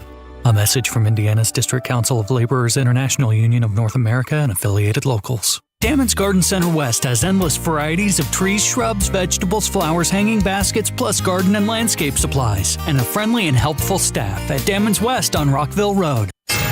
93 WIBC Mobile News. On the level, on the go. What will they decide? I'm Kirk Darling. Here's what's trending at 11:30. The Supreme Court expected to rule before the end of the day on access to a widely used abortion pill. The court extended a temporary stay of a Texas federal judge's ruling to ban production and distribution of mifepristone. The FDA originally approved the drug back in 2000. Though they decreased somewhat last year, Transportation Secretary Pete Buttigieg telling a House committee Thursday that traffic crashes are still killing many Americans. We have 40,000 people a year losing their lives in crashes. That's roughly equivalent to the amount of loss that we have because of gun violence. As part of his budget request to lawmakers, the former mayor of South Bend is asking that the government invest more in improving technology to prevent deaths from traffic accidents. I'm Kirk Darling, on the level, on the go, and on WIBC.com. You're listening to the Kendall and Casey Show on 93 WIBC. It is 11:31 with Kendall and Casey on 93 WIBC. So yesterday, the House approved trans athlete ban for girls and women's sports teams. It was a big day on the federal level for women in sports. The bill got approved 219 to 203. Party lines. Not a single Democrat voted for this. Isn't that okay? So again, it's more meaningless stuff that doesn't matter because that's what the House is doing right now. There's nothing they're doing that's going to be signed into law. There's nothing they're doing that's going to get to Biden's desk. He would veto it if it did. Right. And this is why we talk about whatever the Republicans actually want, they could get in the debt ceiling bill. So you'll see what they want, which is actually nothing. They're trying to fool you, which is what they do. However, you're right, Casey. Even though this was a, what do they call that, ceremonial vote or whatever, isn't it weird? The 203 Democrats said, we want people with penises to dominate women's sports. Yeah. Yeah, it's weird. I mean, how else would you word what that no vote represents? Okay, so we've talked a lot about how this is about equality and fairness. But I want to bring something else to your attention. So this was during a volleyball game. Peyton McNabb is this female's name. She was spiked in the face by a biological male competing with women. This was a high school volleyball game. Yes, this was face. And she gave testimony for the first time publicly as we continue this fight for women in sports. And after you listen to this brave girl, I want you to realize that not allowing biological males in women's sports, it's not just about equality. It's not just about fairness. It is about safety. November 1st, 2022, I was severely injured in a high school volleyball game by a transgender athlete on the opposing team. I suffered from a concussion and neck injury that to this day I'm still recovering from. Other injuries I still suffer from today include impaired vision, partial paralysis on my right side, constant headaches, as well as anxiety and depression. I was unable to play the rest of my last volleyball season, and although I am currently playing softball, I am not able to perform as well as I know I have in the past because of the injury. My ability to learn, retain, comprehend has also been impaired, and I require accommodations at school for testing because of this. She now requires special accommodations for testing because somebody let a dude spike a volleyball in her face representing the women's team. You ever seen the movie Cable Guy? Jim Carrey. I know of which you speak. It's just a hilariously funny movie, very early Jim Carrey movie. He plays this neurotic, bizarre cable guy who latches on to anybody who's remotely nice to him. And there's a scene where he starts stalking Matthew Broderick. This is the guy he's latched onto. And he follows him everywhere, and he's calling him at home. And he just starts magically, in air quotes, showing up at the places Matthew Broderick is and acting like it's a giant coincidence. Well, one of the places is the rec basketball gym where Matthew Broderick plays his games. And it's Jack Black is one of his buddies, and they're just, out there having fun, shooting hoops. And Jim Carrey's got on a tank top and short shorts and a mouthpiece, and he's running sprints to get warmed up before the game. And he's this just animal out there on the court. He's like stepping on guys' backs. He's elbowing them. And these guys are just like, what is going on Next here? Next level. Like, what are you doing? And this is what the trans thing in sports has become, except in cable guy, it was funny because it was absurd. It was a joke. Yes. The Democrats and the left look at this and go, no, this is fine. This should continue to happen. You have these maniacs out there, grown men in many cases, who are destroying women on athletic fields and in swimming pools and basketball courts. And just, why would you think this is okay? And they're saying that they're being oppressed. Okay, so life-changing and even life-stopping occurrences are at risk. No sport, no game. It's not worth someone's life. And to biological males that are impeding women's sports, here's my message to you. Stay in your lane. This is a decision that you've made. If you want to transition, that is your choice. But you have to be willing to give something up. What do you have to give up, Casey? Playing in women's games. Sorry, I was thinking of something else. I thought you were saying you should have to. No, because Casey, my theory is if you chop it off, then I'm going to believe you're serious. If you're willing to chop the thing off, or grow the thing, or however they do that on the other way, I don't exactly know. But if you're chopping something off, look, here's my deal. If you're going to chop off the twig and berries, then you can play all the women's sports, because then I'm going to know you are a firm believer in whatever cause you're out there for. You chop it off, you can smash volleyballs, you can dunk basketballs, you can run sprints around the track. But until then, you're a clown. You have no business being in women's sports. You're not a woman. You're a man. Go compete and lose against the men. Okay, well, Democrat Hakeem Jeffries disagrees with you. He says biological males competing against women in sports is an issue that doesn't even really exist. And the extreme MAGA Republicans are trying to sensationalize an issue that doesn't really exist in the way that they are falsely portraying. Okay, well, please tell Peyton McNabb that it doesn't exist. Doesn't exist. The woman who now has to have special circumstances to continue her schooling when she was just playing a volleyball game and some dude spiked a ball in her head. But this is why when we talk about the left being able to create definitions and meanings of words to be whatever they want, this is why it's important you push back on it, because this is where it ends up, right? A man is not a woman. If you have a penis, you're a man. If you're a man, you compete against men. If you're a man, you compete against men. Leah Thomas is probably a below-average swimmer against men.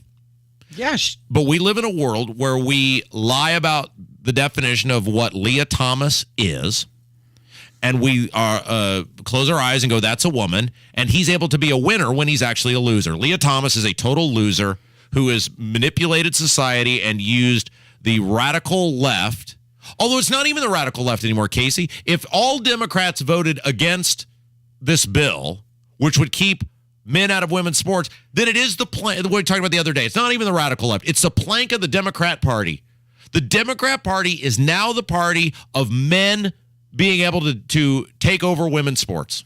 Okay, well, one last clip. Elise Stefanik, she sound off about this. We are so proud to be in a House Republican majority, but I am personally proud that America elected the highest number of Republican women ever. They are strong leaders in our conference, and particularly on important days like today, we are so grateful for their effective advocacy to get this bill across the finish line. Today, we will pass this historic legislation to protect women and girls in sports. Thank you so much to the incredible work I know that there are so many personal stories, and in addition to these wonderful women members of Congress, we have tremendous women athletes who are here with us today who have talked about just the unfairness when it comes to biological males competing in women's sports. If you talk to women leaders today, so many had opportunities when it came to sports growing up. I'm going to cut off that a little short because I want to tell everybody, I had Casey post something yesterday, and you need to go over to @CaseyDaniels317 on Twitter. How old are you in that photo? 7.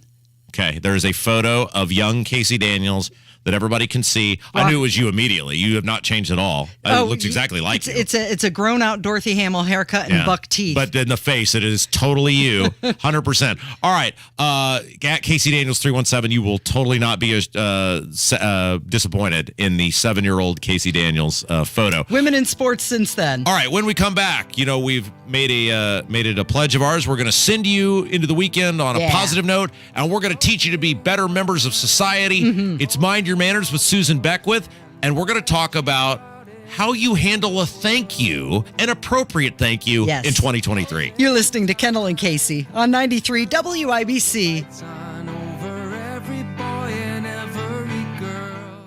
Coming up on Tony Katz today, what will the Supreme Court say about the abortion drug mifepristone? That's after the news at noon on 93 WIBC.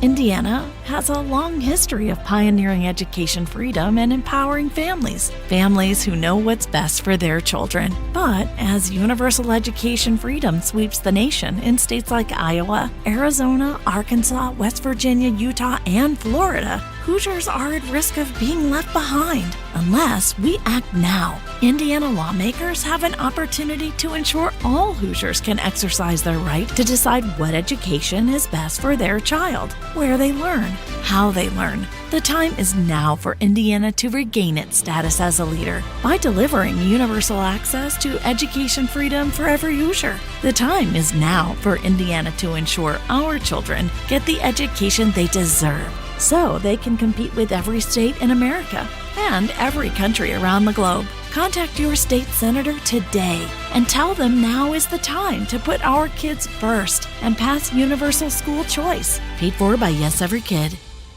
Spring in Indy. And since 2001, Rhino Shield has been covering Indiana homes and businesses. Just ask Mike. I was watching TV one night and saw the Rhino Shield ad. And I thought, well, if they can do a house, they can probably do a building. And Rhino Shield's not paint. It's better. So they came out and they gave me a price, showed me how the Rhino works, how it lasts, and how the guarantee works. Business owners, you too can get the 25-year protection of Rhino Shield right now for 15% off the regular price. They started on the building. They waited for us to leave, and they worked Saturday and Sunday so they wouldn't affect our business at all. This was the great part of it. I came back Sunday night, and you couldn't even tell they were here. There was no paint on the ground. They did a fantastic job. Here's owner Shane Smith. This offer is limited, so call me at 888-RHINO-41. That's 888-RHINO-41. Don't paint. Don't vinyl. Go Rhino. Hey, don't vinyl. Go Rhino Shield. Never paint your house again. Rhino Shield. Finding great people to hire is like trying to find a needle in a haystack. It's pretty difficult, right? Well, ZipRecruiter has mastered finding a needle in a haystack, so they take it to the next level. They make hiring so simple that it's like finding a needle in a needle stack. And that's why you should try ZipRecruiter for free at ZipRecruiter.com/free. Here's what it's like to use ZipRecruiter. They have so many qualified candidates that it's easier to find the right ones for your roles. In fact, 4 out of 5 employers who post on ZipRecruiter get a quality candidate within the first day. That's a lot of needles. So how do they do it? ZipRecruiter's powerful technology sends you candidates who are a great match for your job, and you can even invite your top choices to apply.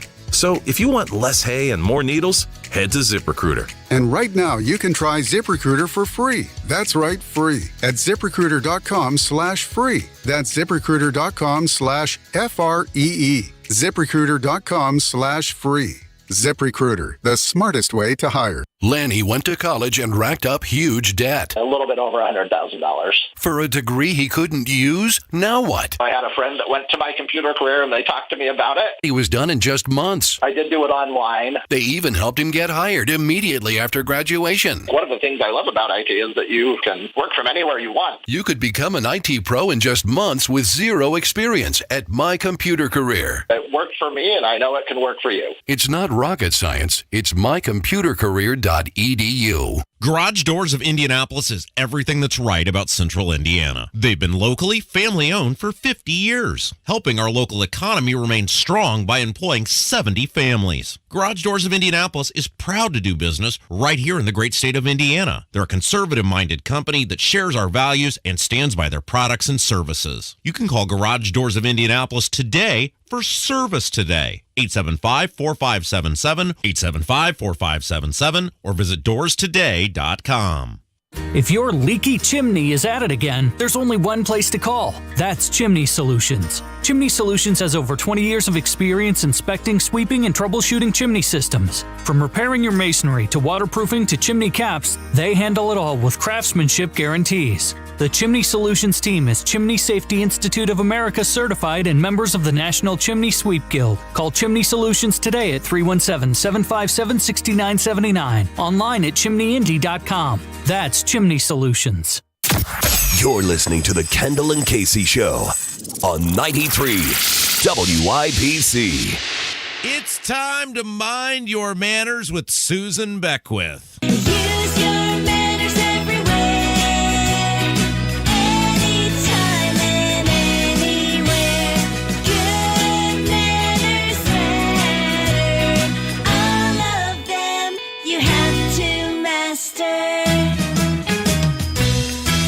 All right, Casey, it's time to mind your manners. And for those of you who are new to the program, the reason we do this is, well, y'all need a little advice on your manners.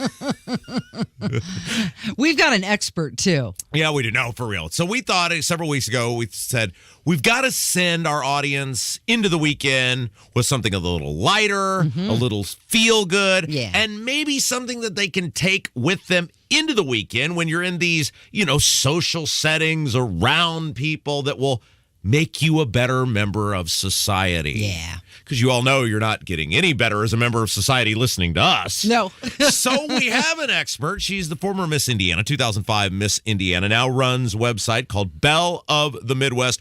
Her name is Susan Beckwith. Susan, how are you? I'm doing fabulous. Happy Friday. Yes, we're so glad you're joining us on the drivehubler.com hotline. All right, so our topic for this week is something that I think every single person struggles with, and that is when someone does something nice for you, gives you something, whatever it might be, how do you properly say thank you?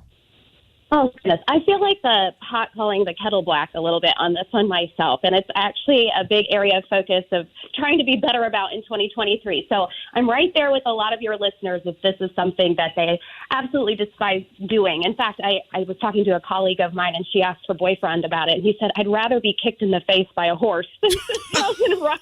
Wow. Wow. Okay. Handwritten. That seems extreme. Yeah. It's okay. So when I was a kid, whether it was birthday, Christmas, whatever, you got a present from someone, whether it was an aunt, a grandparent, a family friend. My parents would be very adamant, 2 days later or whatever. Rob, you need to write your thank you letters. Do people still write thank you letters anymore? You should, and your parents did an excellent job, and that's something that I'm even trying to work on with my kiddos so that they can just really get used to doing that and get in the habit of it.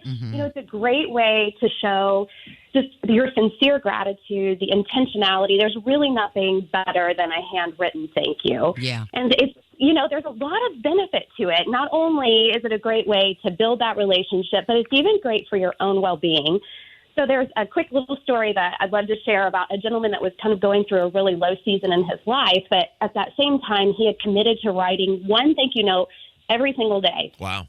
And at the end of that year, his situation had really turned around, which was phenomenal. But what he really gained from that year of gratitude was phenomenal, so much so that he wrote a book about it called A Simple Act of Gratitude. How'd it do? Did he make a lot of money? Yeah. Well, hopefully, but I'm sure that I'm not certain on that. But I just thought, how great is it that he really took that opportunity to improve his own well-being and just really living in a state of, we have a lot to be grateful for. And it really, when you get in the habit of writing a thank you note, it does get so much easier. And there's even financial benefits. So I feel like if there was one that was going to land on a reason why, this one, especially in that money demo with all of your great listeners, after having an interview, that is an important time to actually send a thank you to that prospective employer. And Career Builder actually said only 57% of people do that. So that's a great way for you to stand out amongst the other candidates. Wait. And Casey, what's to hop in here? But real quick, Susan Beckwith, our guest, it's Mind Your Manners. We're talking about thank you notes this week and how to say thank you. Before Casey pops in, if I interview for a job, I'm supposed to thank someone for interviewing me for a job. Is that a thing? Yes, for their time. And again, just letting them know that you really appreciated the opportunity to be considered. And so that's a great way to stand out. And even if you don't get the job, sometimes employers will keep that note in a file. And if a future opportunity opens up, they may even consider you. So that's a great way, again, to stand out. Now, Susan, I've heard that you don't thank someone for their time because it's your time as well. What you actually want to thank them for is the consideration. Sure, absolutely. And that's a great point, that they would really consider you to be worthy of that position. So you can do it by email, but I really recommend that handwritten is second best to thanking in person. So. Yeah, you mentioned email. I was going to ask you because that's the way I do it. I just send the follow-up email, and you're saying that's okay. But the thank you is not necessarily for the person receiving the thank you note, but it's actually for the sender. Yeah, so there's a lot of benefit for the sender as well as the receiver. I mean, I think that when I receive correspondence in the mail, that can be a gift in of itself. I have received some beautiful thank you cards that I've held on to. Some I've even tucked away in my Bible that I'll go back to on days that I need some encouragement. So there's a lot of benefits to thank yous. As much as I know they're kind of painful, but I hope to even kind of encourage folks to not feel like they need to write a novel. They really should be very brief. I mean, 3 sentences would be sufficient. That thank you for this. The second sentence can, personalize it. Oh, it's my absolute favorite color. I plan to use it in this way. And then a wrap-up sentence that, again, thank you for your thoughtfulness. Mm-hmm. So it doesn't to be, this long ordeal. So hopefully that also takes some of the guesswork out of it. And then just setting yourself up for success. This is something that I have found to be super helpful, is if I have everything already pulled together. So my thank you notes, my pens, my stamps, all together in one place so I can just sit down, knock it out quickly. And I also love a really small thank you card. So like a 4x6 correspondence card. Less room. Yes. You don't feel like you need to write, a lot, but it's still, you're taking time to do that. Yeah, just like Rob, I grew up having to write all of the thank you notes, and then I turned around and taught that lesson to my daughter as well. And I'm curious, in situations like baby showers, for example, you normally have someone writing a list of all of the gifts that you've received. And do people still do the mass thank you cards after an event like that to every single person? And in the thank you note, do you have to be specific about what the gift was that you were given? Most ideally. So I don't know if that's what you wanted to hear, but yes, still taking time to send a thank you after, a shower or a wedding, bridal shower or baby shower. Mm-hmm. And then as far as like a group gift goes, if it's a small group, you should also send the individual senders a thank you as well. So if it's a group larger than 10, I would say like a work shower, you could post your thank you note up for everybody to see. But if it's a smaller group, it's really kosher to actually send each individual person a thank you. All right, Susan Beck with our guest. It's Mind Your Manners. This week we're talking about how to properly say thank you when someone does something nice for you. Okay, let's not be naive, Susan. We are in the technological age. Am I a bad thanker if I thank via the text message? A thank you really in any form is always better than no thank you at all. So that is what I would lean into. And it's never too late to send a thank you. So that's also a good thing to remember. But really, I mean, what's the best is a handwritten, but sending some form of gratitude in some form or fashion is better than nothing. So what about a gift? Like if I were to hand you a 6-pack of your favorite adult beverage and say, thanks for marrying Micah, Susan, like is a gift for a gift, is that ever appropriate? Well, that's a good question. It kind of depends. I mean, if I'm able to express my gratitude right there, I don't know in that circumstance if it really warrants, sending something through the mail. But I did receive a thank you recently from my stepsister, and in the thank you card, she had put a gift card, and I thought, now do I owe her a thank you? Right. Where does the circle end? It's like the never-ending circle of thank you. So actually the answer to that is no, but I did let her know that I received it, and I really appreciated it. So I think that is a circumstance where, electronically is sufficient. So it wouldn't be that continual circle of thank yous.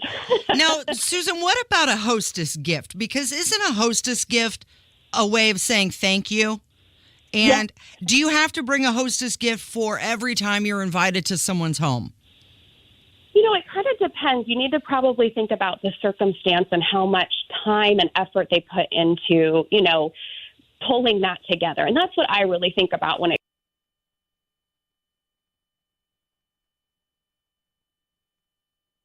Hey folks, it's Abdul, and I'm running for mayor of Indianapolis. Now, I've lived in the city for nearly 20 years, and I've seen the city at its best, and I've seen Indy at its worst, and lately, been a lot more worse. Record murders and record potholes. We can't expect different results if we re-elect the same people who are responsible for our city's problems. So go to AbdulForIndy.com and read about our plans to take a tough but smart approach to dealing with crime. Read about our creative approach to dealing with road funding, and learn how we can restore public trust in government. Everyone, regardless of zip code, deserves the right to live in a neighborhood with safe streets and good roads. It's time to try something different. Paid for by Abdul for Indy. Do bank closures, inflation rate hikes, and the roller coaster of the market frighten you as much as it does me? You need to call Oxford Gold. Securing your IRA or 401k with real gold and silver is a portfolio protection plan, and Oxford Gold has made it as easy as 1, 2, 3. One app, one call, and you pick the precious metals. That's it. You now own real precious metals. Call Oxford Gold today and learn more about the 1, 2, 3 protection plan at 833-404-GOLD. That's 833-404-GOLD. Indy's biggest party is back. Miller Lite Carb Day, Friday, May 26th, with Brian Adams.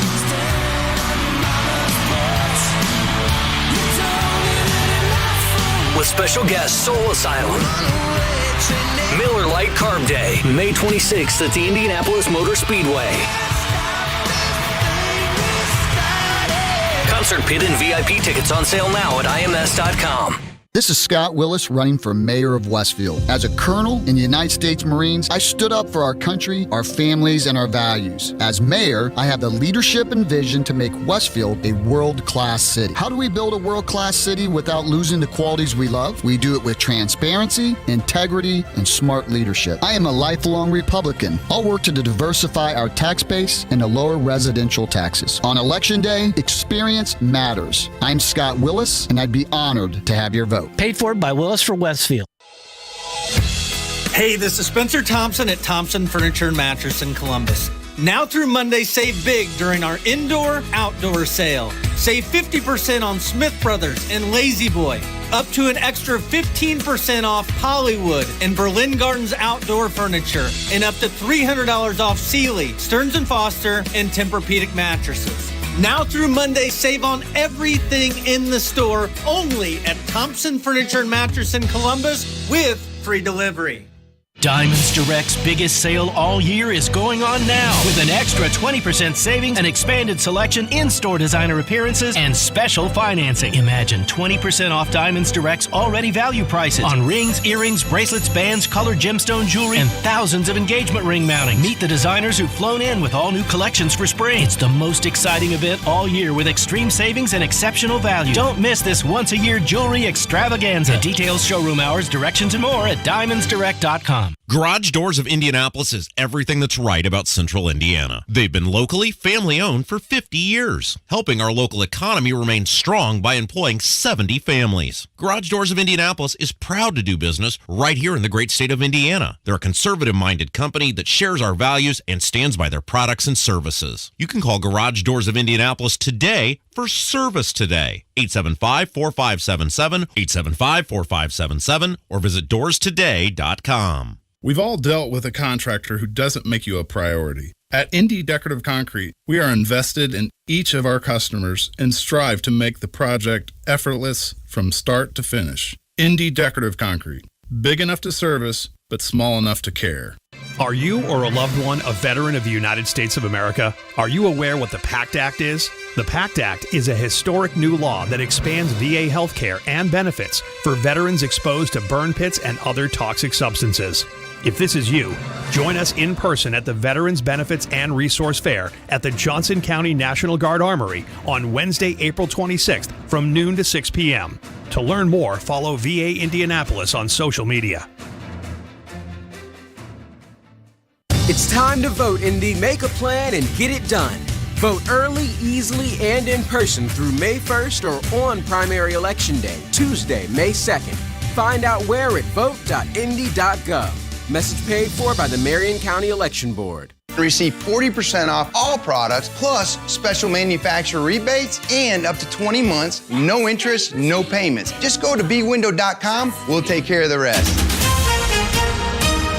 On the level, on the go. 93 WIBC Indianapolis. Coming up. To get the people who are terrorizing our neighborhoods. The stakes could not be higher. Jones Jr.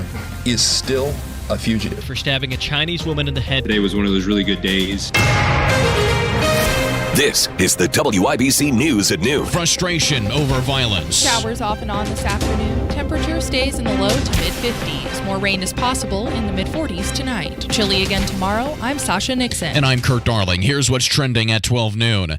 Leaders with the Indianapolis Metro Police not mincing words. Despite everything that's stacked up against them, despite all the criticism they take every single day, they put on the uniform today and went out to get the people who are terrorizing our neighborhood. Assistant Police Chief Chris Bailey. That after two police officers were shot while responding to a call on the east side of the city Thursday afternoon. Both are alive at the hospital. They were just two of several shooting victims between early Thursday morning through late into the evening. Our entire city must commit itself to stopping the mindless menace of gun violence. Indy Mayor Joe Hogsett, and that wasn't it. Imagine driving down the road and gunfire hits both your car and you. That's what happened to one victim Thursday night on the north side, John Herrick. IMPD believes it was a naked man going through some kind of mental health episode who fired his gun from the Tom Wood Porsche dealership on 96th Street and hit someone, but they say the person he hit is expected to survive. IMPD Major Mike Leeper says incidents like this can take their toll. Our agency will remain committed to coming out here every day and trying to stay focused on taking violent criminals off the street. He says they were able to arrest the naked man, who they've now identified as Colton Erickson. Erickson's charged with aggravated battery and criminal recklessness. John Herrick, 93 WIBC Mobile News. The Supreme Court is expected to rule before the end of the day on access to a widely used abortion pill. The court extended a temporary stay of a Texas federal judge's ruling to ban production and distribution of mifepristone. The Biden administration appealed the Texas ruling. The stakes could not be higher, and we are going to continue to fight. That is the commitment that this president, this administration has made. White House Press Secretary Karine Jean-Pierre. The FDA originally approved the drug in 2000 and has been used over 5 million women since. Another poll is giving Donald Trump a strong lead over likely GOP presidential contender Ron DeSantis. A new Wall Street Journal poll shows that the former president has a 51% of support from likely Republican voters, and the Florida governor at 38% support. President Biden expected to announce his intention to seek re-election in a video sometime next week. The governor has been busy and no more testing at IMS today. Those stories and more next on 93 WIBC. Coming up on Tony Katz today, what what will the Supreme Court say about the abortion drug mifepristone? That's after the news at noon on 93 WIBC. A major operation between Indianapolis Metro Police and the ATF has led to a gun trafficking operation being brought down. Now, police need your help finding the fourth and final man. Donnie Burgess explains. Kevin Todd Jones Jr. is still a fugitive. The other three were arrested yesterday. Zachary Myers, Southern District of Indiana. The four men involved in the gun trafficking operation worked for a gun shipping company. They're accused of stealing over 200 guns and slowly spreading them throughout your neighborhoods. They were finally caught in Indianapolis. Each of them faces up to 10 years in federal prison on some of the firearms charges, as well as up to 5 years in federal prison on the conspiracy. Myers says it's important to stop these operations in their tracks because it's usually these stolen guns found at crime scenes throughout the Midwest. If you know anything about suspect Kevin Todd Jones Jr., call IMPD or the ATF. Donnie Burgess, 93 WIBC Mobile News. 79 bills signed into law on Thursday by Governor Eric Holcomb. That now makes it 93 overall this legislative session. Among the new laws are a requirement for coroners to test for xylazine in drug overdose deaths, and another that bans switch devices that convert handguns to machine guns. A woman from Bloomington has been charged with committing a hate crime. Harrison Silcox reports. Last January, Billy Davis was arrested for stabbing a Chinese woman in the head several times while on a bus in Bloomington. Police say the victim had been waiting for the doors of the bus to open when she was attacked by Davis. Thursday, Davis was charged with committing a hate crime for the attack investigators believe was racially motivated. Video footage from the incident showed the two had no interaction beforehand. Harrison Silcox, 93 WIBC Mobile News. The Colts' top offensive weapon isn't concerned about playing for a contract. Running back Jonathan Taylor is entering the final year of his rookie deal, but is not revealing details about any negotiations. Taylor was limited to just 11 games this past season dealing with injuries. Cooler weather coming today. Yeah, I would say probably for the next 2 weeks. Doesn't necessarily mean that it's going to be chilly the whole time. Mike Ryan with the National Weather Service. He says another cold front will move through tomorrow morning on top of the one moving through today, which will be chilly, which will bring chillier conditions through the weekend. The rain put the axe on day 2 of Indy 500 testing at the Indianapolis Motor Speedway today. Joseph Newgarden, the fastest in day 1. Today was one of those really good days. We got through our list as well. We learned a lot, which is always positive. You know, sometimes you can go in circles around here and sometimes you're inefficient. Today, I felt like as a team, we were very efficient with our time. Full practice starts May 14th. Meanwhile, as far as qualifying is concerned, Able Motorsports announcing that they will be fielding a car for R.C. Enerson. They're the 34th entry for the Indianapolis 500 this year, ensuring bump day come qualifying this year. Spotty showers on the radar, 49 degrees. I'm Sasha Nixon. And I'm Kurt Darling for Window Nation, on the level, on the go, and on WYBC.com.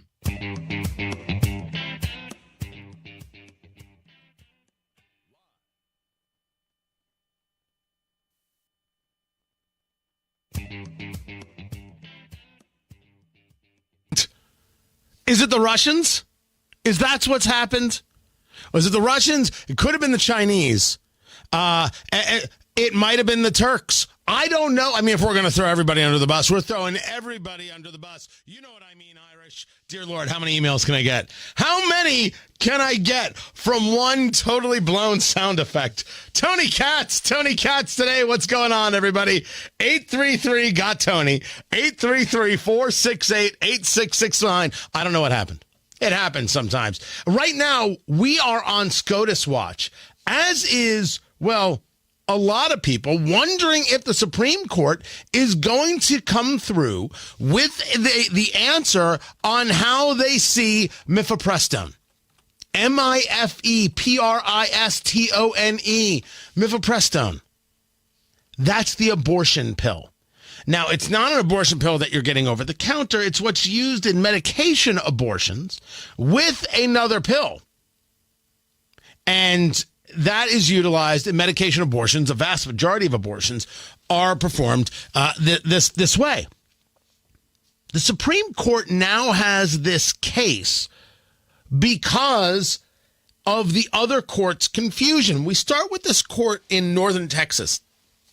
A judge who is known to have a partiality, if you will, to the political right, and you say to me, oh, that's terrible. How many judges out there have a partiality to the political left and nobody says anything? Be quiet. You're right. I don't want my judges having any level of partiality. I want them engaged in the law, but I live in the real world, and until you're willing to get rid of Sonia Sotomayor, we're not having a conversation. Matthew Kacsmaryk is his name. And on April 7th, he ruled that the FDA approval, Food and Drug Administration approval of mifepristone was inappropriate. And that's my word. What he's saying is that the system that was used in order to approve the drug was flawed. That the original approval was flawed, the changes were flawed, and therefore it should not be allowed. The problem is the FDA ruled on the acceptability of mifepristone 23 years ago. It was in the year 2000.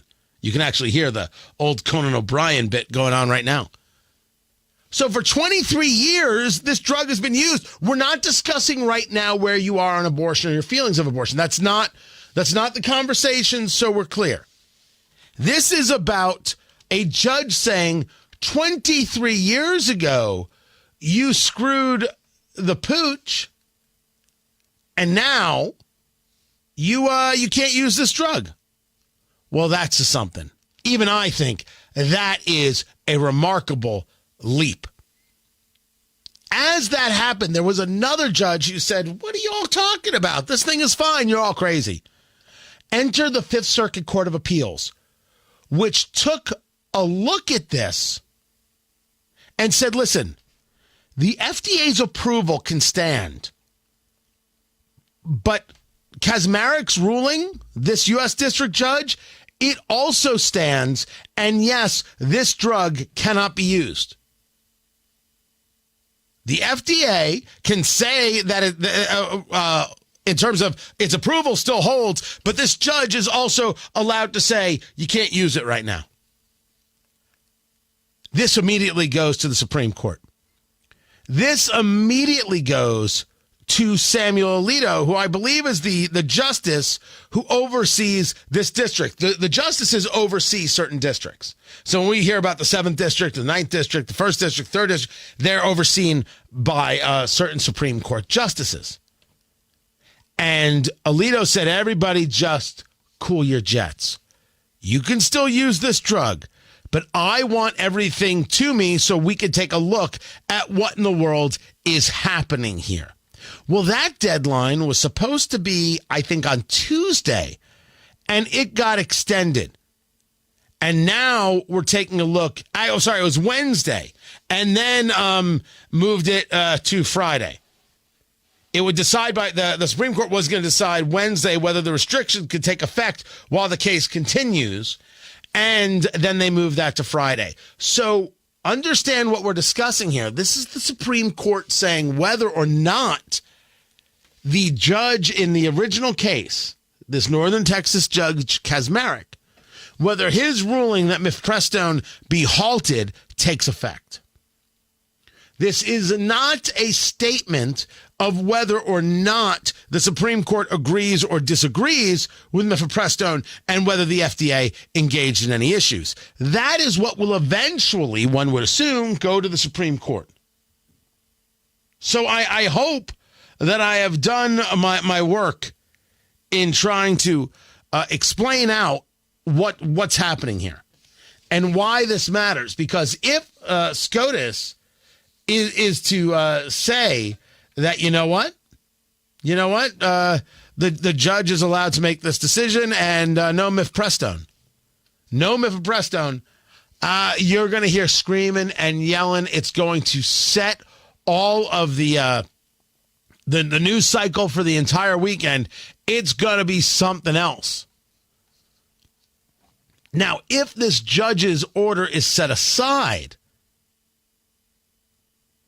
is that what the court would do? Would they set it aside? Is that the correct terminology? I don't actually know what happens after that. Where do we go from there? If I was a betting man,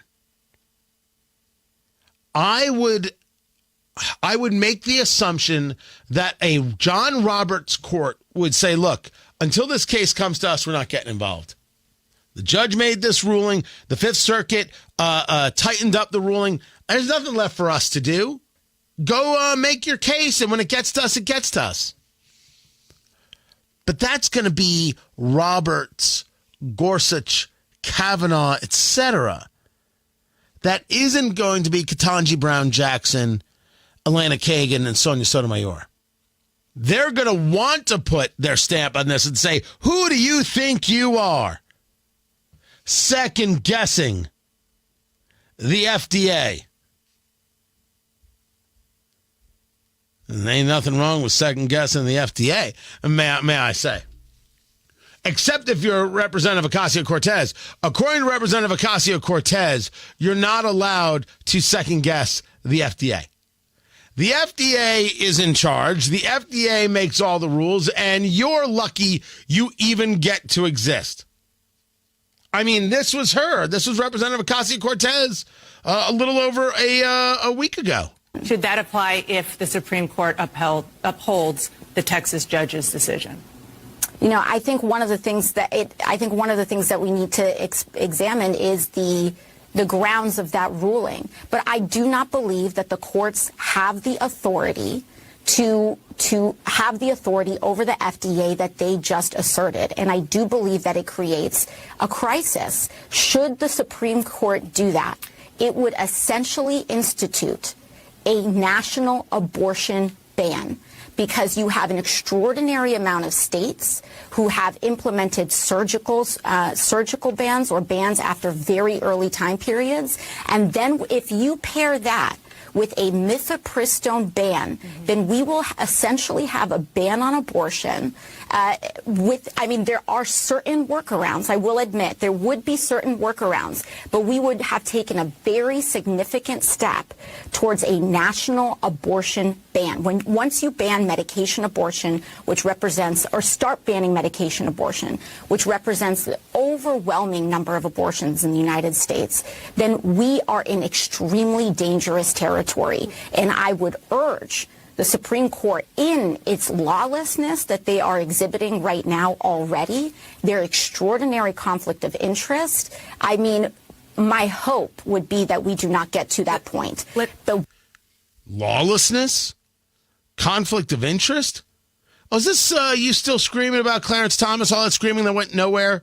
The guy did absolutely nothing wrong, although you could not like it. I'll give you that. But he didn't violate any rules. He doesn't have to be impeached. He doesn't have to recuse himself. You just hate black conservatives. Just admit who you are, bigot. You hate black conservatives. That's what your story is.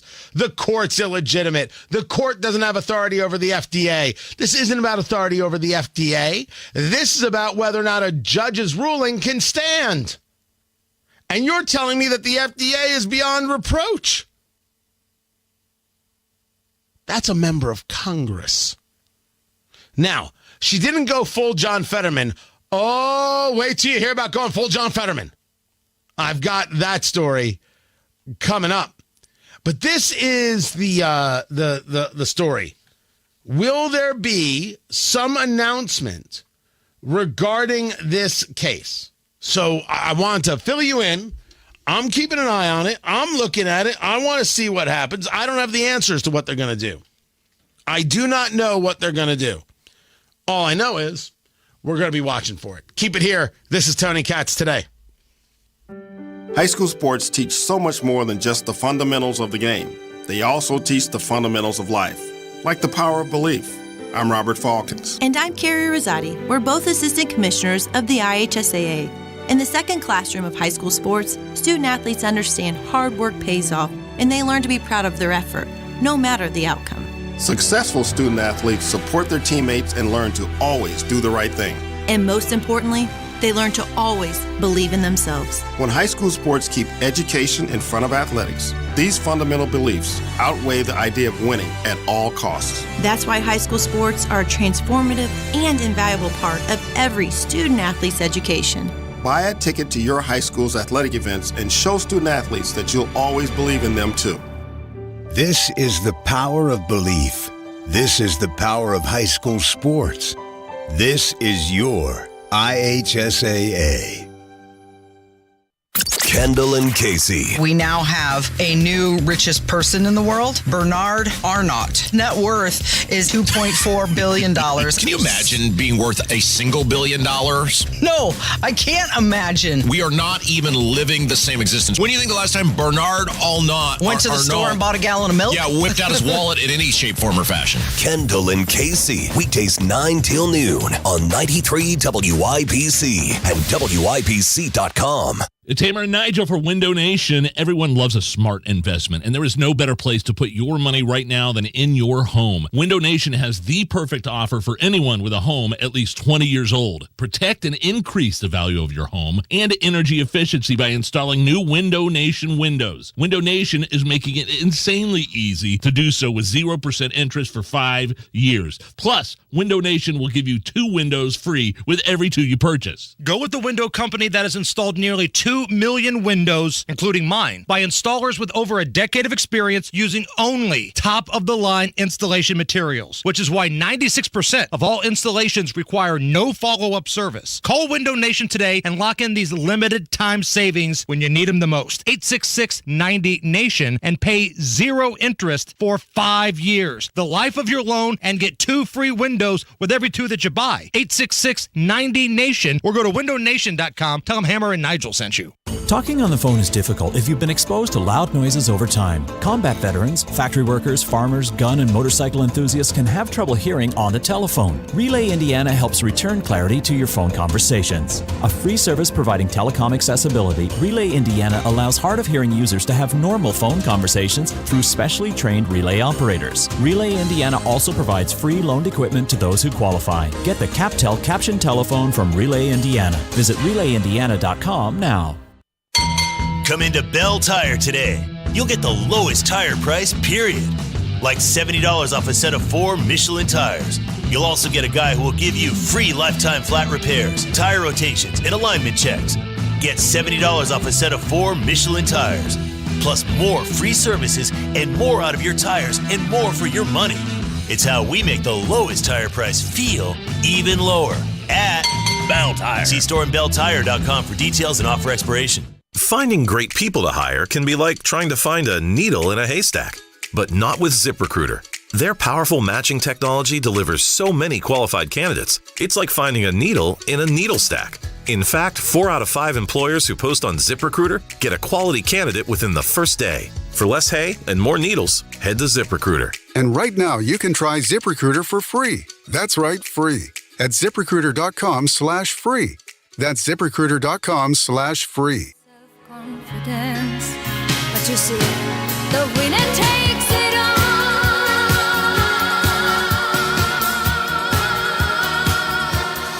So Congressman Massey makes a very good point. You can't give the president or the executive branch willy-nilly power over communications. If you do, you'll have a president who could decide, oh, these people are a threat or these people are a threat. Next thing you know, no one's able to say anything. You can't simply do that, which brings us to the conversation about TikTok. Tony Katz today. Good to be with you. Find everything at TonyKatz.com. Go on right now. You'll be like, wow, this is super cool. I'm going to join and be a part of what's going on here. It's totally awesome. That's right. That is absolutely, positively correct. I'm so glad we had this conversation. Massey is very opposed to the idea of something called the Restrict Act. So much so that he's on record saying, look, you even think of bringing this legislation forward, and this place is going to become unfun. I've communicated, he said very politely to our leadership here, that if you ever try to bring a bill like that here, we're going to have even more problems in this chamber.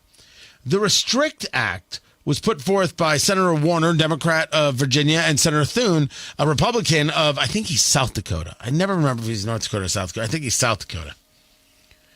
And what the legislation would do, it would give the Department of Commerce the ability to review, the ability to prevent and mitigate information communications and technology transactions that pose quote-unquote undue risk. That is different than whether or not we should do away with ByteDance. Sorry, TikTok, which is owned by ByteDance, and whether or not we should allow them to operate in the United States. If we have a discussion about TikTok, the only answer that I believe one honestly could come to is that this is a dangerous operation that is built to have negative effect on the American people. That's its purpose. That's its purpose. That's what it's doing.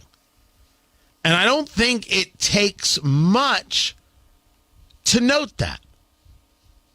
If we're honest about what TikTok is doing and the things that people get served, the people who utilize the platform get served, the content they get served, it is content that China has decided is most advantageous to them and therefore of most disadvantage to us. Harmful to us. Problematic to us. You're talking about content that would say, oh my gosh, the American dollar's in free fall. Oh my gosh, look at how these people abuse capitalism. That's not right. Never mind pushing things like trans this, that, or the other, which is abusive to children, as we have discussed on this show more than once. You're talking about a propaganda war that has come directly to your kid's phone. Rational people should be opposed to this. And I don't think that the argument that Thomas Massey is putting together in any way changes that. But if we are to make the mistake of what many people will discuss as a mistake, the Patriot Act, well, we got attacked, so therefore we need these broad, sweeping powers. No, we do not. No, we don't. We don't need these broad, sweeping powers. We need to be focused on who our enemy is and how we deal with said enemy.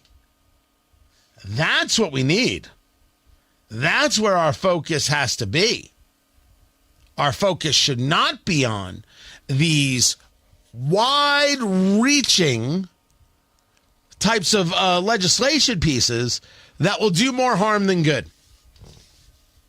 As I was going through this, I should have checked this out earlier. I never remember. I was reading some of what this legislation is, and when I look at this, I often think of the Alien and Sedition Act. So this was 1798. It's the presidency of John Adams.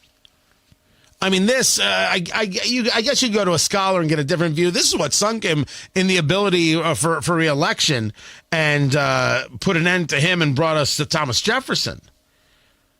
Alien Sedition Acts was about restricting activities of foreign residents in the country and limited the freedom of speech and of the press, especially when it was critical of the president or the government. Anything that would be restrictive of the free press should, of course, be opposed. And the idea that John Adams, of all people, could sign such a thing was a very, very strange moment in time. Well, one could believe he was a guy who aggressively advocated for being a free nation, for being able to take this on. And his work before the actual war is seen as much different than his work afterwards as the first vice president, then the second president of the United States. But that's what it reminds me of. And you could point me to people and be like, nah, there's a better example. But you don't want to give your government power to decide when you've had enough to say. Which is why when we talk about Twitter, I'm going to get into the whole blue check mark thing on Twitter because it's hilarious. Elon Musk took away the blue checks. And, the celebrity set is angry. Why don't they do what I do and pay for it? I want to be supportive. They just want to be angry. It's great. I'll get into it. But you saw how big tech tried to restrict you and me. They were restricting you and I from being able to have a conversation, from being able to talk, from being able to share. They were proud of it. And then in comes Elon Musk and exposes what they were doing, and that's what everybody's upset by. Exposing what it is they were doing by keeping people from you and me from having a conversation. The last thing I want to do is give that to my political enemy. And I'm pretty sure my political enemy doesn't want to give it to me. In a world of COVID, we saw people say the Constitution, but this is an emergency. And the Constitution must always remain, must always be the focus, must always be the prize. Always, always, always, always, always. Always. There's not a debate. It just has to be. And what many people said is, yes, but. No buts.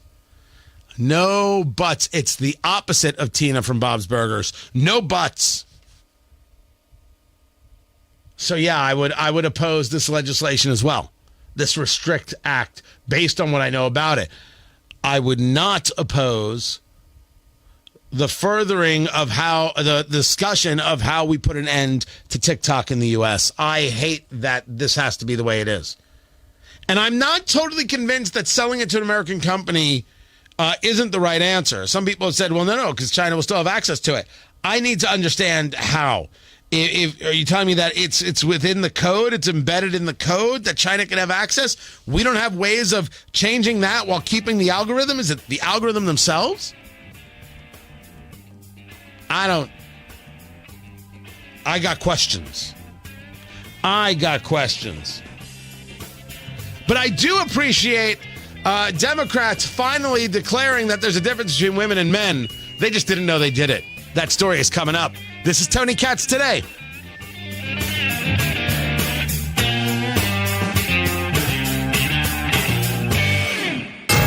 '93 WIBC Mobile News. On the level, on the go. The cops call it a conspiracy. Rain on radar, 49 downtown. I'm Donnie Burgess. Here's what's trending at 12:30. 4 men have been charged in a gun trafficking operation, stealing over 200 guns before being caught in Indianapolis. U.S. Attorney Zachary Myers says these are the kind of people responsible for putting guns on the street. And these stolen guns, they're being recovered at crime scenes in Indianapolis, in Chicago, elsewhere in the region. 3 men have been arrested, while the 4th man, Kevin Todd Jones Jr., is still on the run. The Supreme Court expected to issue its ruling on access to the abortion pill mifepristone before the end of the day. A federal judge in Texas ruled to stop the pill's production and distribution, even though it's been approved by the FDA since 2000 and has been used by over 5 million women. You're paying an average of $3.65 a gallon for gas today, says Gas Buddy. That's down 6 cents from Monday. I'm Donnie Burgess, on the level, on the go, and on WIBC.com. Finding great people to hire is like trying to find a needle in a haystack. It's pretty difficult, right? Well, ZipRecruiter has mastered finding a needle in a haystack, so they take it to the next level. They make hiring so simple that it's like finding a needle in a needle stack. And that's why you should try ZipRecruiter for free at ZipRecruiter.com/free. Here's what it's like to use ZipRecruiter. They have so many qualified candidates that it's easier to find the right ones for your roles. In fact, 4 out of 5 employers who post on ZipRecruiter get a quality candidate within the first day. That's a lot of needles. So how do they do it? ZipRecruiter's powerful technology sends you candidates who are a great match for your job, and you can even invite your top choices to apply. So if you want less hay and more needles, head to ZipRecruiter. And right now, you can try ZipRecruiter for free. That's right, free. At ZipRecruiter.com/free. That's ZipRecruiter.com/FREE. ZipRecruiter.com/free. ZipRecruiter, the smartest way to hire.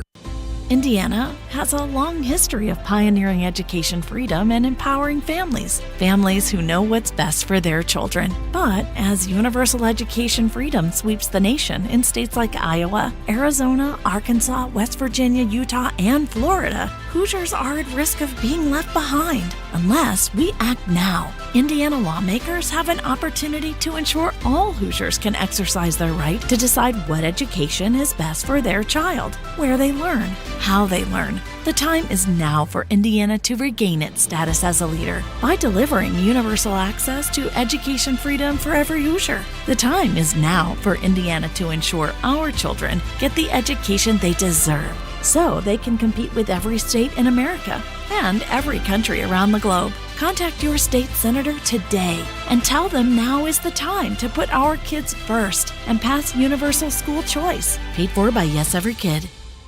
Tony Katz here for Premier Arms in Brownsburg. This is your premier gun store. Premier Arms has the experience and know-how to help the new gun buyer and the most experienced marksman. They've been in business for over 20 years and have a friendly, knowledgeable staff that wants to help you, not talk down to you. Premier Arms in Brownsburg is family-friendly, so bring the kids. All ages are welcome. Everyone can find what they're looking for at Premier Arms in Brownsburg, 3754 South Green Street. Online at premierarms.com. Tell them Tony Katz sent you. premierarms.com. It's JMV and spring is here at Sundown Gardens in Westfield. And right now, Sundown Gardens has 20% off all container shrubs and 20% off deciduous container trees and 25% off pottery fountains and statues. Enjoy the weather, save money, spruce up your yard, and shop Sundown Gardens. Ask about their loyalty program. Save money this week on container shrubs, deciduous container trees, pottery, fountains, and statues. That's Sundown Gardens, 186th Street, Spring Mill Road, sundown.gardens.com. So who saw the John Fetterman photo? Come on, raise your hand if you saw John Fetterman, the senator, sitting senator from Pennsylvania, a guy who suffered a stroke, and we are not so sure whether or not he's cogent, whether he can understand the things being said to him. Did you see this John Fetterman, who wears the hoodies and the shorts, and he was speaking at a hearing yesterday, and you could not understand what he said at all? Did you see him yesterday holding the flag that read, "It's 420 somewhere"? 1, 2, 3, 4, 5, 6, 7, 8. A bag of weed, oh, everything is better with a bag of weed. It's the only help that you'll ever need, because everything is better with a bag of weed. Unreal. This is where we are in America, where me smoking a cigar is beyond the pale, but you smoking a blunt, totally normal. As a matter of fact, why aren't you doing so on April 20th? Right? 420, weed, get it? It's funny. Tony Katz today. Good to be with you. I'm not even opposed to the legalization of marijuana. As I've said, when it's legal in my state, in Indiana, I will own a dispensary. I will own a dispensary. Kosher Kush. I have got the market cornered 24 hours a day, 6 days a week. That's actually a takeoff of I think it's a Joe Lieberman line. I think it's actually an Al Gore line when he was talking about when he was running for president, and his running mate was Joe Lieberman, who is Jewish, and he said he'd be the hardest working vice president 24/6. Get it? Because Shabbat, he wouldn't be working. It was a good line. Didn't help him. And clearly losing in 2000 made him so crazy that he invented so much oddities about climate change and still does. And still screams about it. If you're a guy who bought into the Michael Mann hockey stick, that says a lot. That says a lot about you. It's what it says right there. But let's not talk about Al Gore. Let's talk about Fetterman and this sign. I'm not opposed to marijuana. I will own a dispensary. I think I got an issue with a senator who isn't cogent, who isn't okay, holding up a sign that says it's 420 somewhere and posting it at 4:20 in the afternoon on April 20th. You would think, well, wait, no, that's funny. No, it's not. Because we're not asking ourselves a key question. What happened to standards? What happened to standards? What happened to having a level of decency, of recognizing, there's some things we just don't do? Let me give you an example. Of this. This is Canada. Was there no volume? Do I have no volume to this? Oh, I thought I had volume. This is Canadian politicians who are fighting against gender violence, and they're walking around a committee hearing wearing pink high heels. Why? Why in the world, if you are men, are you showing that you are opposed to gender violence by wearing pink high heels around? Listen, if you like to wear pink high heels, I'm not judging. You go live your life. The Canadian Transport Minister, Omar Al-Gabra, putting in a video, violence against women is still prevalent in our society.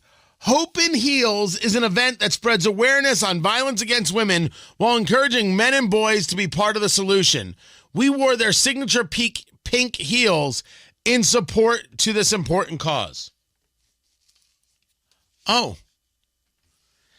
Which group is it that does the red dress run? Have you ever heard this? I forget who does this. I know there's one in New Orleans, and there's other. Everyone gets dressed up in a red dress, and I forget what charity it's for. It's men, it's women.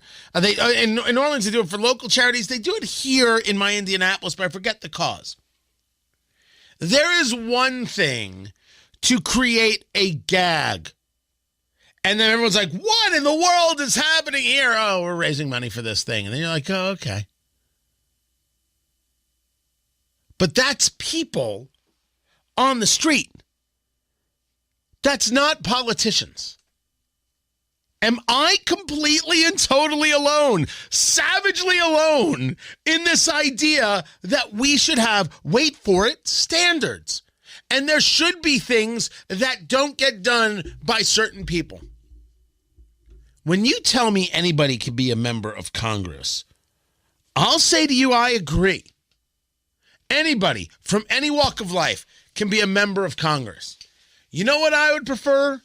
That smarter people were members of Congress. Now, we can measure smart in many different ways, and I believe that we do. Smarter people should be members of Congress. That's what I want. And yes, I want a standard. I want people who act the part properly and don't get themselves involved in saying, "Ooh, we gotta support the cause." So let us humiliate ourselves. Let us be silly. This is as ridiculous what these Canadian politicians have done as it was as Michelle Obama was talking about the Bring Back Our Girls campaign. Do you remember that? This was in, I forget the African nation. Nigeria, right? So these schoolgirls were kidnapped in Nigeria.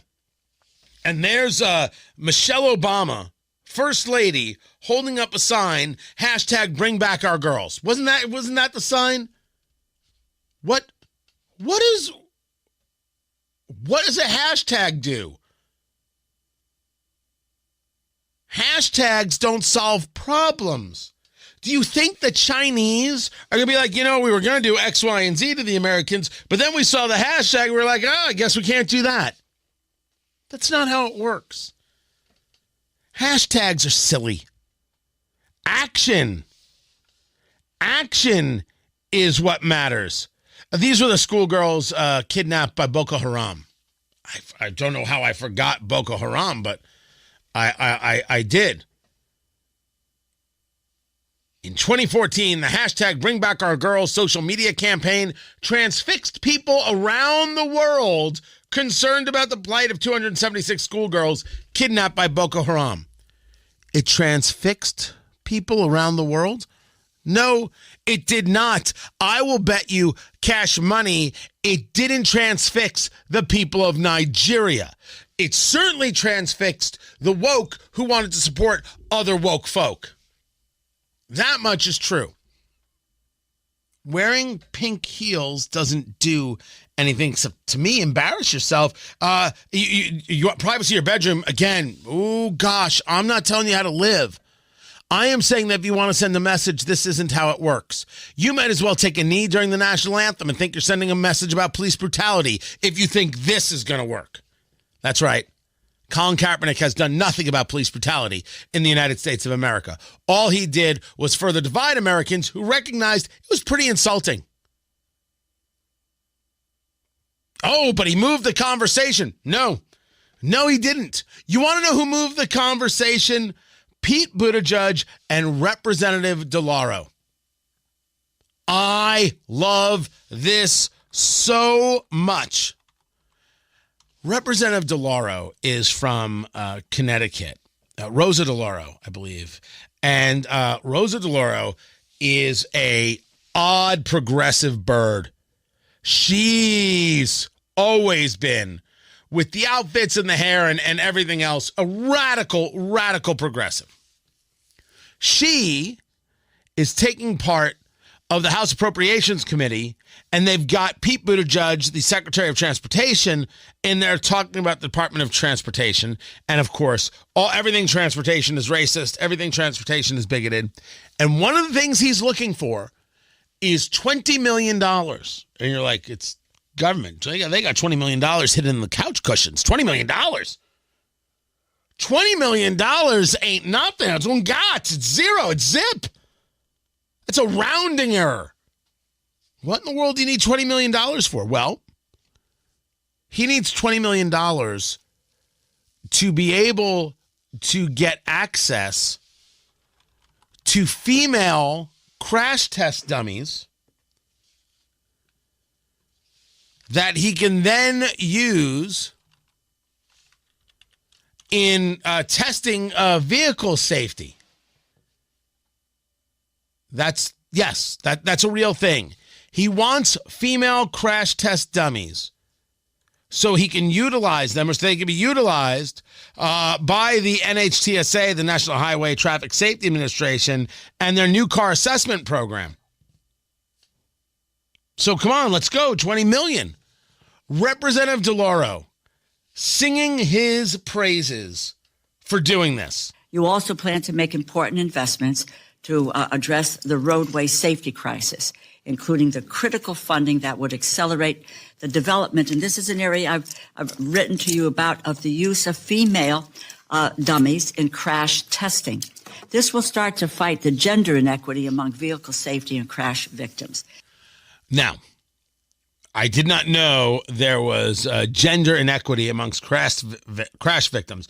But first things first, check out how she starts this. You also plan to make important investments to address the roadway safety crisis. There's a roadway safety crisis? So we're clear. No crisis at the border. There's a crisis on Highway 70. There is no crisis at the border. There's a crisis on 95, 465, 75. Okay. All right. Well, this is interesting. She said this out loud. That's amazing. But then she says the thing that you should be cheering if you listen properly. Including the critical funding that would accelerate the development. And this is an area I've written to you about, of the use of female dummies in crash testing. This will start to fight the gender inequity among vehicle safety and crash victims. With that line, Representative Rosa DeLauro and Secretary of Transportation Pete Buttigieg have declared, the federal government has declared, that there is a difference between men and women. If you need a female crash test dummy, you are saying that women are built differently than men. And therefore, her argument is there might be other safety concerns about how cars are designed, about how women get injured and how men get injured. And maybe there should be dummies that represent that. Now, I always thought that there were, because, they had the kid dummies, right? And so a kid flies through the window if they're not buckled in. We've seen those videos. So this was new to me. I didn't know they didn't do this. But she is admitting that there are women and that there are men and that there are differences between women and men, including how accidents affect them, which must mean some people are more prone to injury in accident than others. I wonder if it's the women or if it's the men. I mean, she's saying it out loud. She's stating it for the world to hear. So when this administration and all of those around them want to make the claim of saying pregnant people, not women, pregnant people, when they want to make the claim of people who menstruate, not women, people who, well, Representative DeLauro and Pete Buttigieg just blew it all up. There are men and there are women, and there are distinct differences. When Riley Gaines, the swimmer, goes to, was it University of Pittsburgh, and asks the question of a professor, if you had buried two people today, a man and a woman, 100 years from now, you dug them up, would you be able to tell which one is a man and which one is a woman from their skeletons? And he says no. Well, that's a lie. That's anti-science. That's a bunch of crap. The guy says it because the Communist Party in charge, Joe Biden and company, said that's what you have to say. And so you don't question what the party tells you to say. You just go about saying it. That's what's been happening. Everybody falling under the same guise. Ketanji Brown Jackson. I don't know what a woman is. You shouldn't be on the Supreme Court if you don't know what a woman is. I mean, as I said, I want smart people. But Representative DeLauro, look at you coming to the rescue to say there's a difference between men and women, because there is. I'm Tony Katz. My name is Taylor McLean, and my brother saved 5 lives. In 2016, when my brother, Hoosier race car driver Brian Clausen, tragically died in a racing accident, he became a hero because of his decision to be an organ donor. That decision has inspired countless others to do the same. All of it was such a story, and the way it all connected together, every layer of it. NASCAR champ Ryan Newman sat down with Indiana Donor Network and shared what inspired him to join the Driven to Save Lives movement. The reality was he did a great thing, but the chain of events and how it affected other people, I believe, made him a legend, made him somebody special, even more special than just being a race car driver, than just being a friend or a family member. When you're giving like that, you become legendary. Join the movement and sign up as an organ donor at driventosavelives.org. 1 in 6 seniors faces the threat of hunger, and millions more live in isolation. Drop off a hot meal and say a quick hello. Volunteer for Meals on Wheels by donating your lunch break at americaletsdolunch.org. This message brought to you by Meals on Wheels America and the Ad Council. Your husband is pretty handy to have around. He makes the world's best mac and cheese. Lunch is ready. He's in the Tickle Monster Hall of Fame. And he can teach anyone how to throw strikes. But a busted pipe and a basement full of water? Honey, I think we need a plumber. Is a little out of his league. That's where a homeowner's policy from Shelter Insurance comes in handy. We'll help get your house back in order and your husband back to what he does best. Find an agent at shelterinsurance.com. We're your shield. We're your shelter. Do bank closures, inflation rate hikes, and the roller coaster of the market frighten you as much as it does me? You need to call Oxford Gold. Securing your IRA or 401k with real gold and silver is a portfolio protection plan, and Oxford Gold has made it as easy as 1, 2, 3. One app, one call, and you pick the precious metals. That's it. You now own real precious metals. Call Oxford Gold today and learn more about the 1, 2, 3 protection plan at 833-404-GOLD. That's 833-404-GOLD. You are a pickle person, and the first time you got the McDonald's crispy chicken sandwich with those perfect rounds of pickle peeking out at you from the pillowy potato bun, you fell in love with crispy, juicy tender. Now, you are a crispy chicken sandwich pickle person. Fall in love with the McCrispy Meal. A delicious McCrispy paired with medium fries and a refreshing drink like a premium lemonade. at participating McDonald's. Ba-da-ba-ba-ba. Imagine the possibilities of getting the backyard of your dreams.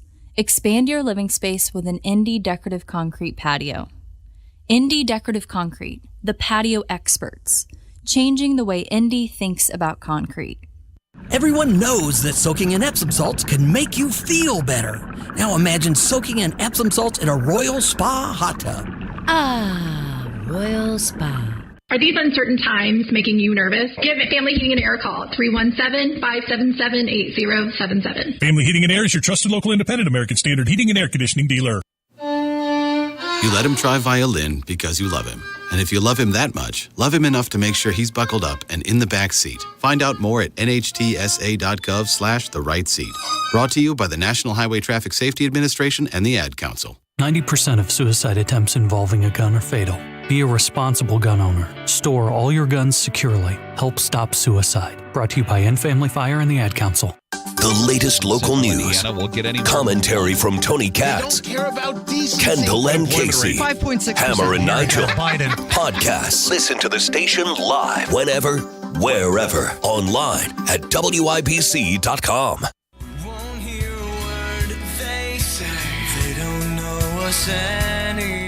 I'm not a lawyer, so maybe there's a reason I don't understand. But Alec Baldwin having the charges dropped against him in the murder of Helena Hutchins, the cinematographer on the movie Rust, I don't know how this happens. He was given the weapon. He pointed the weapon at a person.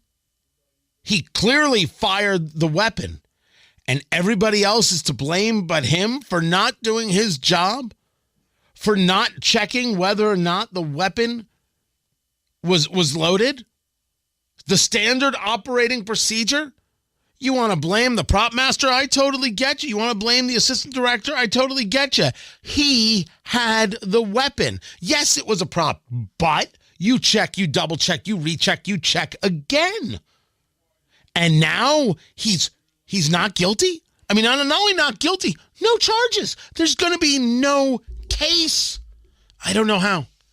I don't know how that happens. I have absolutely no idea how it's possible that there are going to be no charges against him. It boggles the mind. And then Alec Baldwin has the audacity to post a photo of him with his wife where he's sitting like sideways in a chair and his wife is in his lap and he's kind of like, he's like holding her. You know, all the things that Helena Hutchins' husband can't do with her. Because, well, she's dead. And it's this embrace and oh, look how tender and thank goodness this horrible nightmare is over. Alec Baldwin is a great actor. Whether we're talking about Hunt for Red October, whether we're talking about Glengarry Glen Ross, whether we're talking about 30 Rock, great actor. But my God, is he a disgusting person. You're lucky enough not to have charges. How about this? Don't say nothing. Just get off the radar. For Helena Hutchins' family, still feel horrible for you. We all do. This is Tony Katz Today. Well, Cody was 24 years old, and he had a big sense of humor. Always liked to make people laugh. Dennis DeMoss of Reith Riley Construction's son Cody was killed May 9th, 2014 while working in the Cone Zone. Well, it was a normal day. Get dressed, drink coffee, and my phone rang. It was about 5:30. It was one of the workers on the road. Cody's been in an accident. He didn't make it. Someone come through the construction zone and hit two of our guys. I hung the phone up. My wife's standing right beside me, and our daughter, she was standing there. The hardest part was to tell them right then that our son just was dead. All of our people that's out there, they are moms and dads and brothers and sisters, and we want to go home too. We're not out there to inconvenience people. We're trying to make it better for everybody. Give us some space, let us do our work, and we'll be out of your way and move on. A message from Indiana's District Council of Laborers International Union of North America and affiliated locals. Imagine if you could get a 35% bonus when you invest your money. If you invest $100,000, you get a $35,000 bonus. If you invest $200,000, you get a $70,000 bonus. Hey, it's Kendall and Casey. Learn how you could get a 35% bonus from Bill Demery, your retirement guy. We're believers in Bill, and now we're clients too. Not only will you get a 35% bonus, you'll sleep well at night knowing your money is backed by an A-plus insurance company that's been in business for 140 years and has $2.5 trillion in assets. To learn how you could get your 35% bonus, call 317-932-9912. Reach out to Bill Demery, your retirement guy, at 317-932-9912. 317-932-9912. Your neighbor Mark loves spring in Indy, but he hates to paint. So he called Rhino Shield. It's a two-story home built in 1992. Around 2001, looking at needing to paint, I heard a radio ad, with Rhino Shield, you won't have to paint again for another 25 years. That's because Rhino Shield's not paint, it's better. They're very professional. We had everything done. Everything that would typically be painted on a house was done, and it was very fast. All right, Indy, get the 25-year guaranteed protection of Rhino Shield right now for 15% off the regular price. It was done in 2001 and still going strong. From what I've seen on our home, they can easily offer a 25-year guarantee and not worry about it. Here's owner Shane Smith. This offer is limited, so call me at 888-RHINO-41. That's 888-RHINO-41. Don't paint. Don't vinyl. Go Rhino. Don't paint. Don't vinyl. Go Rhino Shield. Never paint your house again. Rhino Shield. If your leaky chimney is at it again, there's only one place to call. That's Chimney Solutions. Chimney Solutions has over 20 years of experience inspecting, sweeping, and troubleshooting chimney systems. From repairing your masonry to waterproofing to chimney caps, they handle it all with craftsmanship guarantees. The Chimney Solutions team is Chimney Safety Institute of America certified and members of the National Chimney Sweep Guild. Call Chimney Solutions today at 317-757-6979. Online at chimneyindy.com. That's Chimney Solutions. Damon's Garden Center West has endless varieties of trees, shrubs, vegetables, flowers, hanging baskets, plus garden and landscape supplies, and a friendly and helpful staff at Damon's West on Rockville Road. Shop the spring savings sale at Grand Appliance for unbeatable prices, extra savings, and fast professional delivery. Learn more at grandappliance.com. Grand Appliance, experts since 1930. 40% savings on all of our products, plus manufacturer's rebates, and 20 months, no interest, no payments. Go to bwindow.com. Broadcasting from the Peterman Brothers Heating, Plumbing, and Electrical Studios, this is Indy's Mobile News, 93 WIBC. WIBC HD1 Indianapolis. The news starts now.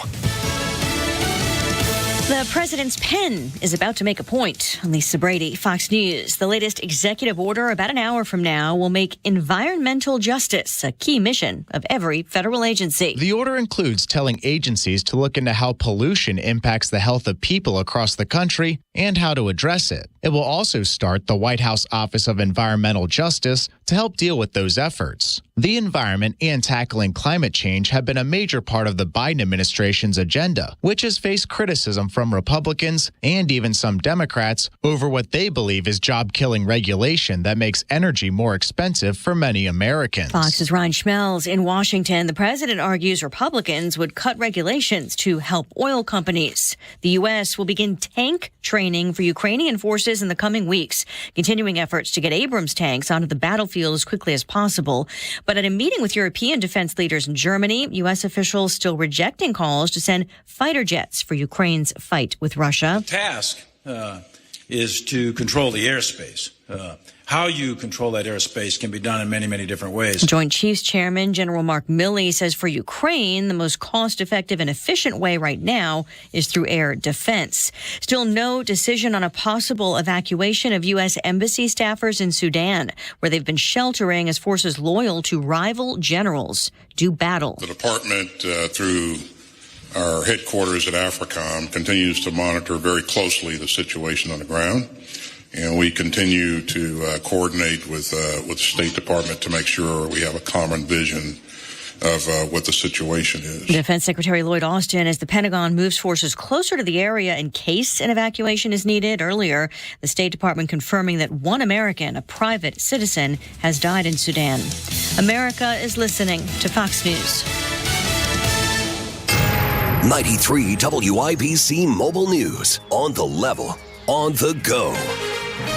It's going to take a team effort. It's cloudy and 49. I'm Donnie Burgess. Here's what's trending at 102.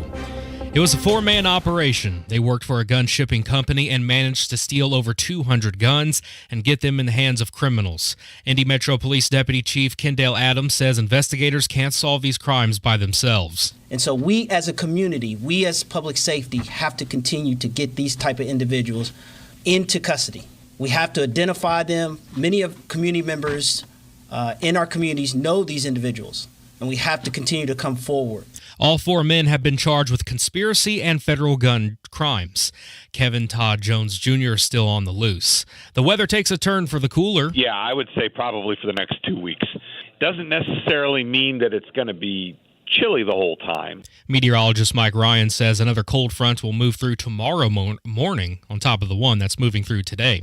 Your time is 1:03. Traffic and weather coming up in 2 minutes. It's time for the NBA playoffs, and you can get in on the action right now from the first tip with FanDuel. Right now, all customers can get a no-sweat same-game parlay every weekend when you bet the NBA playoffs. That's right. Just place a 3+ leg same-game parlay or same-game parlay plus on any NBA playoff game, and you'll get bonus bets back if you don't win. So you could bet the Bucks money line plus Giannis to go over in points and rebounds. If one of those things doesn't happen, you'll get bonus bets back. Visit FanDuel.com/WIBC to get a no-sweat same-game parlay every weekend of the NBA playoffs. That's FanDuel.com/WIBC. FanDuel, official sports betting partner of the NBA. 21 plus and present in Indiana. Bonus issued as non-withdrawable bonus bets that expire 7 days after receipt. Restrictions apply. See full terms at FanDuel.com/sportsbook. Gambling problem? Call 1-800-9-WITH-IT.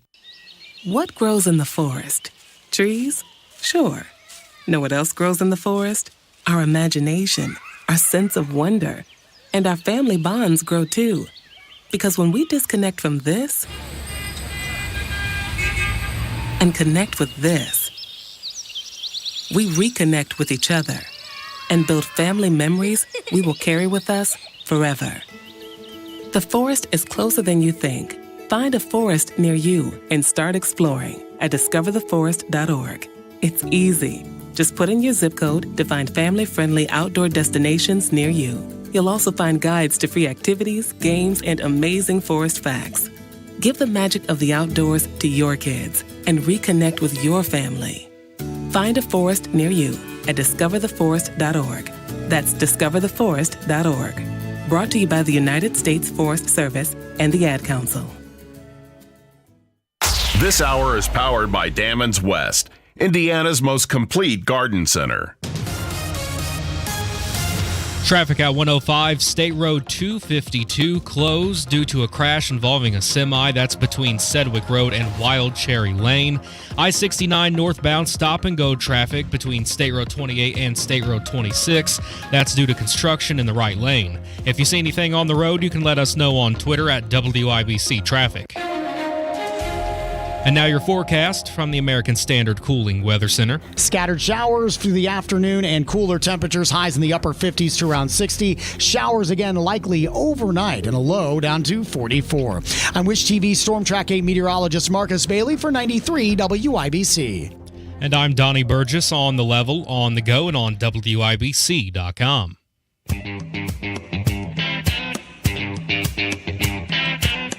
Live from the heartland and the crossroads of America, it's Tony Katz Today.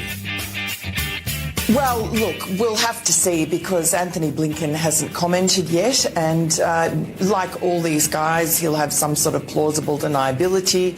This is the former acting director of the CIA who has, under oath, given testimony to the House Judiciary Committee, and he has said that he was prompted to write that letter by a call from Anthony Blinken just a couple of days after we at the New York Post published that first story from Hunter Biden's laptop, which implicated Joe Biden in his family's influence peddling scheme. Now, so we can all be caught up, There is a whistleblower in the IRS who claims that the administration is interfering with the investigation into Hunter Biden, the son of President Joe Biden, regarding his contacts and his dealings with China and Ukraine and the money he has made and how it got distributed to multiple members of the Biden family. Tony Katz today. It's good to be with you. Find everything, TonyKatz.com. It's just that easy. Just go to TonyKatz.com and be part of the world that we're building over there. This whistleblower wrote to lawmakers through his attorney, Mark Lytle, and said that his client has clear information about failure to mitigate clear conflicts of interest in the ultimate disposition, unquote, of a criminal investigation related to Hunter, and that he's willing to provide his testimony, but he wants the whistleblower protection. He's a whistleblower. It used to be that whistleblowers got protected and they were the most important thing in the world. I don't know how Democrats will feel about this. But the story that Miranda Devine is discussing here on Fox News is that the former chief of the CIA, a guy by the name of Mike Morrell, was prompted, as Miranda Devine reports it, to help Biden by organizing a letter. The letter is the letter that claimed that everything on the Hunter Biden laptop was Russian disinformation. And all the so-called experts signed the letter and said, oh, clear Russian disinformation. Clear Russian disinformation. That letter was created or organized by the former acting CIA director, Mike Morrell. And the story is that the Joe Biden presidential campaign prompted it. Hey, why don't you do this? Hey, why don't you get it done? Sworn testimony done in private, Morrell telling the House Judiciary Committee, headed up by Congressman Jim Jordan, Republican, Ohio, that it was Antony Blinken, who is now the Secretary of State. He was the senior campaign official who reached out to him on or before October 17th, which was 3 days after the New York Post published the email from Hunter's laptop that showed that Hunter had introduced his Ukrainian business partner to then Vice President Biden. Morrell said he organized the letter to help Vice President Biden because I wanted him to win the election.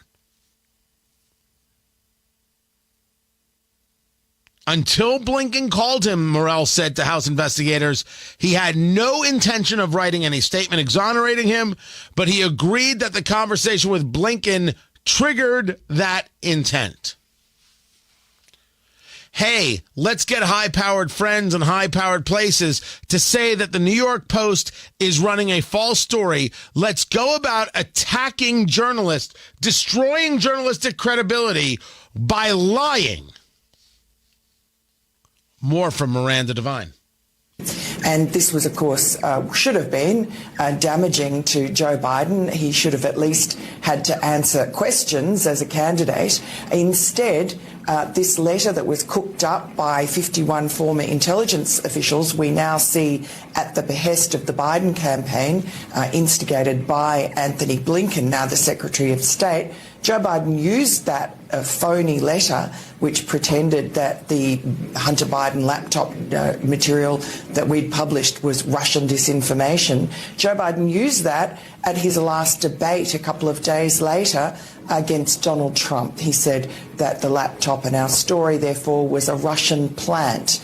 Now, it's really disturbing that the Secretary of State, Antony Blinken, who at that point was a senior advisor to Joe Biden's campaign, that he would have knowingly, intentionally planted false information about a foreign nation, against which now Russia, we are spending trillions of dollars in a proxy war in Ukraine.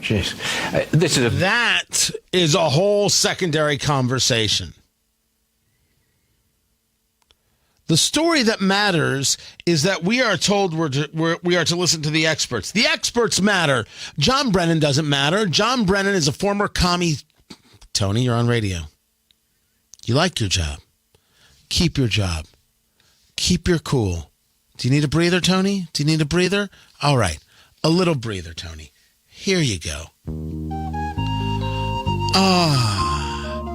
Well, he really is a commie scumbag son of a bitch. Tony, the job. If you control yourself now, you'll be able to talk about these things tomorrow. Tomorrow's Saturday. What do you want me? Tony, breathe.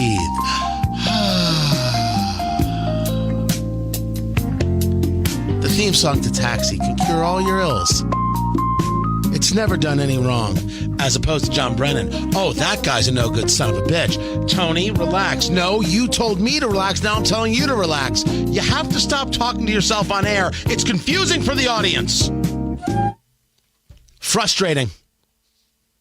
Completely and totally frustrating. The experts. You have to listen to the experts. The experts are liars. The experts are frauds. You want me to listen to James Clapper? Not going to happen. You want me to listen to John Brennan? Not going to happen. You want me to listen to Andrew McCabe? That liar. Peter Strzok? That liar. Michael Avenatti? Ah! Next, you want me listening to Brian Stelter? That's not what I do with my potatoes. Which is still the rudest and possibly funniest thing I have ever heard. You should be outraged. You should be disgusted.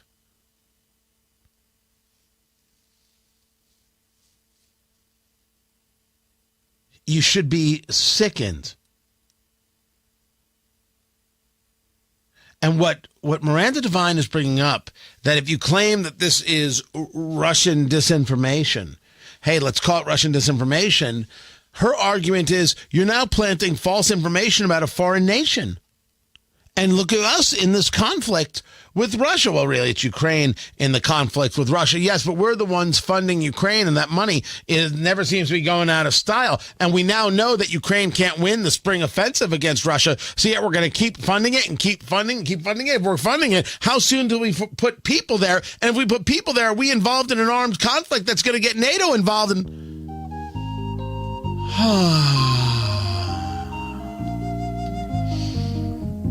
God, Mary Lou Henner was hot. No? Is that not how we? It's not how we do it. I don't know how you relax. This story is massive and goes deep. This story should disgust. And yet, if you turn to social media, you will have people who not only will never read such a story, they will not care if you told them such a story. They will scream Russian disinformation and be done. The desire to win, more important than the desire to be honest. The desire to destroy, more important than facts, logic, and reason. Was I discussing this yesterday? Was it discussing? I don't remember. Sometimes the days roll into each other. You know how that goes. How do you reason with somebody who doesn't want to be reasoned with? How does that work? You have the testimony. The testimony's not trustworthy now? So everything you say or they say is totally fine, but everything that you're told, not true. These people all lied. Every single one of them lied. These so-called experts. What do you want to do with that information? We go back to the trust subject. What happens when you can't trust the institutions? How does one move on? How do you build if you cannot trust the institutions? That's a question I don't have an answer for as of yet. I would love one. I absolutely positively don't have one. But if you ask if I trust Joe Biden or Miranda Devine, I trust Miranda Devine. She hasn't lied to me yet. Yet. I'm not saying she will.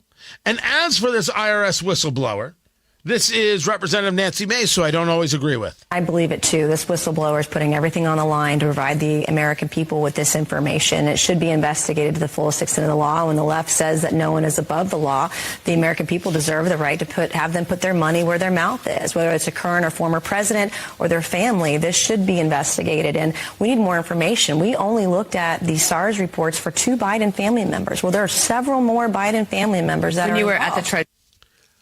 Yeah. Who got paid? We do need to know. And this IRS whistleblower is putting everything on the line. Most definitely. Most definitely, they're putting everything on the line. So, let's keep them alive, shall we? That'd be great. Keep it here. This is Tony Katz Today. What do student athletes learn in the second classroom of high school sports? So much more than just a game. I'm Jeannie Ulmer. And I'm Chris Kaufman. We're both assistant commissioners of the Indiana High School Athletic Association. Through education-based athletics, student athletes learn the courage to face challenges. They realize the importance of persevering through trials and failures. They discover the drive to achieve their goals. They gain something so much more valuable than wins and losses. They develop grit and integrity. They grow so much more than their athletic skills. They learn daily lessons in teamwork, accountability, and respect. These are some of life's most important lessons, and high school sports teach every one of them every day.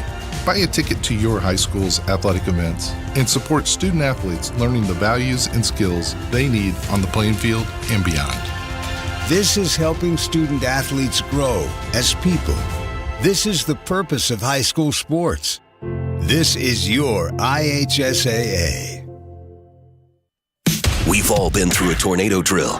First, you duck, and then you cover. So let's do another as we enter severe weather season. Tornado warning in effect. Sirens were sounded. The sirens will sound, and so will your severe weather station.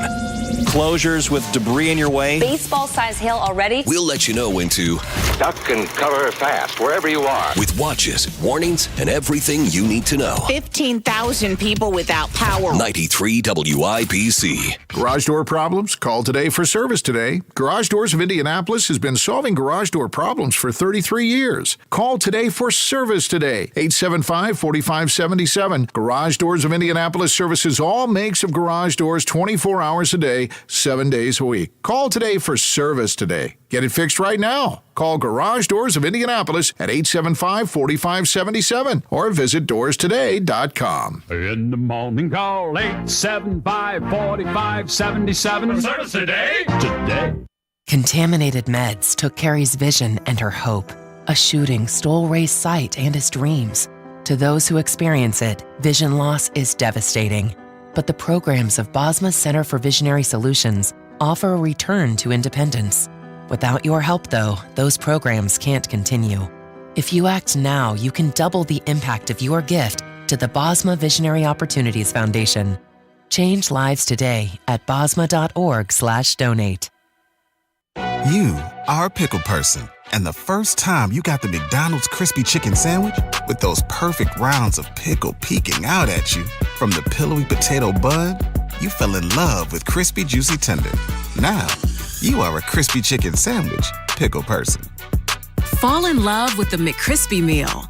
A delicious McCrispy paired with medium fries and a refreshing drink like a premium lemonade. At participating McDonald's. Ba-da-ba-ba-ba.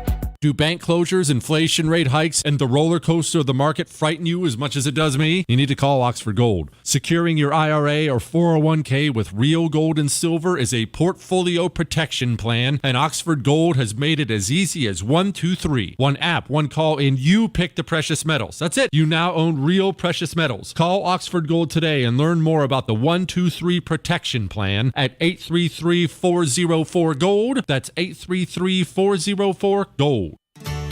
The Supplemental Security Income Program provides monthly payments to help meet basic needs, like putting food on the table, paying the rent, or buying new shoes for growing feet.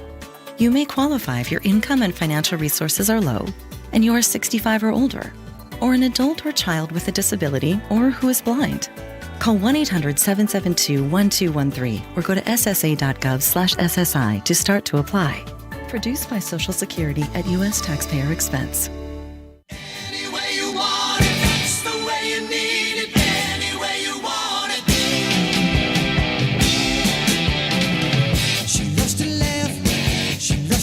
Mr. Katz starts the email that was sent to me. I enjoy both of your radio shows and appreciate your work. I realize that you are a professional communicator, and I ask this with all due respect. What did the first R in the word forward ever do to you?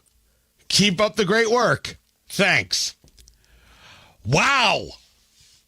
AJ running the board today. Am I pronouncing forward wrong? Sounds pretty good to me.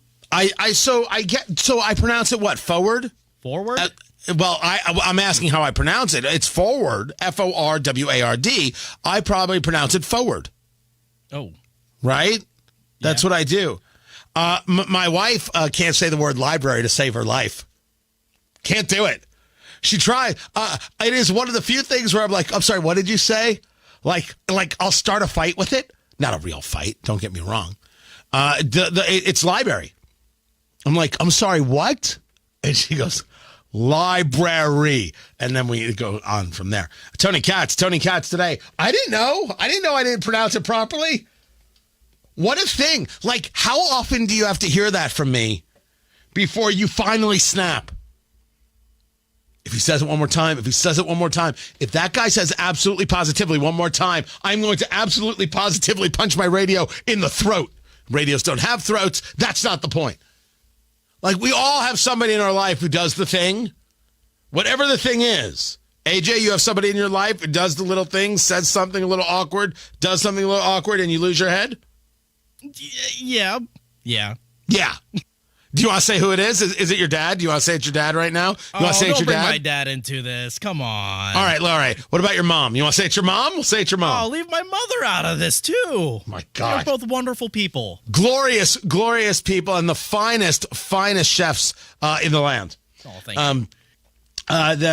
AJ's family does food trucks. They're still in the food truck business, right? Yeah, we're getting a second food truck. Yeah, it's very good. It's very, very good stuff. When it's out there, I'll let you know. I'll tell you. And if you're in the Indianapolis area, you can go grab it. I don't really have that in terms of words. I have it in terms of an action. Okay. If you want me to lose my here's how it goes. You ever hold a fork? AJ, you ever hold a fork? Yeah. I wasn't asking you. I was saying in general, but now I'm asking. You ever hold a fork? Okay. There's a way to hold a fork, and how the fork rests in the fingers, and how you properly eat. There are people who will make a fist. They'll make a fist, I tell you, around the fork. So the top side of the hand up, not necessarily from underneath, but from the top. And they'll grab the fork in there, and they will use the fork not as was intended by God, but as like a shovel kind of device, as if they're part robot and the fork is an extension of the arm, and they will take the food and just jam at it and then shovel it in. Do you know what I'm talking about, AJ? Yes, I know what you're talking about. Yeah, there's a place in hell for those people. Yes. They're going to burn with the power of 1,000 suns, and it won't be enough. Those pause moments where you eat and you're like looking at them like, whoa. Wait, do you mean pause like you have to take a pause, or pause like it looks like they have pause because they're eating like freaking animals? I have to take a pause because I'm seeing it myself. Oh, my God. It's obscene. Now it's coming out on Twitter. Jeff, who once said, Tony, why do you pronounce reposado wrong? I used to pronounce it Resposado. I did that on a podcast. I was like, why? We're talking about tequila. I'm like, I don't know. I did that the other day with a cigar. The Micarita. I think I got that right now. Which is from Dunbarton Tobacco and Trust. And it's his latest one. Called the Saka Khan. Steve Saka makes the Micaidra. See, I did it right there. It's mi querida. And I keep saying it as mi queridra. And I don't know why. But that's the way it is in my head. And I'm trying my best to work through it. I don't know why that happens. I have no idea. But like, there comes a moment where you're like, dude, you have to make that stop. Like, for example, if somebody's a loud chewer, that can be pretty annoying. I never notice that unless it's my kids, in which case my kids should find someplace else to live. I have actually told them to leave the room because the way they eat is totally unacceptable. Is that bad parenting? I don't know. I don't. I just can't. I can't. They're wonderful. Oh, they're excellent kids. I am thrilled with the people that they are. But every now and then, it's just like they have no recognition that somebody else could possibly be in the state with them, and the chewing is just so absolutely massive. Oh, it's awful. I don't know what's worse, that chewing or this.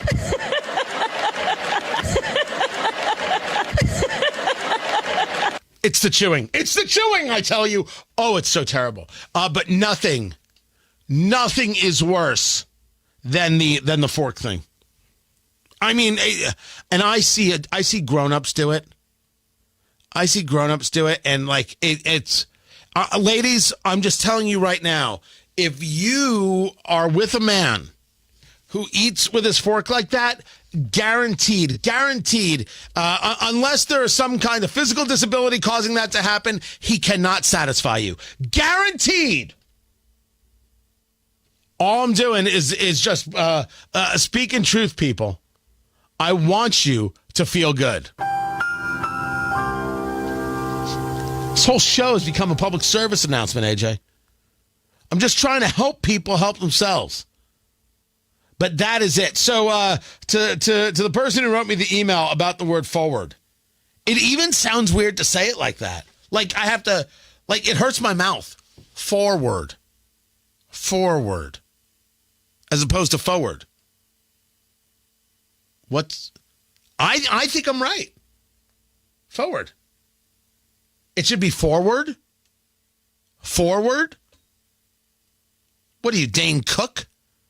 Forward? I don't. No. Reposado, yes.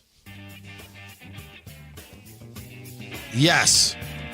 And by the way, if you're looking for a cigar this weekend, now you can smoke with what we smoked at Eat, Drink, Smoke.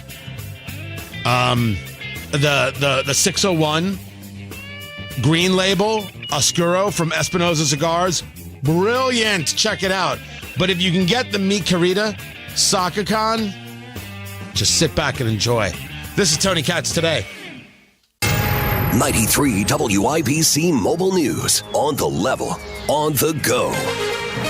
It's an unstable forecast, to say the least. 51 and cloudy. I'm Donnie Burgess. Here's what's trending at 1:30. You might expect it to start warming up in Indiana, given that it's April. John Herrick reports that's not quite the case. Indiana's experiencing cooler than normal temperatures for this time of year, a trend that continues past this weekend. As we go through next week, it looks cool, but not much cooler than normal. We'll probably see a number of days in the 60s next week. And Mike Ryan with the National Weather Service says in the mornings, though, during that time, you may have the occasional frost on your car or lawn. John Herrick, 93 WIBC Mobile News. The White House is exploring the world of artificial intelligence. The Department of Homeland Security said it's forming an AI task force, and one of the top priorities of the task force is the responsible use of AI.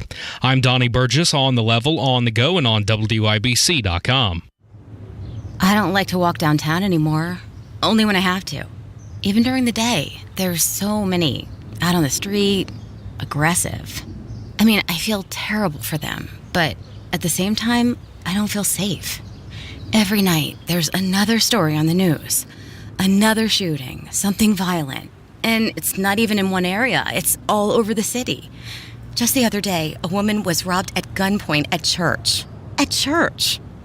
I heard that so far this year, our murder rate is higher than Chicago. Chicago! I'm proud of Indianapolis. That's just not what I think of, what I think Indianapolis should be. The only thing I can think to do differently is I have to vote differently, starting now, until it gets better. So I'm going to vote for Shreve in May. Maybe Hogsett gets the message. Or maybe we get a new mayor in November. Paid for by Shreve for mayor.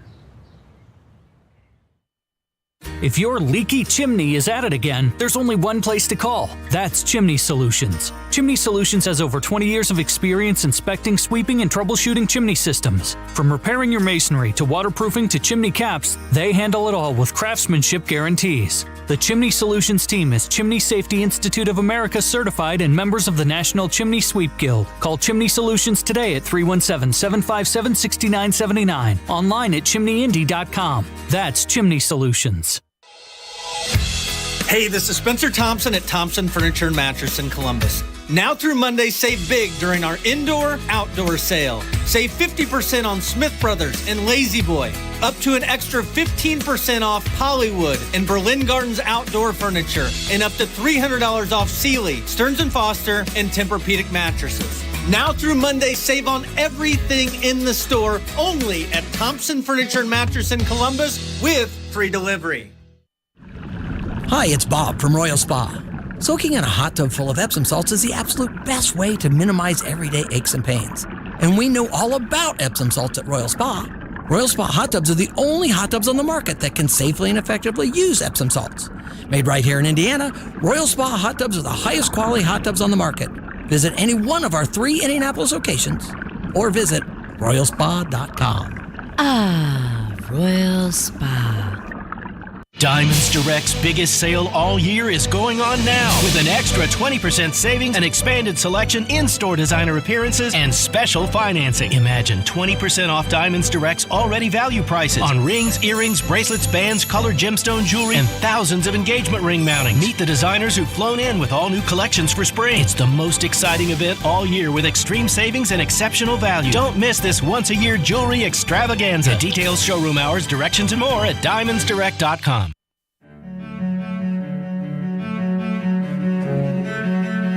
Meet Detroit Lions general manager Brad Holmes.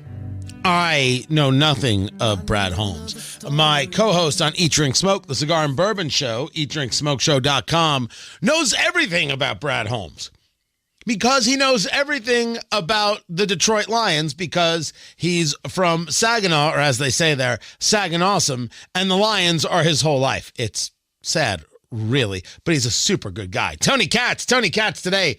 It's good to be with you. Find everything at tonykatz.com. Brad Holmes wore a sweatshirt to a press conference, and it reads, "I support women and girls in sports."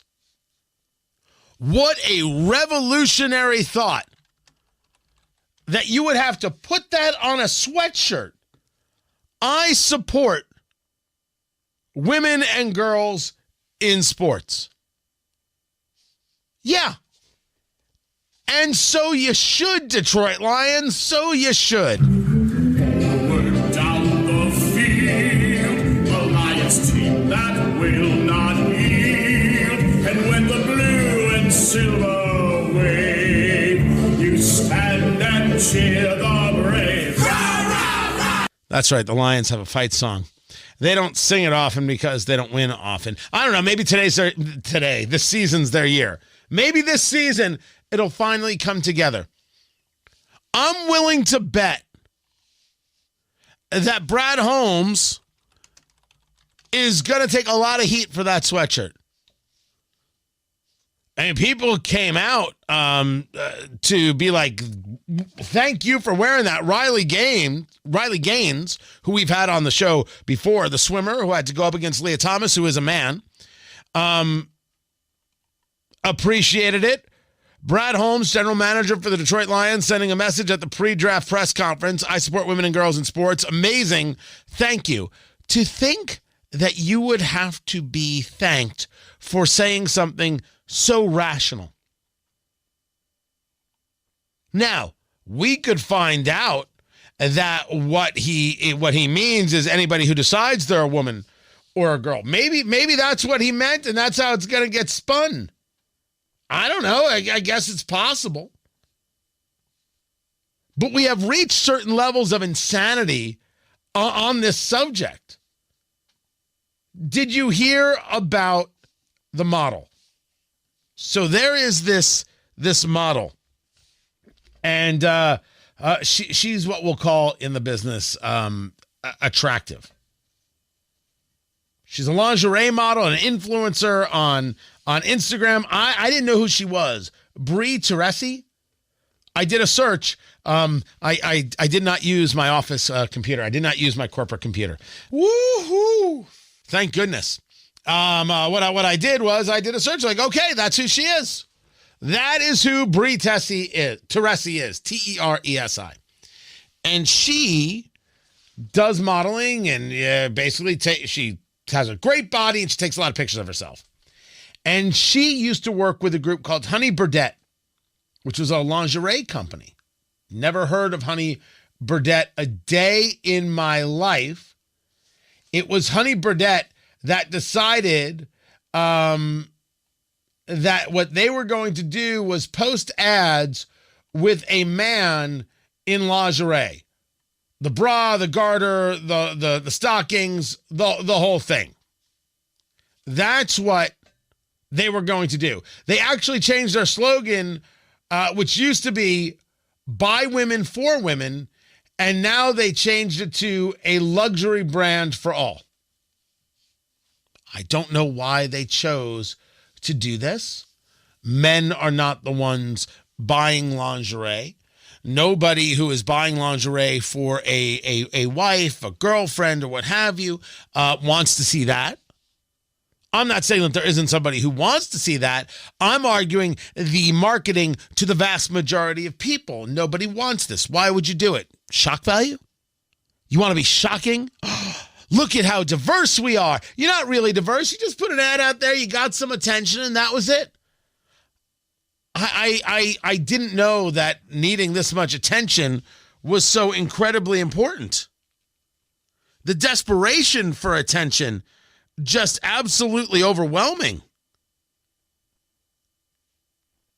People need attention more than they need oxygen. That seems to be very, very clear. And I know it's always strange. Tony, you're on the radio 6 hours a day. You then have a weekend radio show. You do all the videos. There's TV stuff. Who's talking about attention? I'm paid for the stuff that I do, and it's a discussion of politics. You're absolutely right. I'm just whoring myself out there. I know who my market is. I know who my audience is. I know how to try to expand my audience. And one of the things you don't do is violently insult your audience or totally dismiss it. You know, I'm given heat for Eat, Drink, Smoke.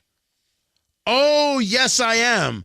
I am given heat for Eat, Drink, Smoke because, Tony, it's cigars and bourbon, and you're known as a political guy. You need to be doubling down and tripling down on the politics. You can't dilute the brand with this other stuff. Screw that. I am the second book, hopefully, will be out in the next 2 months. Let's Go Barbecue. The first one was Let's Go Bourbon. And I want to write these books. I'm going to do it. Well, I'm going to be told I can't do it.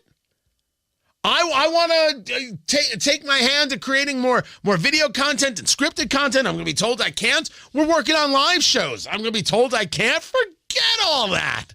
Of course I'm going to do these things because I believe that these brands are actually interconnected. These audiences are actually interconnected. And I can make an argument for it that is sound and solid. You know who can't make an argument?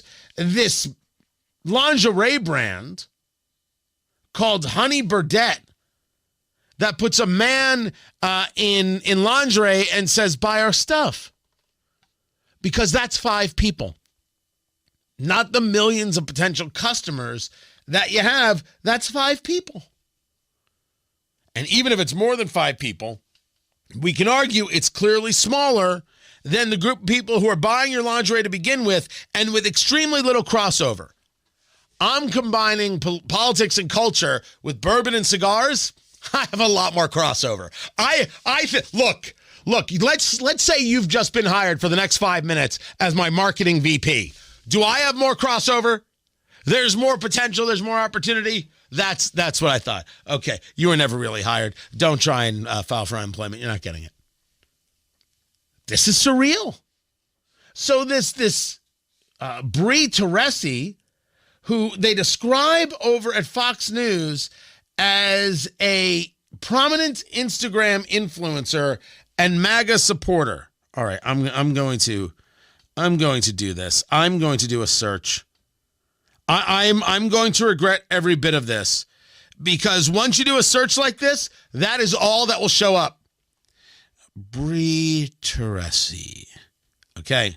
All right, I'm doing it. 1.4 million followers. Okay. That's some influence right there. Making golf sexy again. Florida and California. And yeah. This is also not done on a corporate phone. You know, I'm just saying, don't do this at work. Whatever you do. I see she's doing a tremendous amount of influencing, though. Yes, I personally feel influenced as I look through this. Influencer.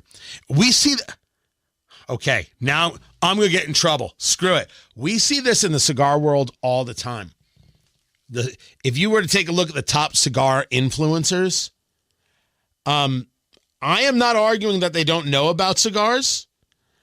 But if you take a look at the top influencers, the women who are the top influencers, and they're all women, I don't know if people are following them because of their cigar knowledge. Now, I want to be full disclosure. I don't think people are following me because of my cigar knowledge. I think they follow the show because it's an entertaining show, and that could be good enough of a reason to follow somebody. But what influencers kind of worked itself out to, regardless of the world, is much, much more than about. I do not see very many unattractive influencers. I just want to say, unless, of course, you're talking about this guy with the Bud Light, Dylan Mulvaney, or this guy who is now the lingerie model, who's not a bad-looking guy. He just shouldn't be in lingerie. But yeah, you know exactly what I'm talking about the influencers. You're totally with me. That what is being influenced is not necessarily the product being discussed. Did I say that well? Like is that email worthy, or is it like, wow, Katz he threaded the needle on that one. Solid. Bravo, Katz. Well, nicely done. I don't know which one I'm gonna get. I don't know which email I'm gonna get. Tony@TonyKatz.com. You decide. You decide right there.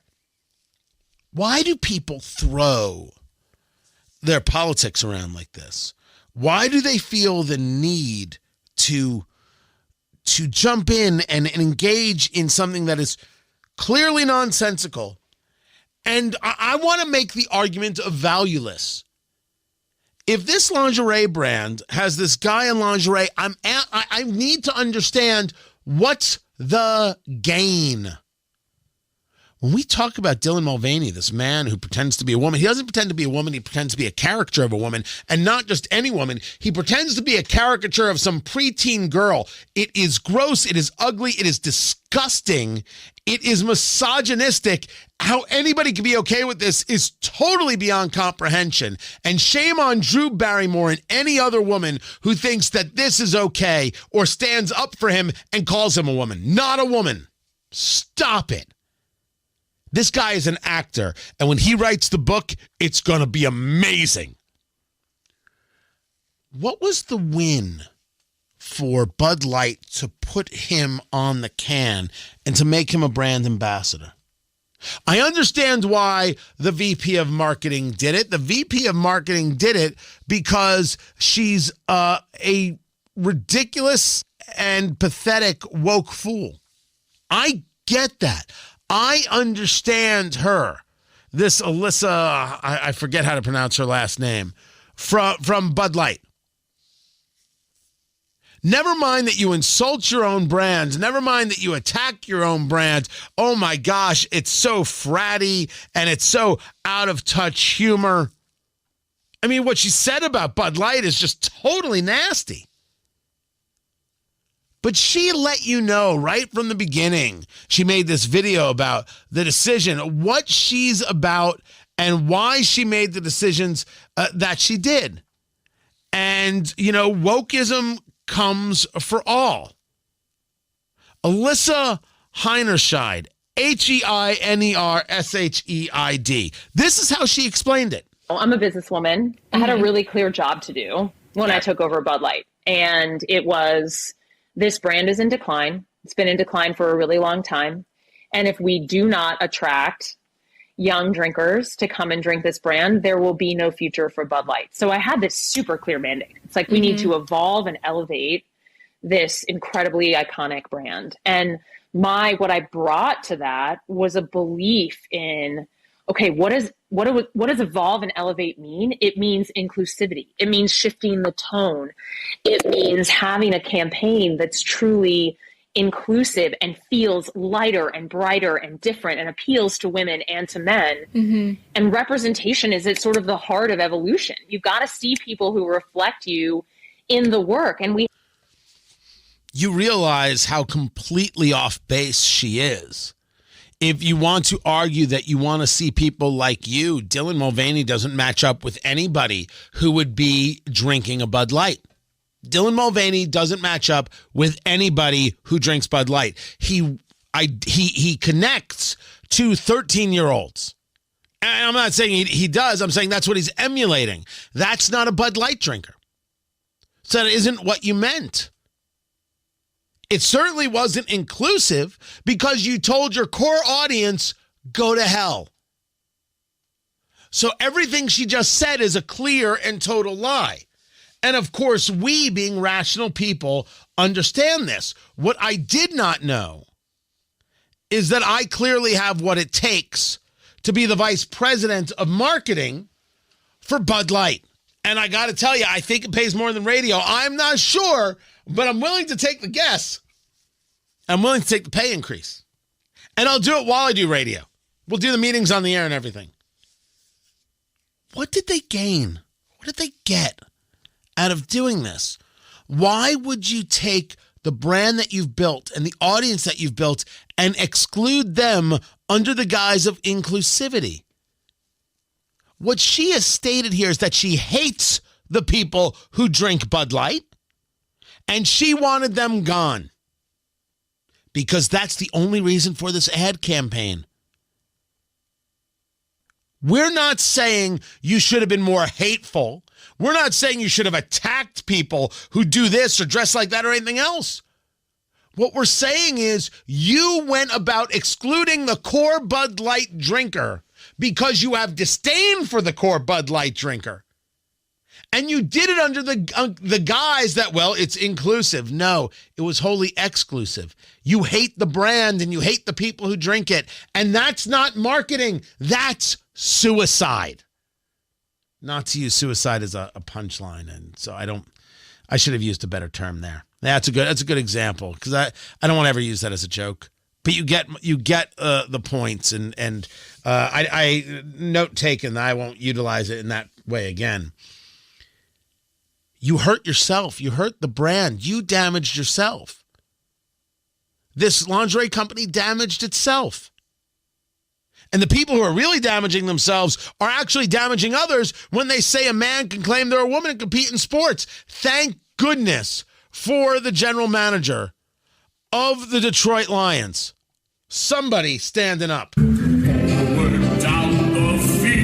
This is Tony Katz Today. That will not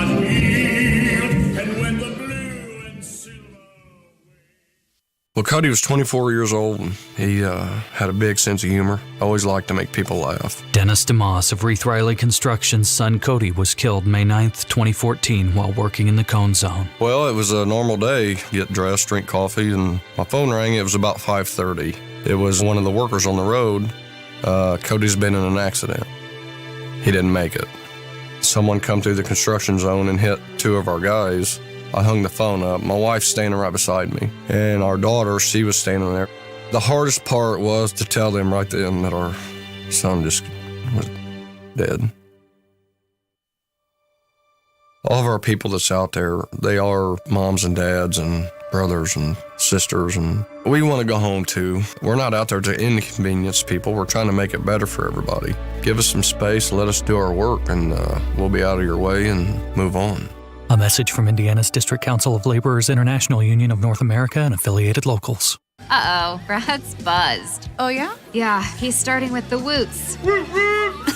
Good thing is, he knows when he's buzzed. Know your buzzed warning signs? Call for a ride when it's time to go home. Buzz driving is drunk driving. A message from NHTSA and the Ad Council. Tamer and Nigel for Window Nation. Everyone loves a smart investment, and there is no better place to put your money right now than in your home. Window Nation has the perfect offer for anyone with a home at least 20 years old. Protect and increase the value of your home and energy efficiency by installing new Window Nation windows. Window Nation is making it insanely easy to do so with 0% interest for 5 years. Plus, Window Nation will give you 2 windows free with every 2 you purchase. Go with the window company that has installed nearly 2 million windows, including mine, by installers with over a decade of experience using only top-of-the-line installation materials, which is why 96% of all installations require no follow-up service. Call Window Nation today and lock in these limited time savings when you need them the most. 866-90-NATION and pay 0 interest for 5 years. The life of your loan, and get 2 free windows with every 2 that you buy. 866-90-NATION or go to windownation.com. Tell them Hammer and Nigel sent you.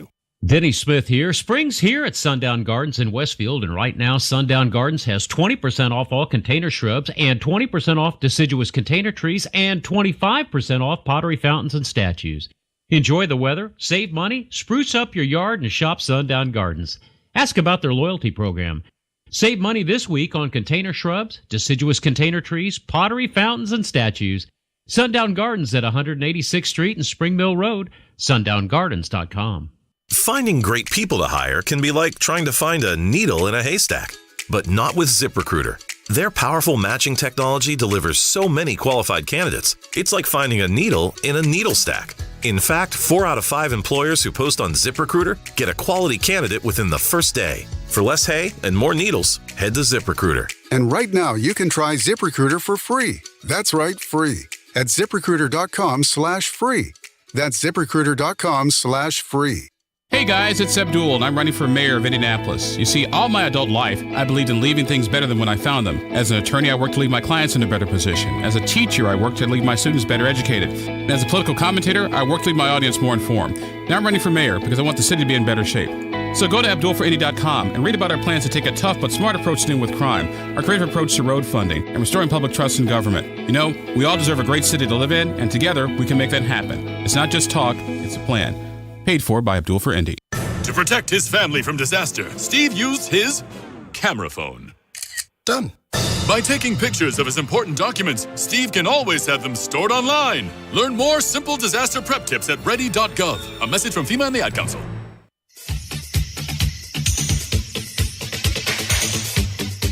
So Elon Musk lives up to his word, and the blue checks are gone if you didn't pay for it. I do pay for it because I want to be supportive, because I like the changes that we're seeing at Twitter. I'm not going to be shy about it. I think this is good. Free speech is better than not. But oh my, the celebrities, the so-called muckety-mucks and bigwigs, angry about losing their blue checks. It is hilarious. It's stunning. And there's a weird little bit of, there's a little bit of confusion that these people have that they got to figure out. I'll explain it. That's all coming up. Find everything, TonyKatz.com, TonyKatz. TonyKatz.com. That's where you find everything we do. And, of course, follow on Twitter at Tony Katz. This right here is Tony Katz Today. My name is Taylor McLean, and my brother saved 5 lives. In 2016, when my brother, Hoosier race car driver Brian Clausen, tragically died in a racing accident, he became a hero because of his decision to be an organ donor. That decision has inspired countless others to do the same. He didn't just give somebody his heart. There were several people that were recipients of him, and that's powerful. NASCAR champ Ryan Newman sat down with Indiana Donor Network and shared how signing up to be an organ donor is bigger than one person. I mean, to think about what you can do for yourself is one thing, but what you can do for so many others is powerful. And I'm just proud to be a part of what Brian and his family had started in Indiana Donor Network and the Driven to Save Lives campaign. Learn more or sign up as an organ donor at driventosavelives.org. Planning for retirement all comes down to what matters most for you. Is it a vacation home? Is it traveling the globe? You could call the team at Howard Bailey Financial to help you plan for your retirement and to help you have a successful and fulfilling retirement. Great things in business are never done by one person. They're done by a team of people, and I'm excited to share that Singer Financial is now Howard Bailey Financial, an Indiana-based retirement planning firm. The Howard Bailey team possesses credibility at both an ethical and professional standpoint. They will deliver you a customized framework that allows you to create the meaning of retirement. Whatever you visualize retirement to be, let the Howard Bailey team customize a plan specifically for you. If you're ready for your best retirement, come forward and see the Howard Bailey difference. Investment advisory services may be offered through Howard Bailey Securities, LLC, a registered investment advisor. Working with Howard Bailey Securities, LLC cannot guarantee investment success or that specific financial goals will be achieved.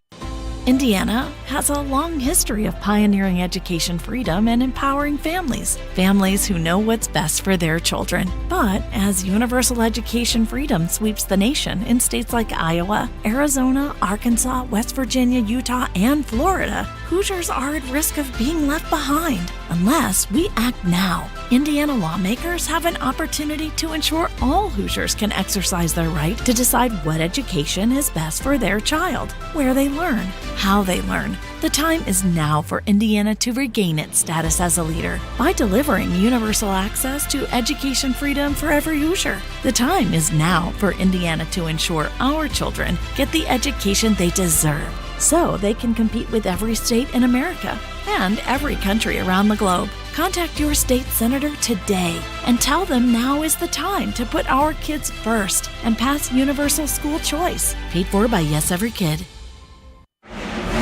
Austin Center here, driver of the Discount Tire, number 2 Ford Mustang, and 2022 NASCAR Cup Series Rookie of the Year. Having the right tire pressure on the racetrack is crucial to my success. Tire pressure is also critical to keeping you safe on the road. Whether it's for safe stopping distances in all seasons or getting the best gas mileage, you want to keep your vehicle's tires properly inflated. Check your tire pressure at least once a month or stop by a local tire retailer for an air check. A message from the U.S. Tire Manufacturers Association.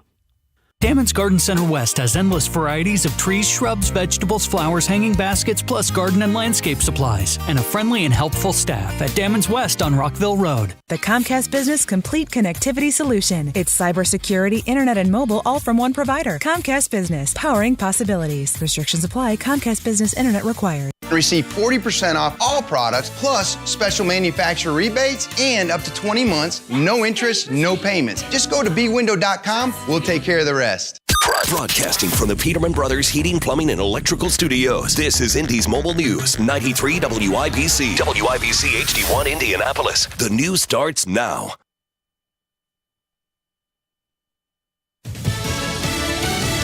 Time's almost up for the U.S. Supreme Court. Lisa Brady, Fox News. The justices facing a self-imposed deadline tonight to rule on a lower court's decision that restricted the use of a common abortion pill. The maker of the drug and the Biden administration argue if the drug doesn't stay on the market, that there will be chaos. More than half of abortions in this country are done by this medicated abortion method. It requires this pill as part of the protocol. But the other side is arguing, listen, the Texas judge got it right. The FDA did not go through the proper steps to make sure that this thing was safe and effective, and so it's got to be rolled back. Fox News Sunday host and chief legal correspondent Shannon Bream. The court extended its original Wednesday deadline to get briefings from both sides. The White House will not confirm reports that the president may announce a reelection bid next week. As a government employee, federal law prohibits me from discussing campaign-related topics from this podium. The spokeswoman, Karine Jean-Pierre, says President Biden has been clear about his intentions. Tuesday marks the anniversary of his 2020 campaign launch. Reassuring words from Sudan's top general, who says the military is committed to a safe transition to civilian rule, even as his forces battle a rival paramilitary group for control. That fighting has left millions sheltering in place while the Pentagon prepares for a possible embassy evacuation. Speaking at Ramstein Air Base in Germany, Secretary of Defense Lloyd Austin says they're moving troops closer to strife-torn Sudan. Our focus is to make sure that we continue to do prudent planning and that we create and maintain as many options for our president as possible. A small number of soldiers have arrived in nearby Djibouti, along with the equipment they'll need for a potential evacuation. One American citizen has died as a result of the fighting between rival military factions. All we've been told is they didn't work at the U.S. Embassy. Fox's Jonathan Savage. America is listening to Fox News. 93 WIBC Mobile News. On the level, on the go. The cops call it a conspiracy. You've got 52 right now, cloudy skies over central Indiana. I'm Donnie Burgess. Here's what's trending at 2:02. 4 men have been charged in a gun trafficking operation, stealing over 200 guns before being caught in Indianapolis. U.S. Attorney Zachary Myers says these are the kind of people responsible for putting guns on the street. And these stolen guns, they're being recovered at crime scenes in Indianapolis, in Chicago, elsewhere in the region. 3 men have been arrested, while the 4th man, Kevin Todd Jones Jr., is still on the run. A second cold front moves through tonight. That secondary cold front is really going to have the greater impact of bringing in even chillier air. We'll probably start our morning on Saturday morning in the low to mid 40s, heading on into the weekend. Forecaster Mike Ryan says high temps won't reach 80 degrees again for at least the next 2 weeks. Your time is 2:03. Give your small business one tech solution that checks all the boxes. It's all here with the Comcast Business Complete Connectivity Solution. It's cyber threat security for peace of mind. Check. The power of the largest, fastest, reliable network for small business. That's a triple box check right there. And save up to 75% a year on your wireless bill with Comcast Business Mobile. Check and cha-ching. It's everything you need to keep your business connected. From the company powered by the next generation 10G network. The Complete Connectivity Solution. Get started for just $49 a month for 24 months when you add mobile. And ask about an $800 prepaid card. Comcast Business. Powering possibilities. Ends 5/21/23. Restrictions apply. Requires 2-year agreement, EcoBill, and autopay. New 100 megabits per second internet and security edge customers only. Equipment, taxes, and fees extra. Compares weighted average of top 3 carriers. Taxes and fees extra. Reduced speeds after use of monthly data. Savings vary. Do bank closures, inflation rate hikes, and the roller coaster of the market frighten you as much as it does me? You need to call Oxford Gold. Securing your IRA or 401k with real gold and silver is a portfolio protection plan, and Oxford Gold has made it as easy as 1, 2, 3. One app, one call, and you pick the precious metals. That's it. You now own real precious metals. Call Oxford Gold today and learn more about the 1, 2, 3 protection plan at 833-404-GOLD. That's 833-404-GOLD. We've all dealt with a contractor who doesn't make you a priority. At Indy Decorative Concrete, we are invested in each of our customers and strive to make the project effortless from start to finish. Indy Decorative Concrete. Big enough to service, but small enough to care. For your free system replacement analysis, give Family a call today at 317-577-8077. Family Heating and Air is your trusted local independent American Standard heating and air conditioning dealer. When you're high, you feel different. But if you feel different, you drive different. So don't drive high. Brought to you by NHTSA and the Ad Council. This hour is powered by Dammons West, Indiana's most complete garden center. Traffic at 205, State Road 252, closed due to a crash involving a semi. That's between Sedgwick Road and Wild Cherry Lane. State Road 37 northbound down to 1 lane due to road work. That's northbound between Epler Avenue and I-465. I-465 eastbound stop-and-go traffic between Kentucky Avenue and Harding Street. And I-69 northbound also stop-and-go traffic between State Road 28 and State Road 26. The forecast from the American Standard Cooling Weather Center. Scattered showers through the afternoon and cooler temperatures, highs in the upper 50s to around 60. Showers again likely overnight and a low down to 44. I'm Wish TV Storm Track 8 meteorologist Marcus Bailey for 93 WIBC. On the level, on the go, and on WIBC.com.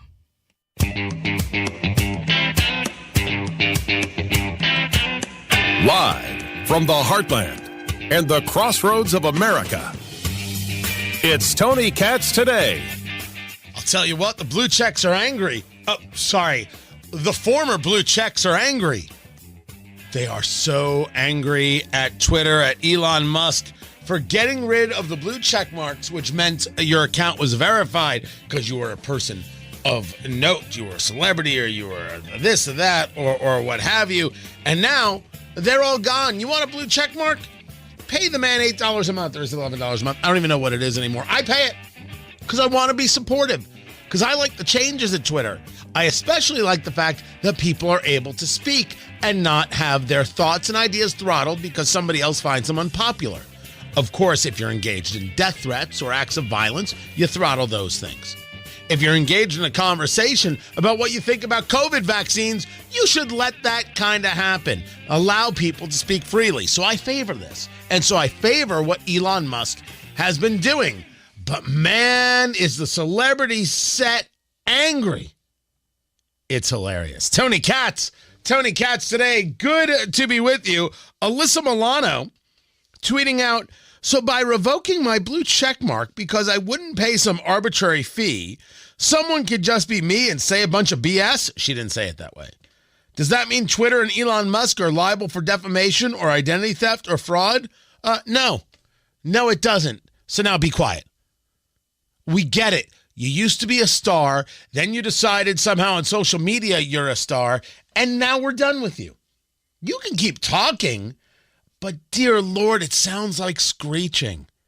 Everything is always everybody else. No grace, no decency, and no recognition that you can go about paying the $8. You don't have to use the service if you don't want to. Can someone pretend to be you? Yeah, and that can happen in any situation. There's a reason when a new service starts, I register and try and get my name. Of course I do. Of course, because I don't want somebody else to get it. That's part of the social media problem. Let's be clear. Alyssa Milano and I could agree on this, that there is a social media problem with the idea of reputation theft. That's very true and very real. But you don't like it, that's your problem. Twitter doesn't owe you anything. Are there going to be lawsuits? I don't see it. Because there was a time where nobody was verified on Twitter, and then they added the system. Joe Walsh, the former congressman, blue check is gone, life goes on, and Elon Musk still doesn't know what he's doing. How does Elon Musk not know what he's doing? You don't agree with it, so he doesn't know what he's doing? He's sending people to space. He is rebuilding Twitter in a way that it works with far less people and allows more people to speak out. He doesn't know what he's doing? What does one do with that information that is so petty and small from the former congressman and former radio host who decided to be never Trump, and, well, the rest is history? It's petty. And what was the one from Bette Midler? Oh, I have it. I know I have it. Bette Midler went out of her head about this. Like, how dare you take my check mark from me after everything I've done for this platform and everything I've put out there. I didn't realize they owed you something. I didn't realize it was a quid pro quo. What is it that they possibly owe you? Because of your name?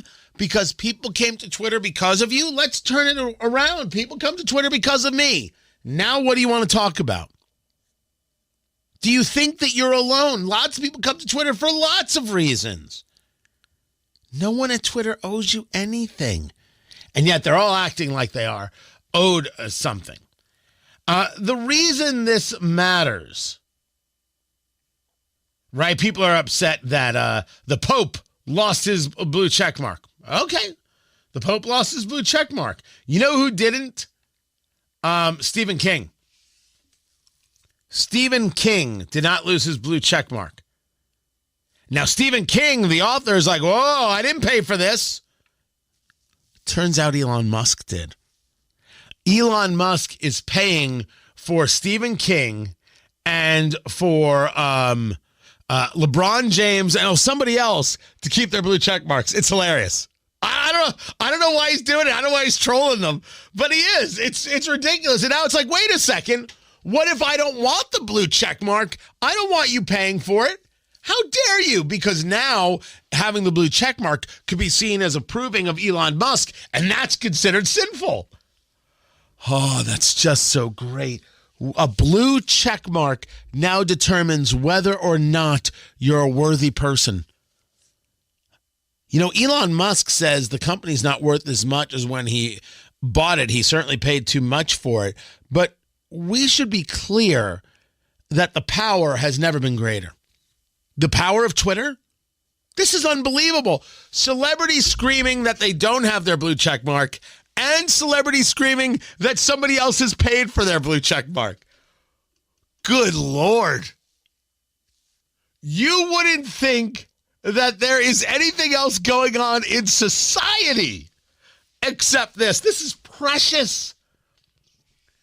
I'm curious as to what it says about us as a society. Is there this somehow this thing that the check mark was a proof of it was your badge? I mean, is that the society that we're in? We're all Americans, but some are more American than others. It's Animal Farm, right? All the animals are equal, but some are more equal than others. What Bette Midler, I finally found it. What Bette Midler tweeted was, Elon took my blue check away. I'm unverified.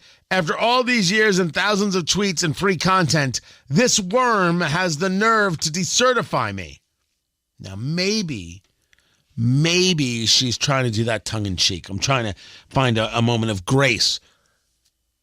Worm? He owns the company. He owns the company. He free content, he has to pay you? Let me ask you, can I use your songs without paying you? Can I just... We're asking a question about what makes you think you're so valuable. You mean, how dare the owner of the company tell you that if you want this badge, you have to pay for it? That's like you demanding I have to pay for your music. I should just be able to use it anywhere I want, anytime I want, and profit off of it. There is a big question about what this is saying to us, what this is telling us about where we're at in society. Twitter is downhill because of Elon Musk. Twitter is just a racist cesspool because of Elon Musk. Twitter has a rise in hate speech because of Elon Musk.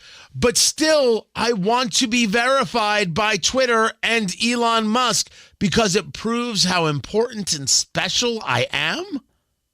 No, wait, sorry. It proves how important and special I am. See the difference? Wow. I mean, that's something. This is such a, would you call it a sociology experiment? Because it's amazing. This is amazing. Twitter is terrible because of Elon Musk. Twitter is bigoted because of Elon Musk. How dare Twitter not verify me? I swear, today is a day of looking at things in a completely new way and realizing how nuts it is. It's nuts. This is surreal. I pay for the blue check mark. Now, sometimes it shows up and sometimes it doesn't. On my iPhone, it shows up. Like I am me and there's the blue check mark because I know I paid for it. I wanted to be supportive, so I paid for it. But yet on the website, it doesn't. What if I go to, cause I use TweetDeck so I can see a bunch of things at once. What if I go just to Twitter? If I go to Twitter online, do I appear? Do I go to my profile? Is that it? Yeah, no, blue check mark's there. According to Twitter, my blue check mark is there. So, okay, I did pay for it. Only proving I'm more important than Alyssa Milano and Bette Midler. Ha! Hocus pocus, Anyway, the things that people get riled up about are not necessarily things that are worthy of being riled up about. There are serious issues out there, big issues out there, important things out there. so-called celebrities, actual celebrities, screaming that some website didn't give them a badge that they didn't pay for. We're at a whole new level. What makes somebody complete? What makes someone full? Somebody else giving you a blue check mark. That's what makes you a fulfilled person? That is sad and pathetic. This is Tony Katz Today. Governor Holcomb, I love how high school sports teach the importance of the journey. I couldn't agree more, Commissioner Indy. Before any measure of success is achieved, like making a winning play or earning a state championship, student athletes go on an essential journey that humbles and teaches them every step of the way. The lessons learned along the journey of high school sports are about so much more than just the game. Student athletes learn how to persevere through adversity, never give up, and to get better every day. This second classroom teaches the skills, behaviors, and attitudes student athletes need to be successful on the playing field and in life. There's no better training ground for today's teens on their way to becoming tomorrow's leaders. Support the vital work of education-based athletics by buying a ticket to your high school's athletic events. This is keeping education in front of athletics. This is the journey of high school sports. This is your IHSAA. Kendall and Casey. Indiana's last call, by the way, 3 a.m. Why is there even a time for call? If you want to drink, as long as you want to drink. Don't have to go home, but you can't stay here. And you would say, but where are you supposed to go, Casey? Home. But you can't. Go home. I'm not trying to indict myself here, but there are many times where you got to go. Where am I supposed to go? I can't drive home. Kendall and Casey, weekdays 9 till noon on 93 WIBC and WIBC.com. Michaelis presents Password.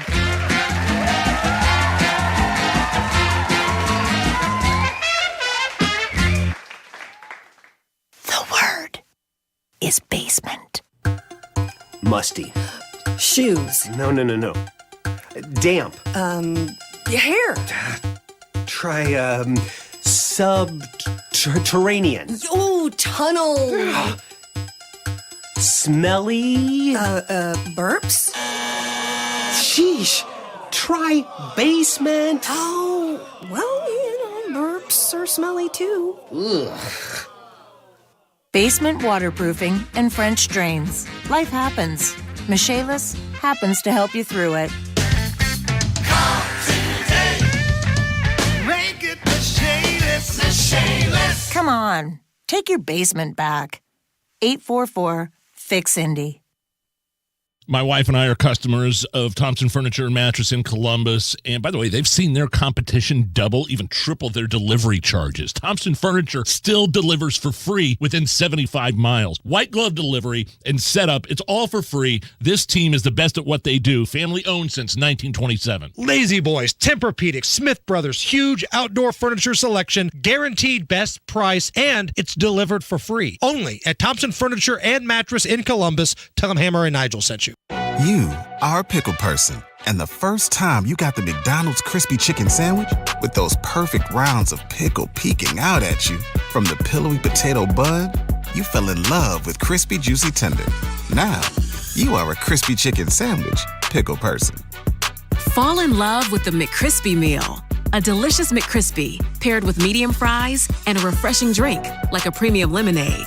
At participating McDonald's. Ba-da-ba-ba-ba. Hi, I'm Ryan Blaney, driver of the discount tire number 12 Ford Mustang. Wonder what gets me through to the checkered flag? A quick pit stop to check my tires and wheels. No matter where you're driving, properly maintained tires can make all the difference in tough weather conditions and when it comes to needing safe stopping power. Book a safety check online to get your tires inspected at a local tire retailer or do a quick tread depth check at home. A message from the U.S. Tire Manufacturers Association.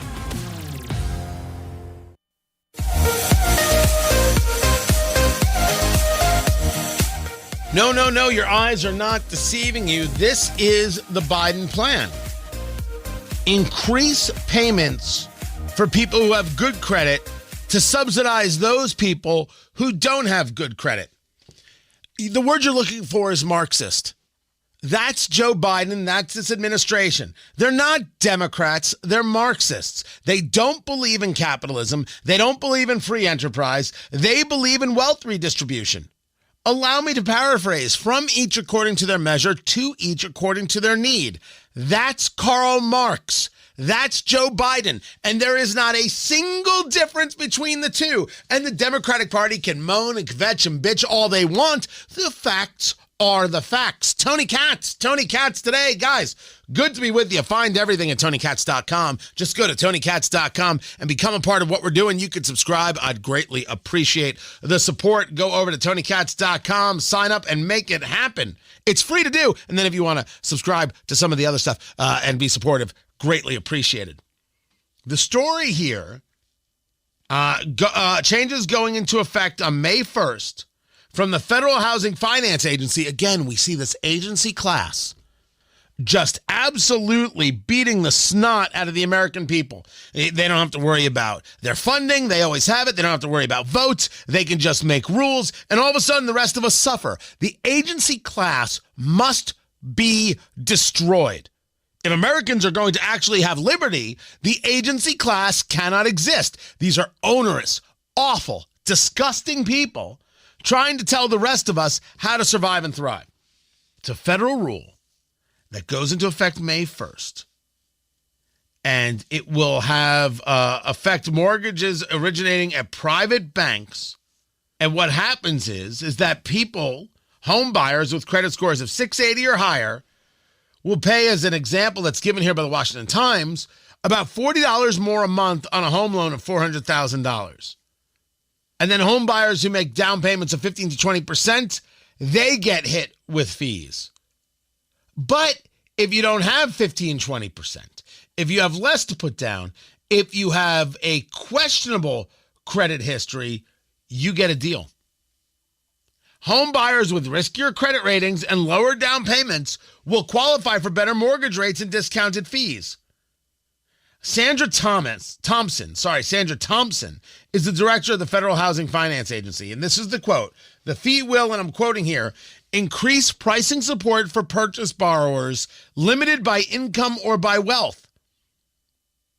And that the change will be minimal in terms of the fee, and it will ensure market stability. What is supposed to prevent or make people decide what they can afford is what they can afford. So being limited by income or wealth means you buy a smaller house.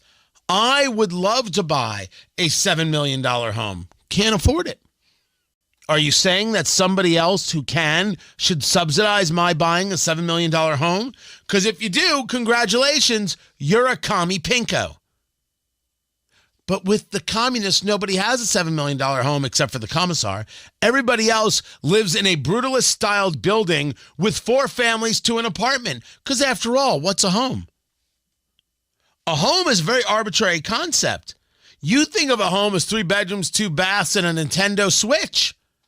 They think of a home as a roof and a sometimes working toilet. And anybody who they can shove in there, they shove in there, because after all, nobody's better than anybody else. What? You deserve more because you're special? No, the commissar needs more because they're the commissar. The people who push socialism, I have said this for 1,000,000 years, I'll say it for 1,000,000 more. They always believe that it's going to work out for them in some special way. They don't understand that they're going to get pushed to the bottom because the circle, the inner circle of the communists, of the socialists, always gets smaller and smaller because some people have to be excluded in order for the power to properly be controlled. So one day you're on the inside of the circle and everybody else is getting affected and you're eating fresh fruit, and that's great. And the next thing you know, you don't got no fresh fruit because you got pushed out.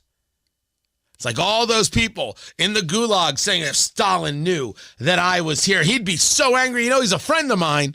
And that's why you're in the freaking gulag. Because all communists become more and more paranoid because they know that they're liars, they know that they're thieves, they know that they're fraudsters, and so is everybody else around them, and they don't know who to trust. So the circle gets smaller and smaller as the paranoia grows and grows. This isn't some kind of theory. We've watched this happen. We know this is how it works. And this is our federal government saying from each according to their measure, to each according to their need. This is Marx. It can't be said in any other way. Do you want the actual quote? I'll give you the actual quote. Here, I believe it's right here.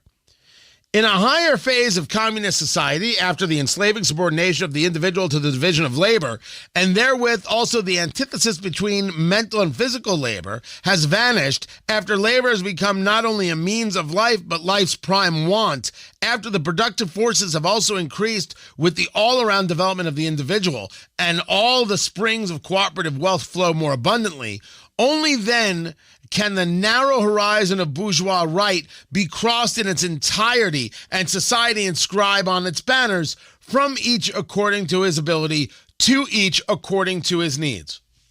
So that actually is a critique of the Gotha, which is based on the letter from Marx that was written in, the 1800s sometime. And there is absolutely no difference between what I just read you and what it is that the Biden team is putting forth. There is no difference. And Biden and his team are taking it on the chin with this one. They're calling this unprecedented, saying it's not the way to bring in more home buyers. And you know who's saying that? David Stevens. David Stevens was the Federal Housing Administration Commissioner under Barack Obama. When Obama thinks you're too much of a commie, dear Lord, you're too much of a commie. But you understand that when Joe Biden says he's a capitalist, Joe Biden's lying out of his you-know-what.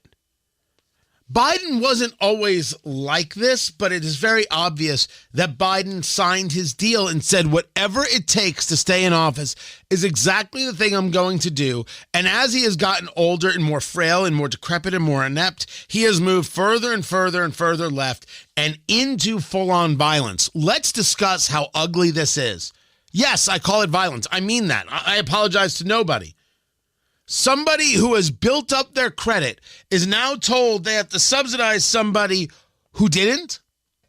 I'm a guy who had good credit and then lost it all, and my credit went to pot. I never, ever declared bankruptcy, but I accepted the fact that my credit was going to go to hell, and I would work with whoever I owed money to, get them back. We would come to deals. We would settle. Everybody would agree, and fine. And I did that and then battled my way back for years. Now, all of a sudden, for doing the hard work, for doing the right thing, for getting everybody paid back, I should suffer? Forget me. You should suffer? You've made right choice after right choice after right choice. You never overextended. You didn't buy the things you couldn't afford. And now you're buying a house and getting your life on track. And the next thing you know, you're told you have to suffer because somebody else didn't, regardless of how it came to be. When the Obamas know that it's nuts, well, that should be enough. That should be enough. This Biden administration is ugly and obscene and filled with hateful people engaged in hateful policies. Dear Lord, you better vote come November 2024. You can't vote for this. This is going to get you destroyed. Don't you know that yet? Don't they? Well, I think this is a pretty big wake-up call. I'm Tony Katz. 93 WIBC Mobile News. On the level, on the go. It's about to be a chilly spring for a while. I'm Donnie Burgess. Here's what's trending at 2:30. Temps are falling, but so are the chances for severe weather. Even though there are chances for rain at times this weekend, you won't get much more than the occasional rumble of thunder with that, says Mike Ryan with the National Weather Service. Severe weather, no. I think the pattern doesn't really support that at all. I think we're done with any severe weather here in central Indiana, probably until some point in May. And similar trends across the rest of the state, too, he says. Temperatures will also be around 60 throughout next week for highs, which is cooler than normal, but not by much, he says. John Herrick, 93 WIBC Mobile News. The Indiana State Fire Marshal's office wants to talk to anyone who worked at the plastics warehouse in Richmond. The office says it's trying to reach anyone who worked at the former My Way trading plant to see if they know anything more about the building and how it was maintained. On the level, on the go, and on WIBC.com. Hi, this is Denny Smith, and it's springtime in Indiana, and that means everything from allergens and irritants to dirt and mulch are being tracked into the home, and between the kids, the dogs, and even ourselves as carriers of this junk onto the floors and carpets, it's time to call Zero Res. Zero Res is part of my defense team for my allergies, and they really get the allergens and irritants out of my carpet and upholstery with their patented ZR water for a lasting spring clean. I used to dread the pollen explosion in springtime, but Zero Res has really helped me tame the beast. Best of all, Zero Res does it with no soap, no residue, no harsh chemicals. And the techs are the best in the industry, trained in extraction techniques that just work to get your carpets and upholstery really clean. With Zero Res, things just stay cleaner longer with a softer and fluffier feeling that you'll absolutely notice. And right now, when you mention WIBC, you get a 20% discount. Call 388-5141. Again, that's 388-5141, or schedule your appointment online at zeroresindy.com. Owning a business comes with pressure. There's a limit to what I can do and still keep employees engaged. Fortunately, there's Insperity. They put 30-plus years of HR experience to work to help me with hiring, training, HR administration, and compliance, while giving my employees competitive benefit options. And because I'm able to focus on other priorities, my employees can thrive and my business can grow. With Insperity, nothing seems impossible. Insperity, HR that makes a difference. Wake up and text. Text and eat. Text and catch the bus. Text and miss your stop. Wait. Text and be late to work. Sorry, I'm late. Text and work. Text and pretend to work.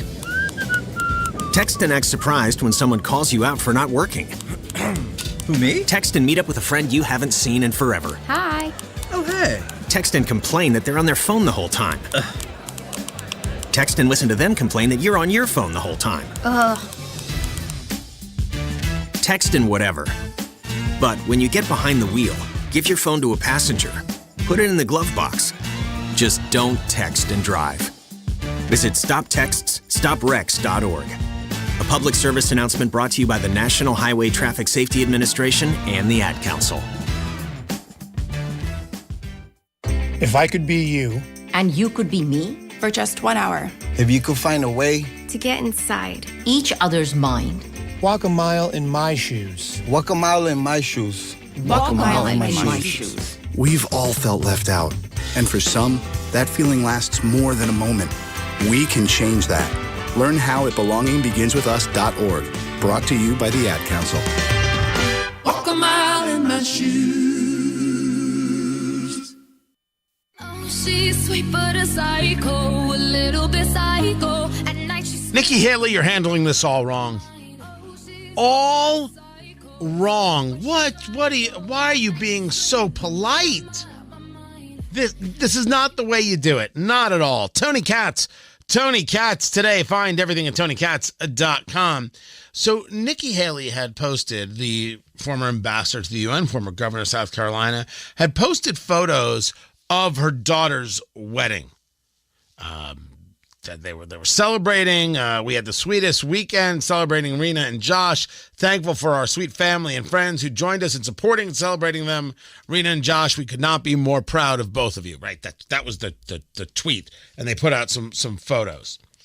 And so the picture of the family is there, and the bride's wearing a white dress, and Nikky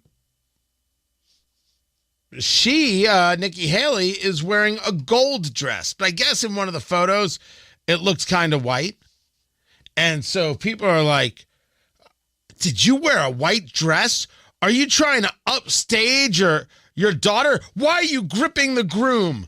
She's got a picture where she's standing next to the groom, and her left hand comes across her body and attaches to his left arm, right? Like holding on, right? A sign of affection for her new son-in-law. And so she's wearing this dress, and they're like, you can't believe you're wearing white.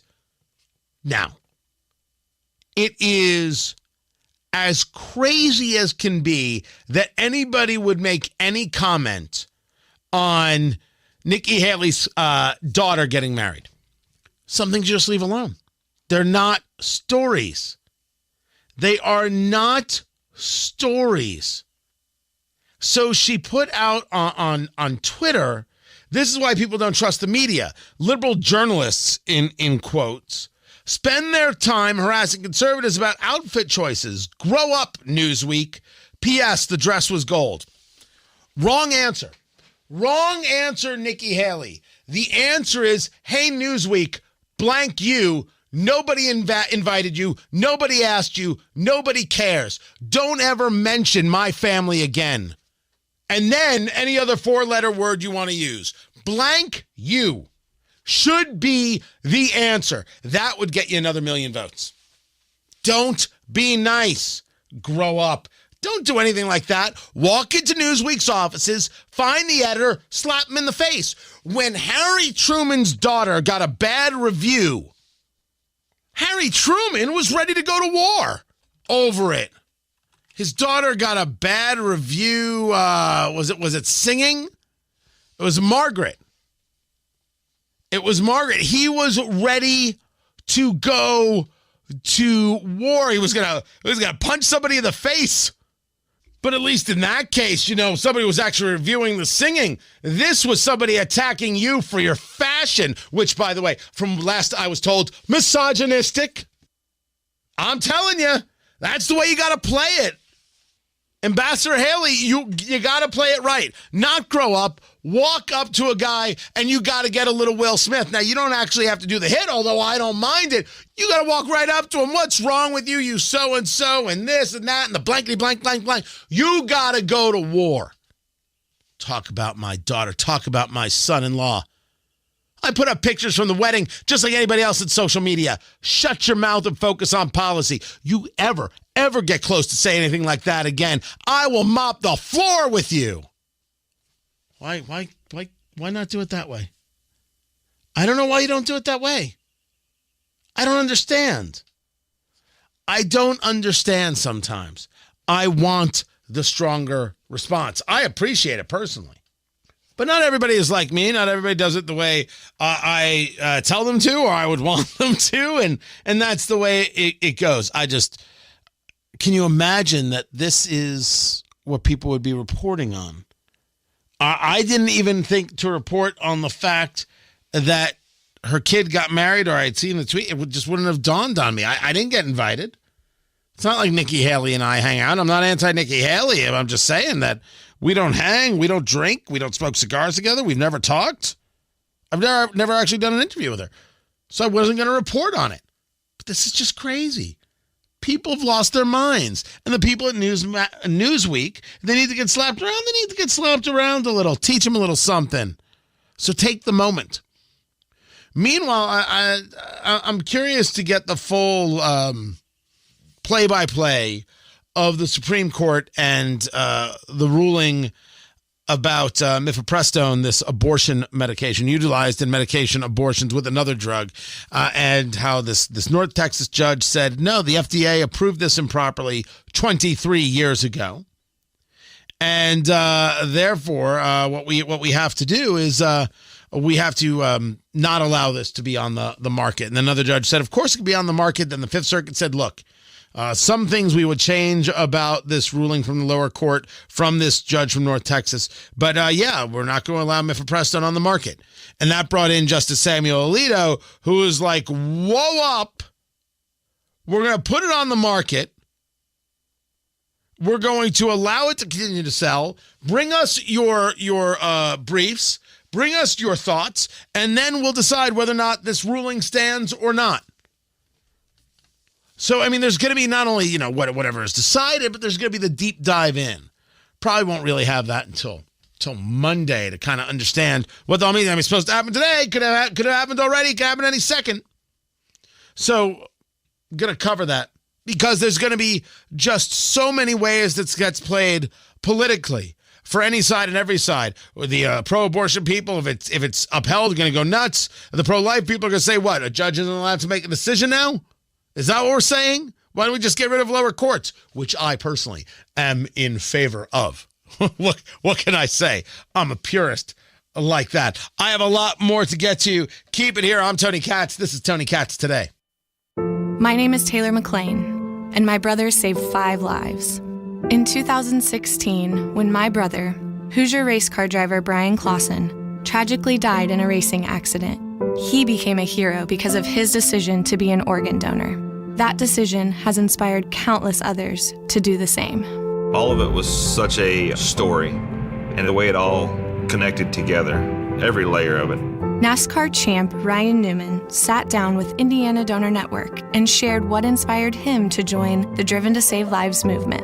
The reality was he did a great thing, but the chain of events and how it affected other people, I believe, made him a legend. Made him somebody special, even more special than just being a race car driver, than just being a friend or a family member. When you're giving like that, you become legendary. Join the movement and sign up as an organ donor at driventosavelives.org. Asked what kind of family she wanted. She said, a family like yours.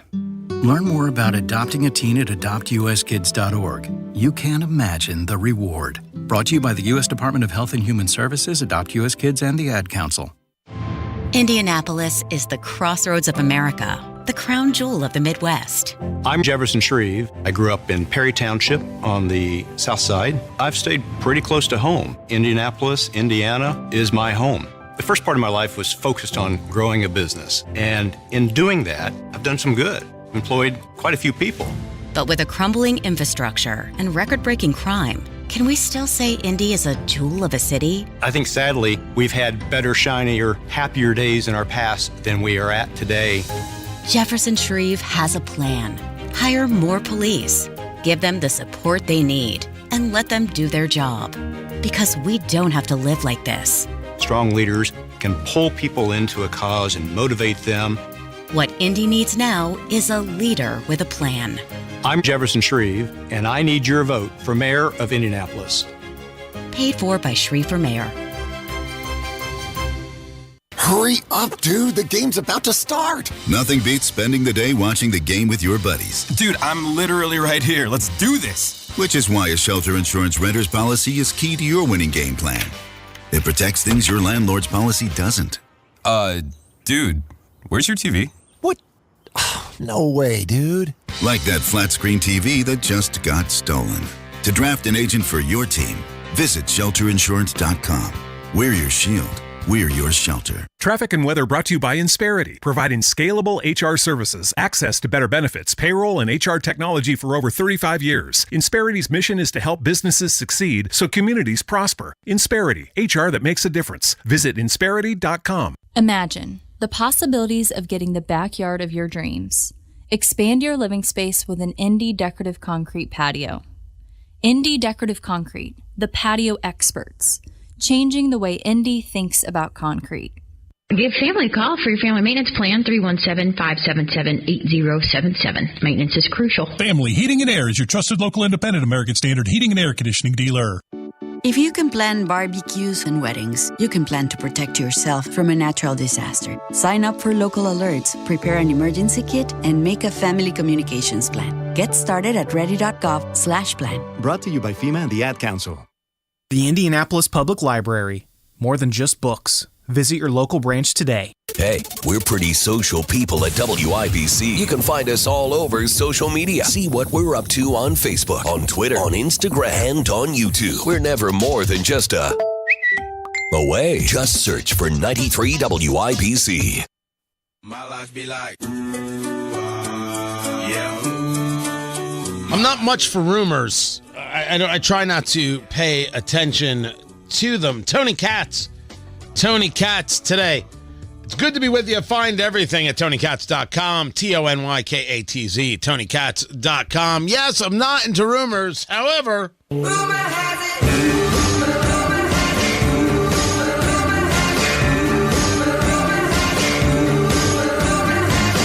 the rumor mill has it that Joe Biden will announce his reelection bid next week, because next week signals the anniversary of when he announced the run for the presidency in 2020.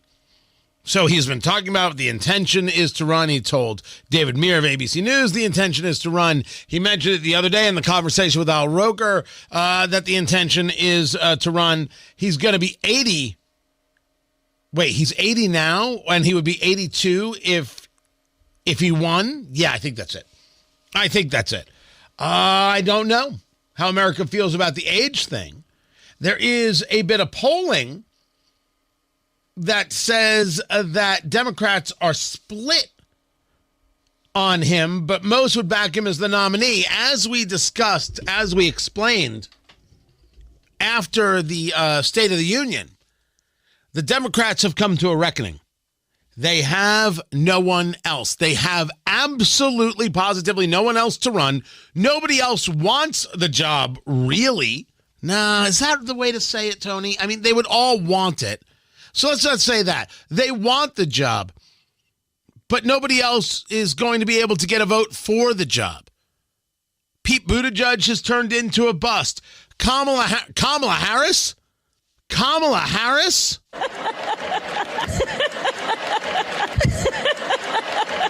Laughable.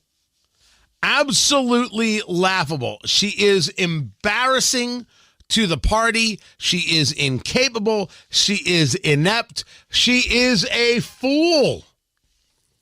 It's not my fault. Don't get angry with me. Am I the one going out there saying the silly things? No, I don't think so. Am I the one going out there sounding ridiculous? No, I don't think so. I am not the one who said this. You know, I think that when we think about the SBA, it's about small businesses, but entrepreneurs are also small businesses.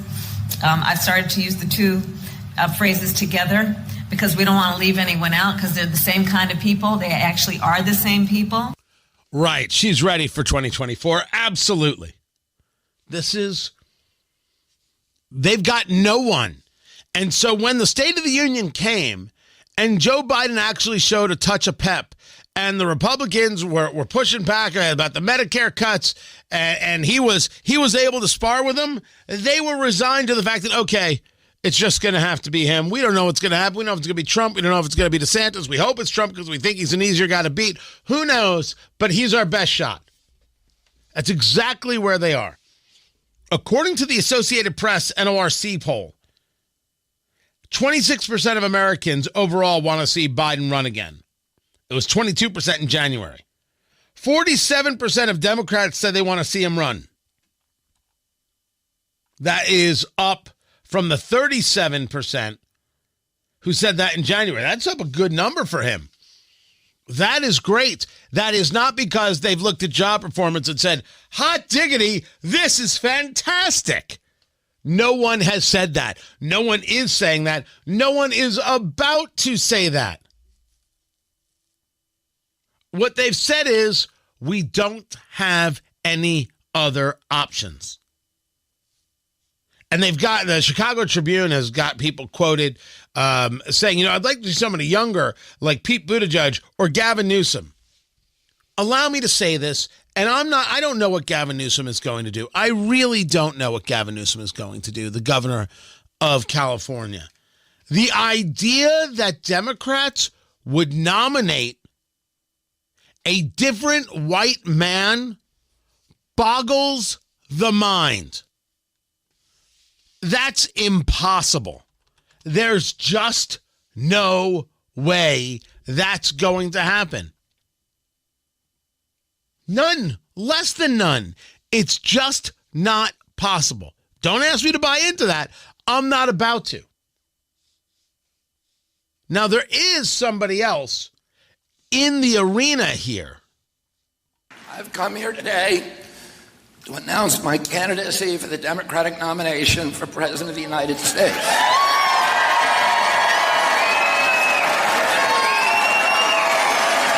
That right there is Robert F. Kennedy. Yeah, that Robert F. Kennedy. The Robert F. Kennedy who opposes the vaccine mandates. That's who he is. There was a USA Today Suffolk University poll that says Kennedy took 14% of Biden's 2020 voters at his campaign launch. Now, I'm not sure what they mean by that. What do they mean? 14% of Biden's 2020 voters flocked to Kennedy when he announced. Sorry about that. I don't know what to do with that information. I'm not quite sure that that is accurate. I'd have to take a look at who was involved in that. Who's involved to get that number? Was that some polling done? What kind of system was used? Likely voters, registered voters? It's always those kinds of questions. And you know me, I don't believe in polls at all. I've been screwed so often. I'm going to be like, you know what? I'm going to go with my gut and move on with my day. That's my plan. That's how I work. I don't know about Robert F. Kennedy's wealth. He's a Kennedy, and that may move some level of Democrats. He has shown himself on the COVID conversation to have been all about putting an end to the idea of force. And certainly being honest about what vaccines do and what they mean. And that has been seen as very, very important. I am kind of fascinated here. And I'm fascinated not because I think he actually stands a shot. I'm fascinated by seeing the kind of campaign he would run. So first you have a Democrat running against an incumbent. That's a story in and of itself. When the political left doesn't count him, what is going to get said? CNN isn't going to interview him, talk to him. He's a candidate for president of the United States. He's a fringe candidate. His last name is Kennedy. You don't get to call Kennedys fringe candidates. That's pretty weird.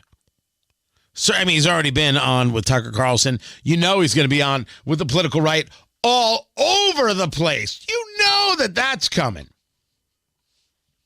Yeah, I don't know what to make of his run in terms of how much it's going to have an effect. But when we ask the question about who else is out there, well, we have to go pretty outside the quote-unquote mainstream, which means party establishment Democrats, in order to get to somebody. And that's just it. Elizabeth Warren is not going to challenge Joe Biden. Bernie Sanders, who is older than Joe Biden, I believe, is not going to challenge Joe Biden. None of the younger Democrats are going to be willing to challenge Joe Biden. If you believe he's weak, you would challenge him. But clearly they believe something else, so they are not, which makes me, it's the way I started at the first. I'm like, that can't be right. And every now and then I'm like, well, maybe nobody else wants the gig. Maybe they know this isn't the time for the gig. Maybe they know he's going to lose. And if he wins, it's just dumb, stupid luck. America's really that crazy. Maybe they're just going to hope for a Biden-Trump rematch. And Trump's going to talk about stolen elections, because you know that's how it's going to go. Biden's going to be like, back for another thumping, Don? And Trump's going to be like, we know what happened. We know how it got stolen. And he's going to go, stolen elections. Look, you extreme MAGA, right? That will fall into his favor. At least with the independents are like, stop talking about stolen elections. It's just so freaking annoying already. Gonna get interesting. Is this race? And I'm happy about that. But because interesting is always better. But be clear, Biden is in because nobody else can get in. Or nobody else wants to get in, which tells you a whole different story. Find everything at TonyKatz.com. That's right. It still goes to locals, but you don't have to say it. Just go to TonyKatz.com. And I will catch you Monday. We'll talk about the trip to the border coming up. I will share all the details on Monday, everyone. Take care.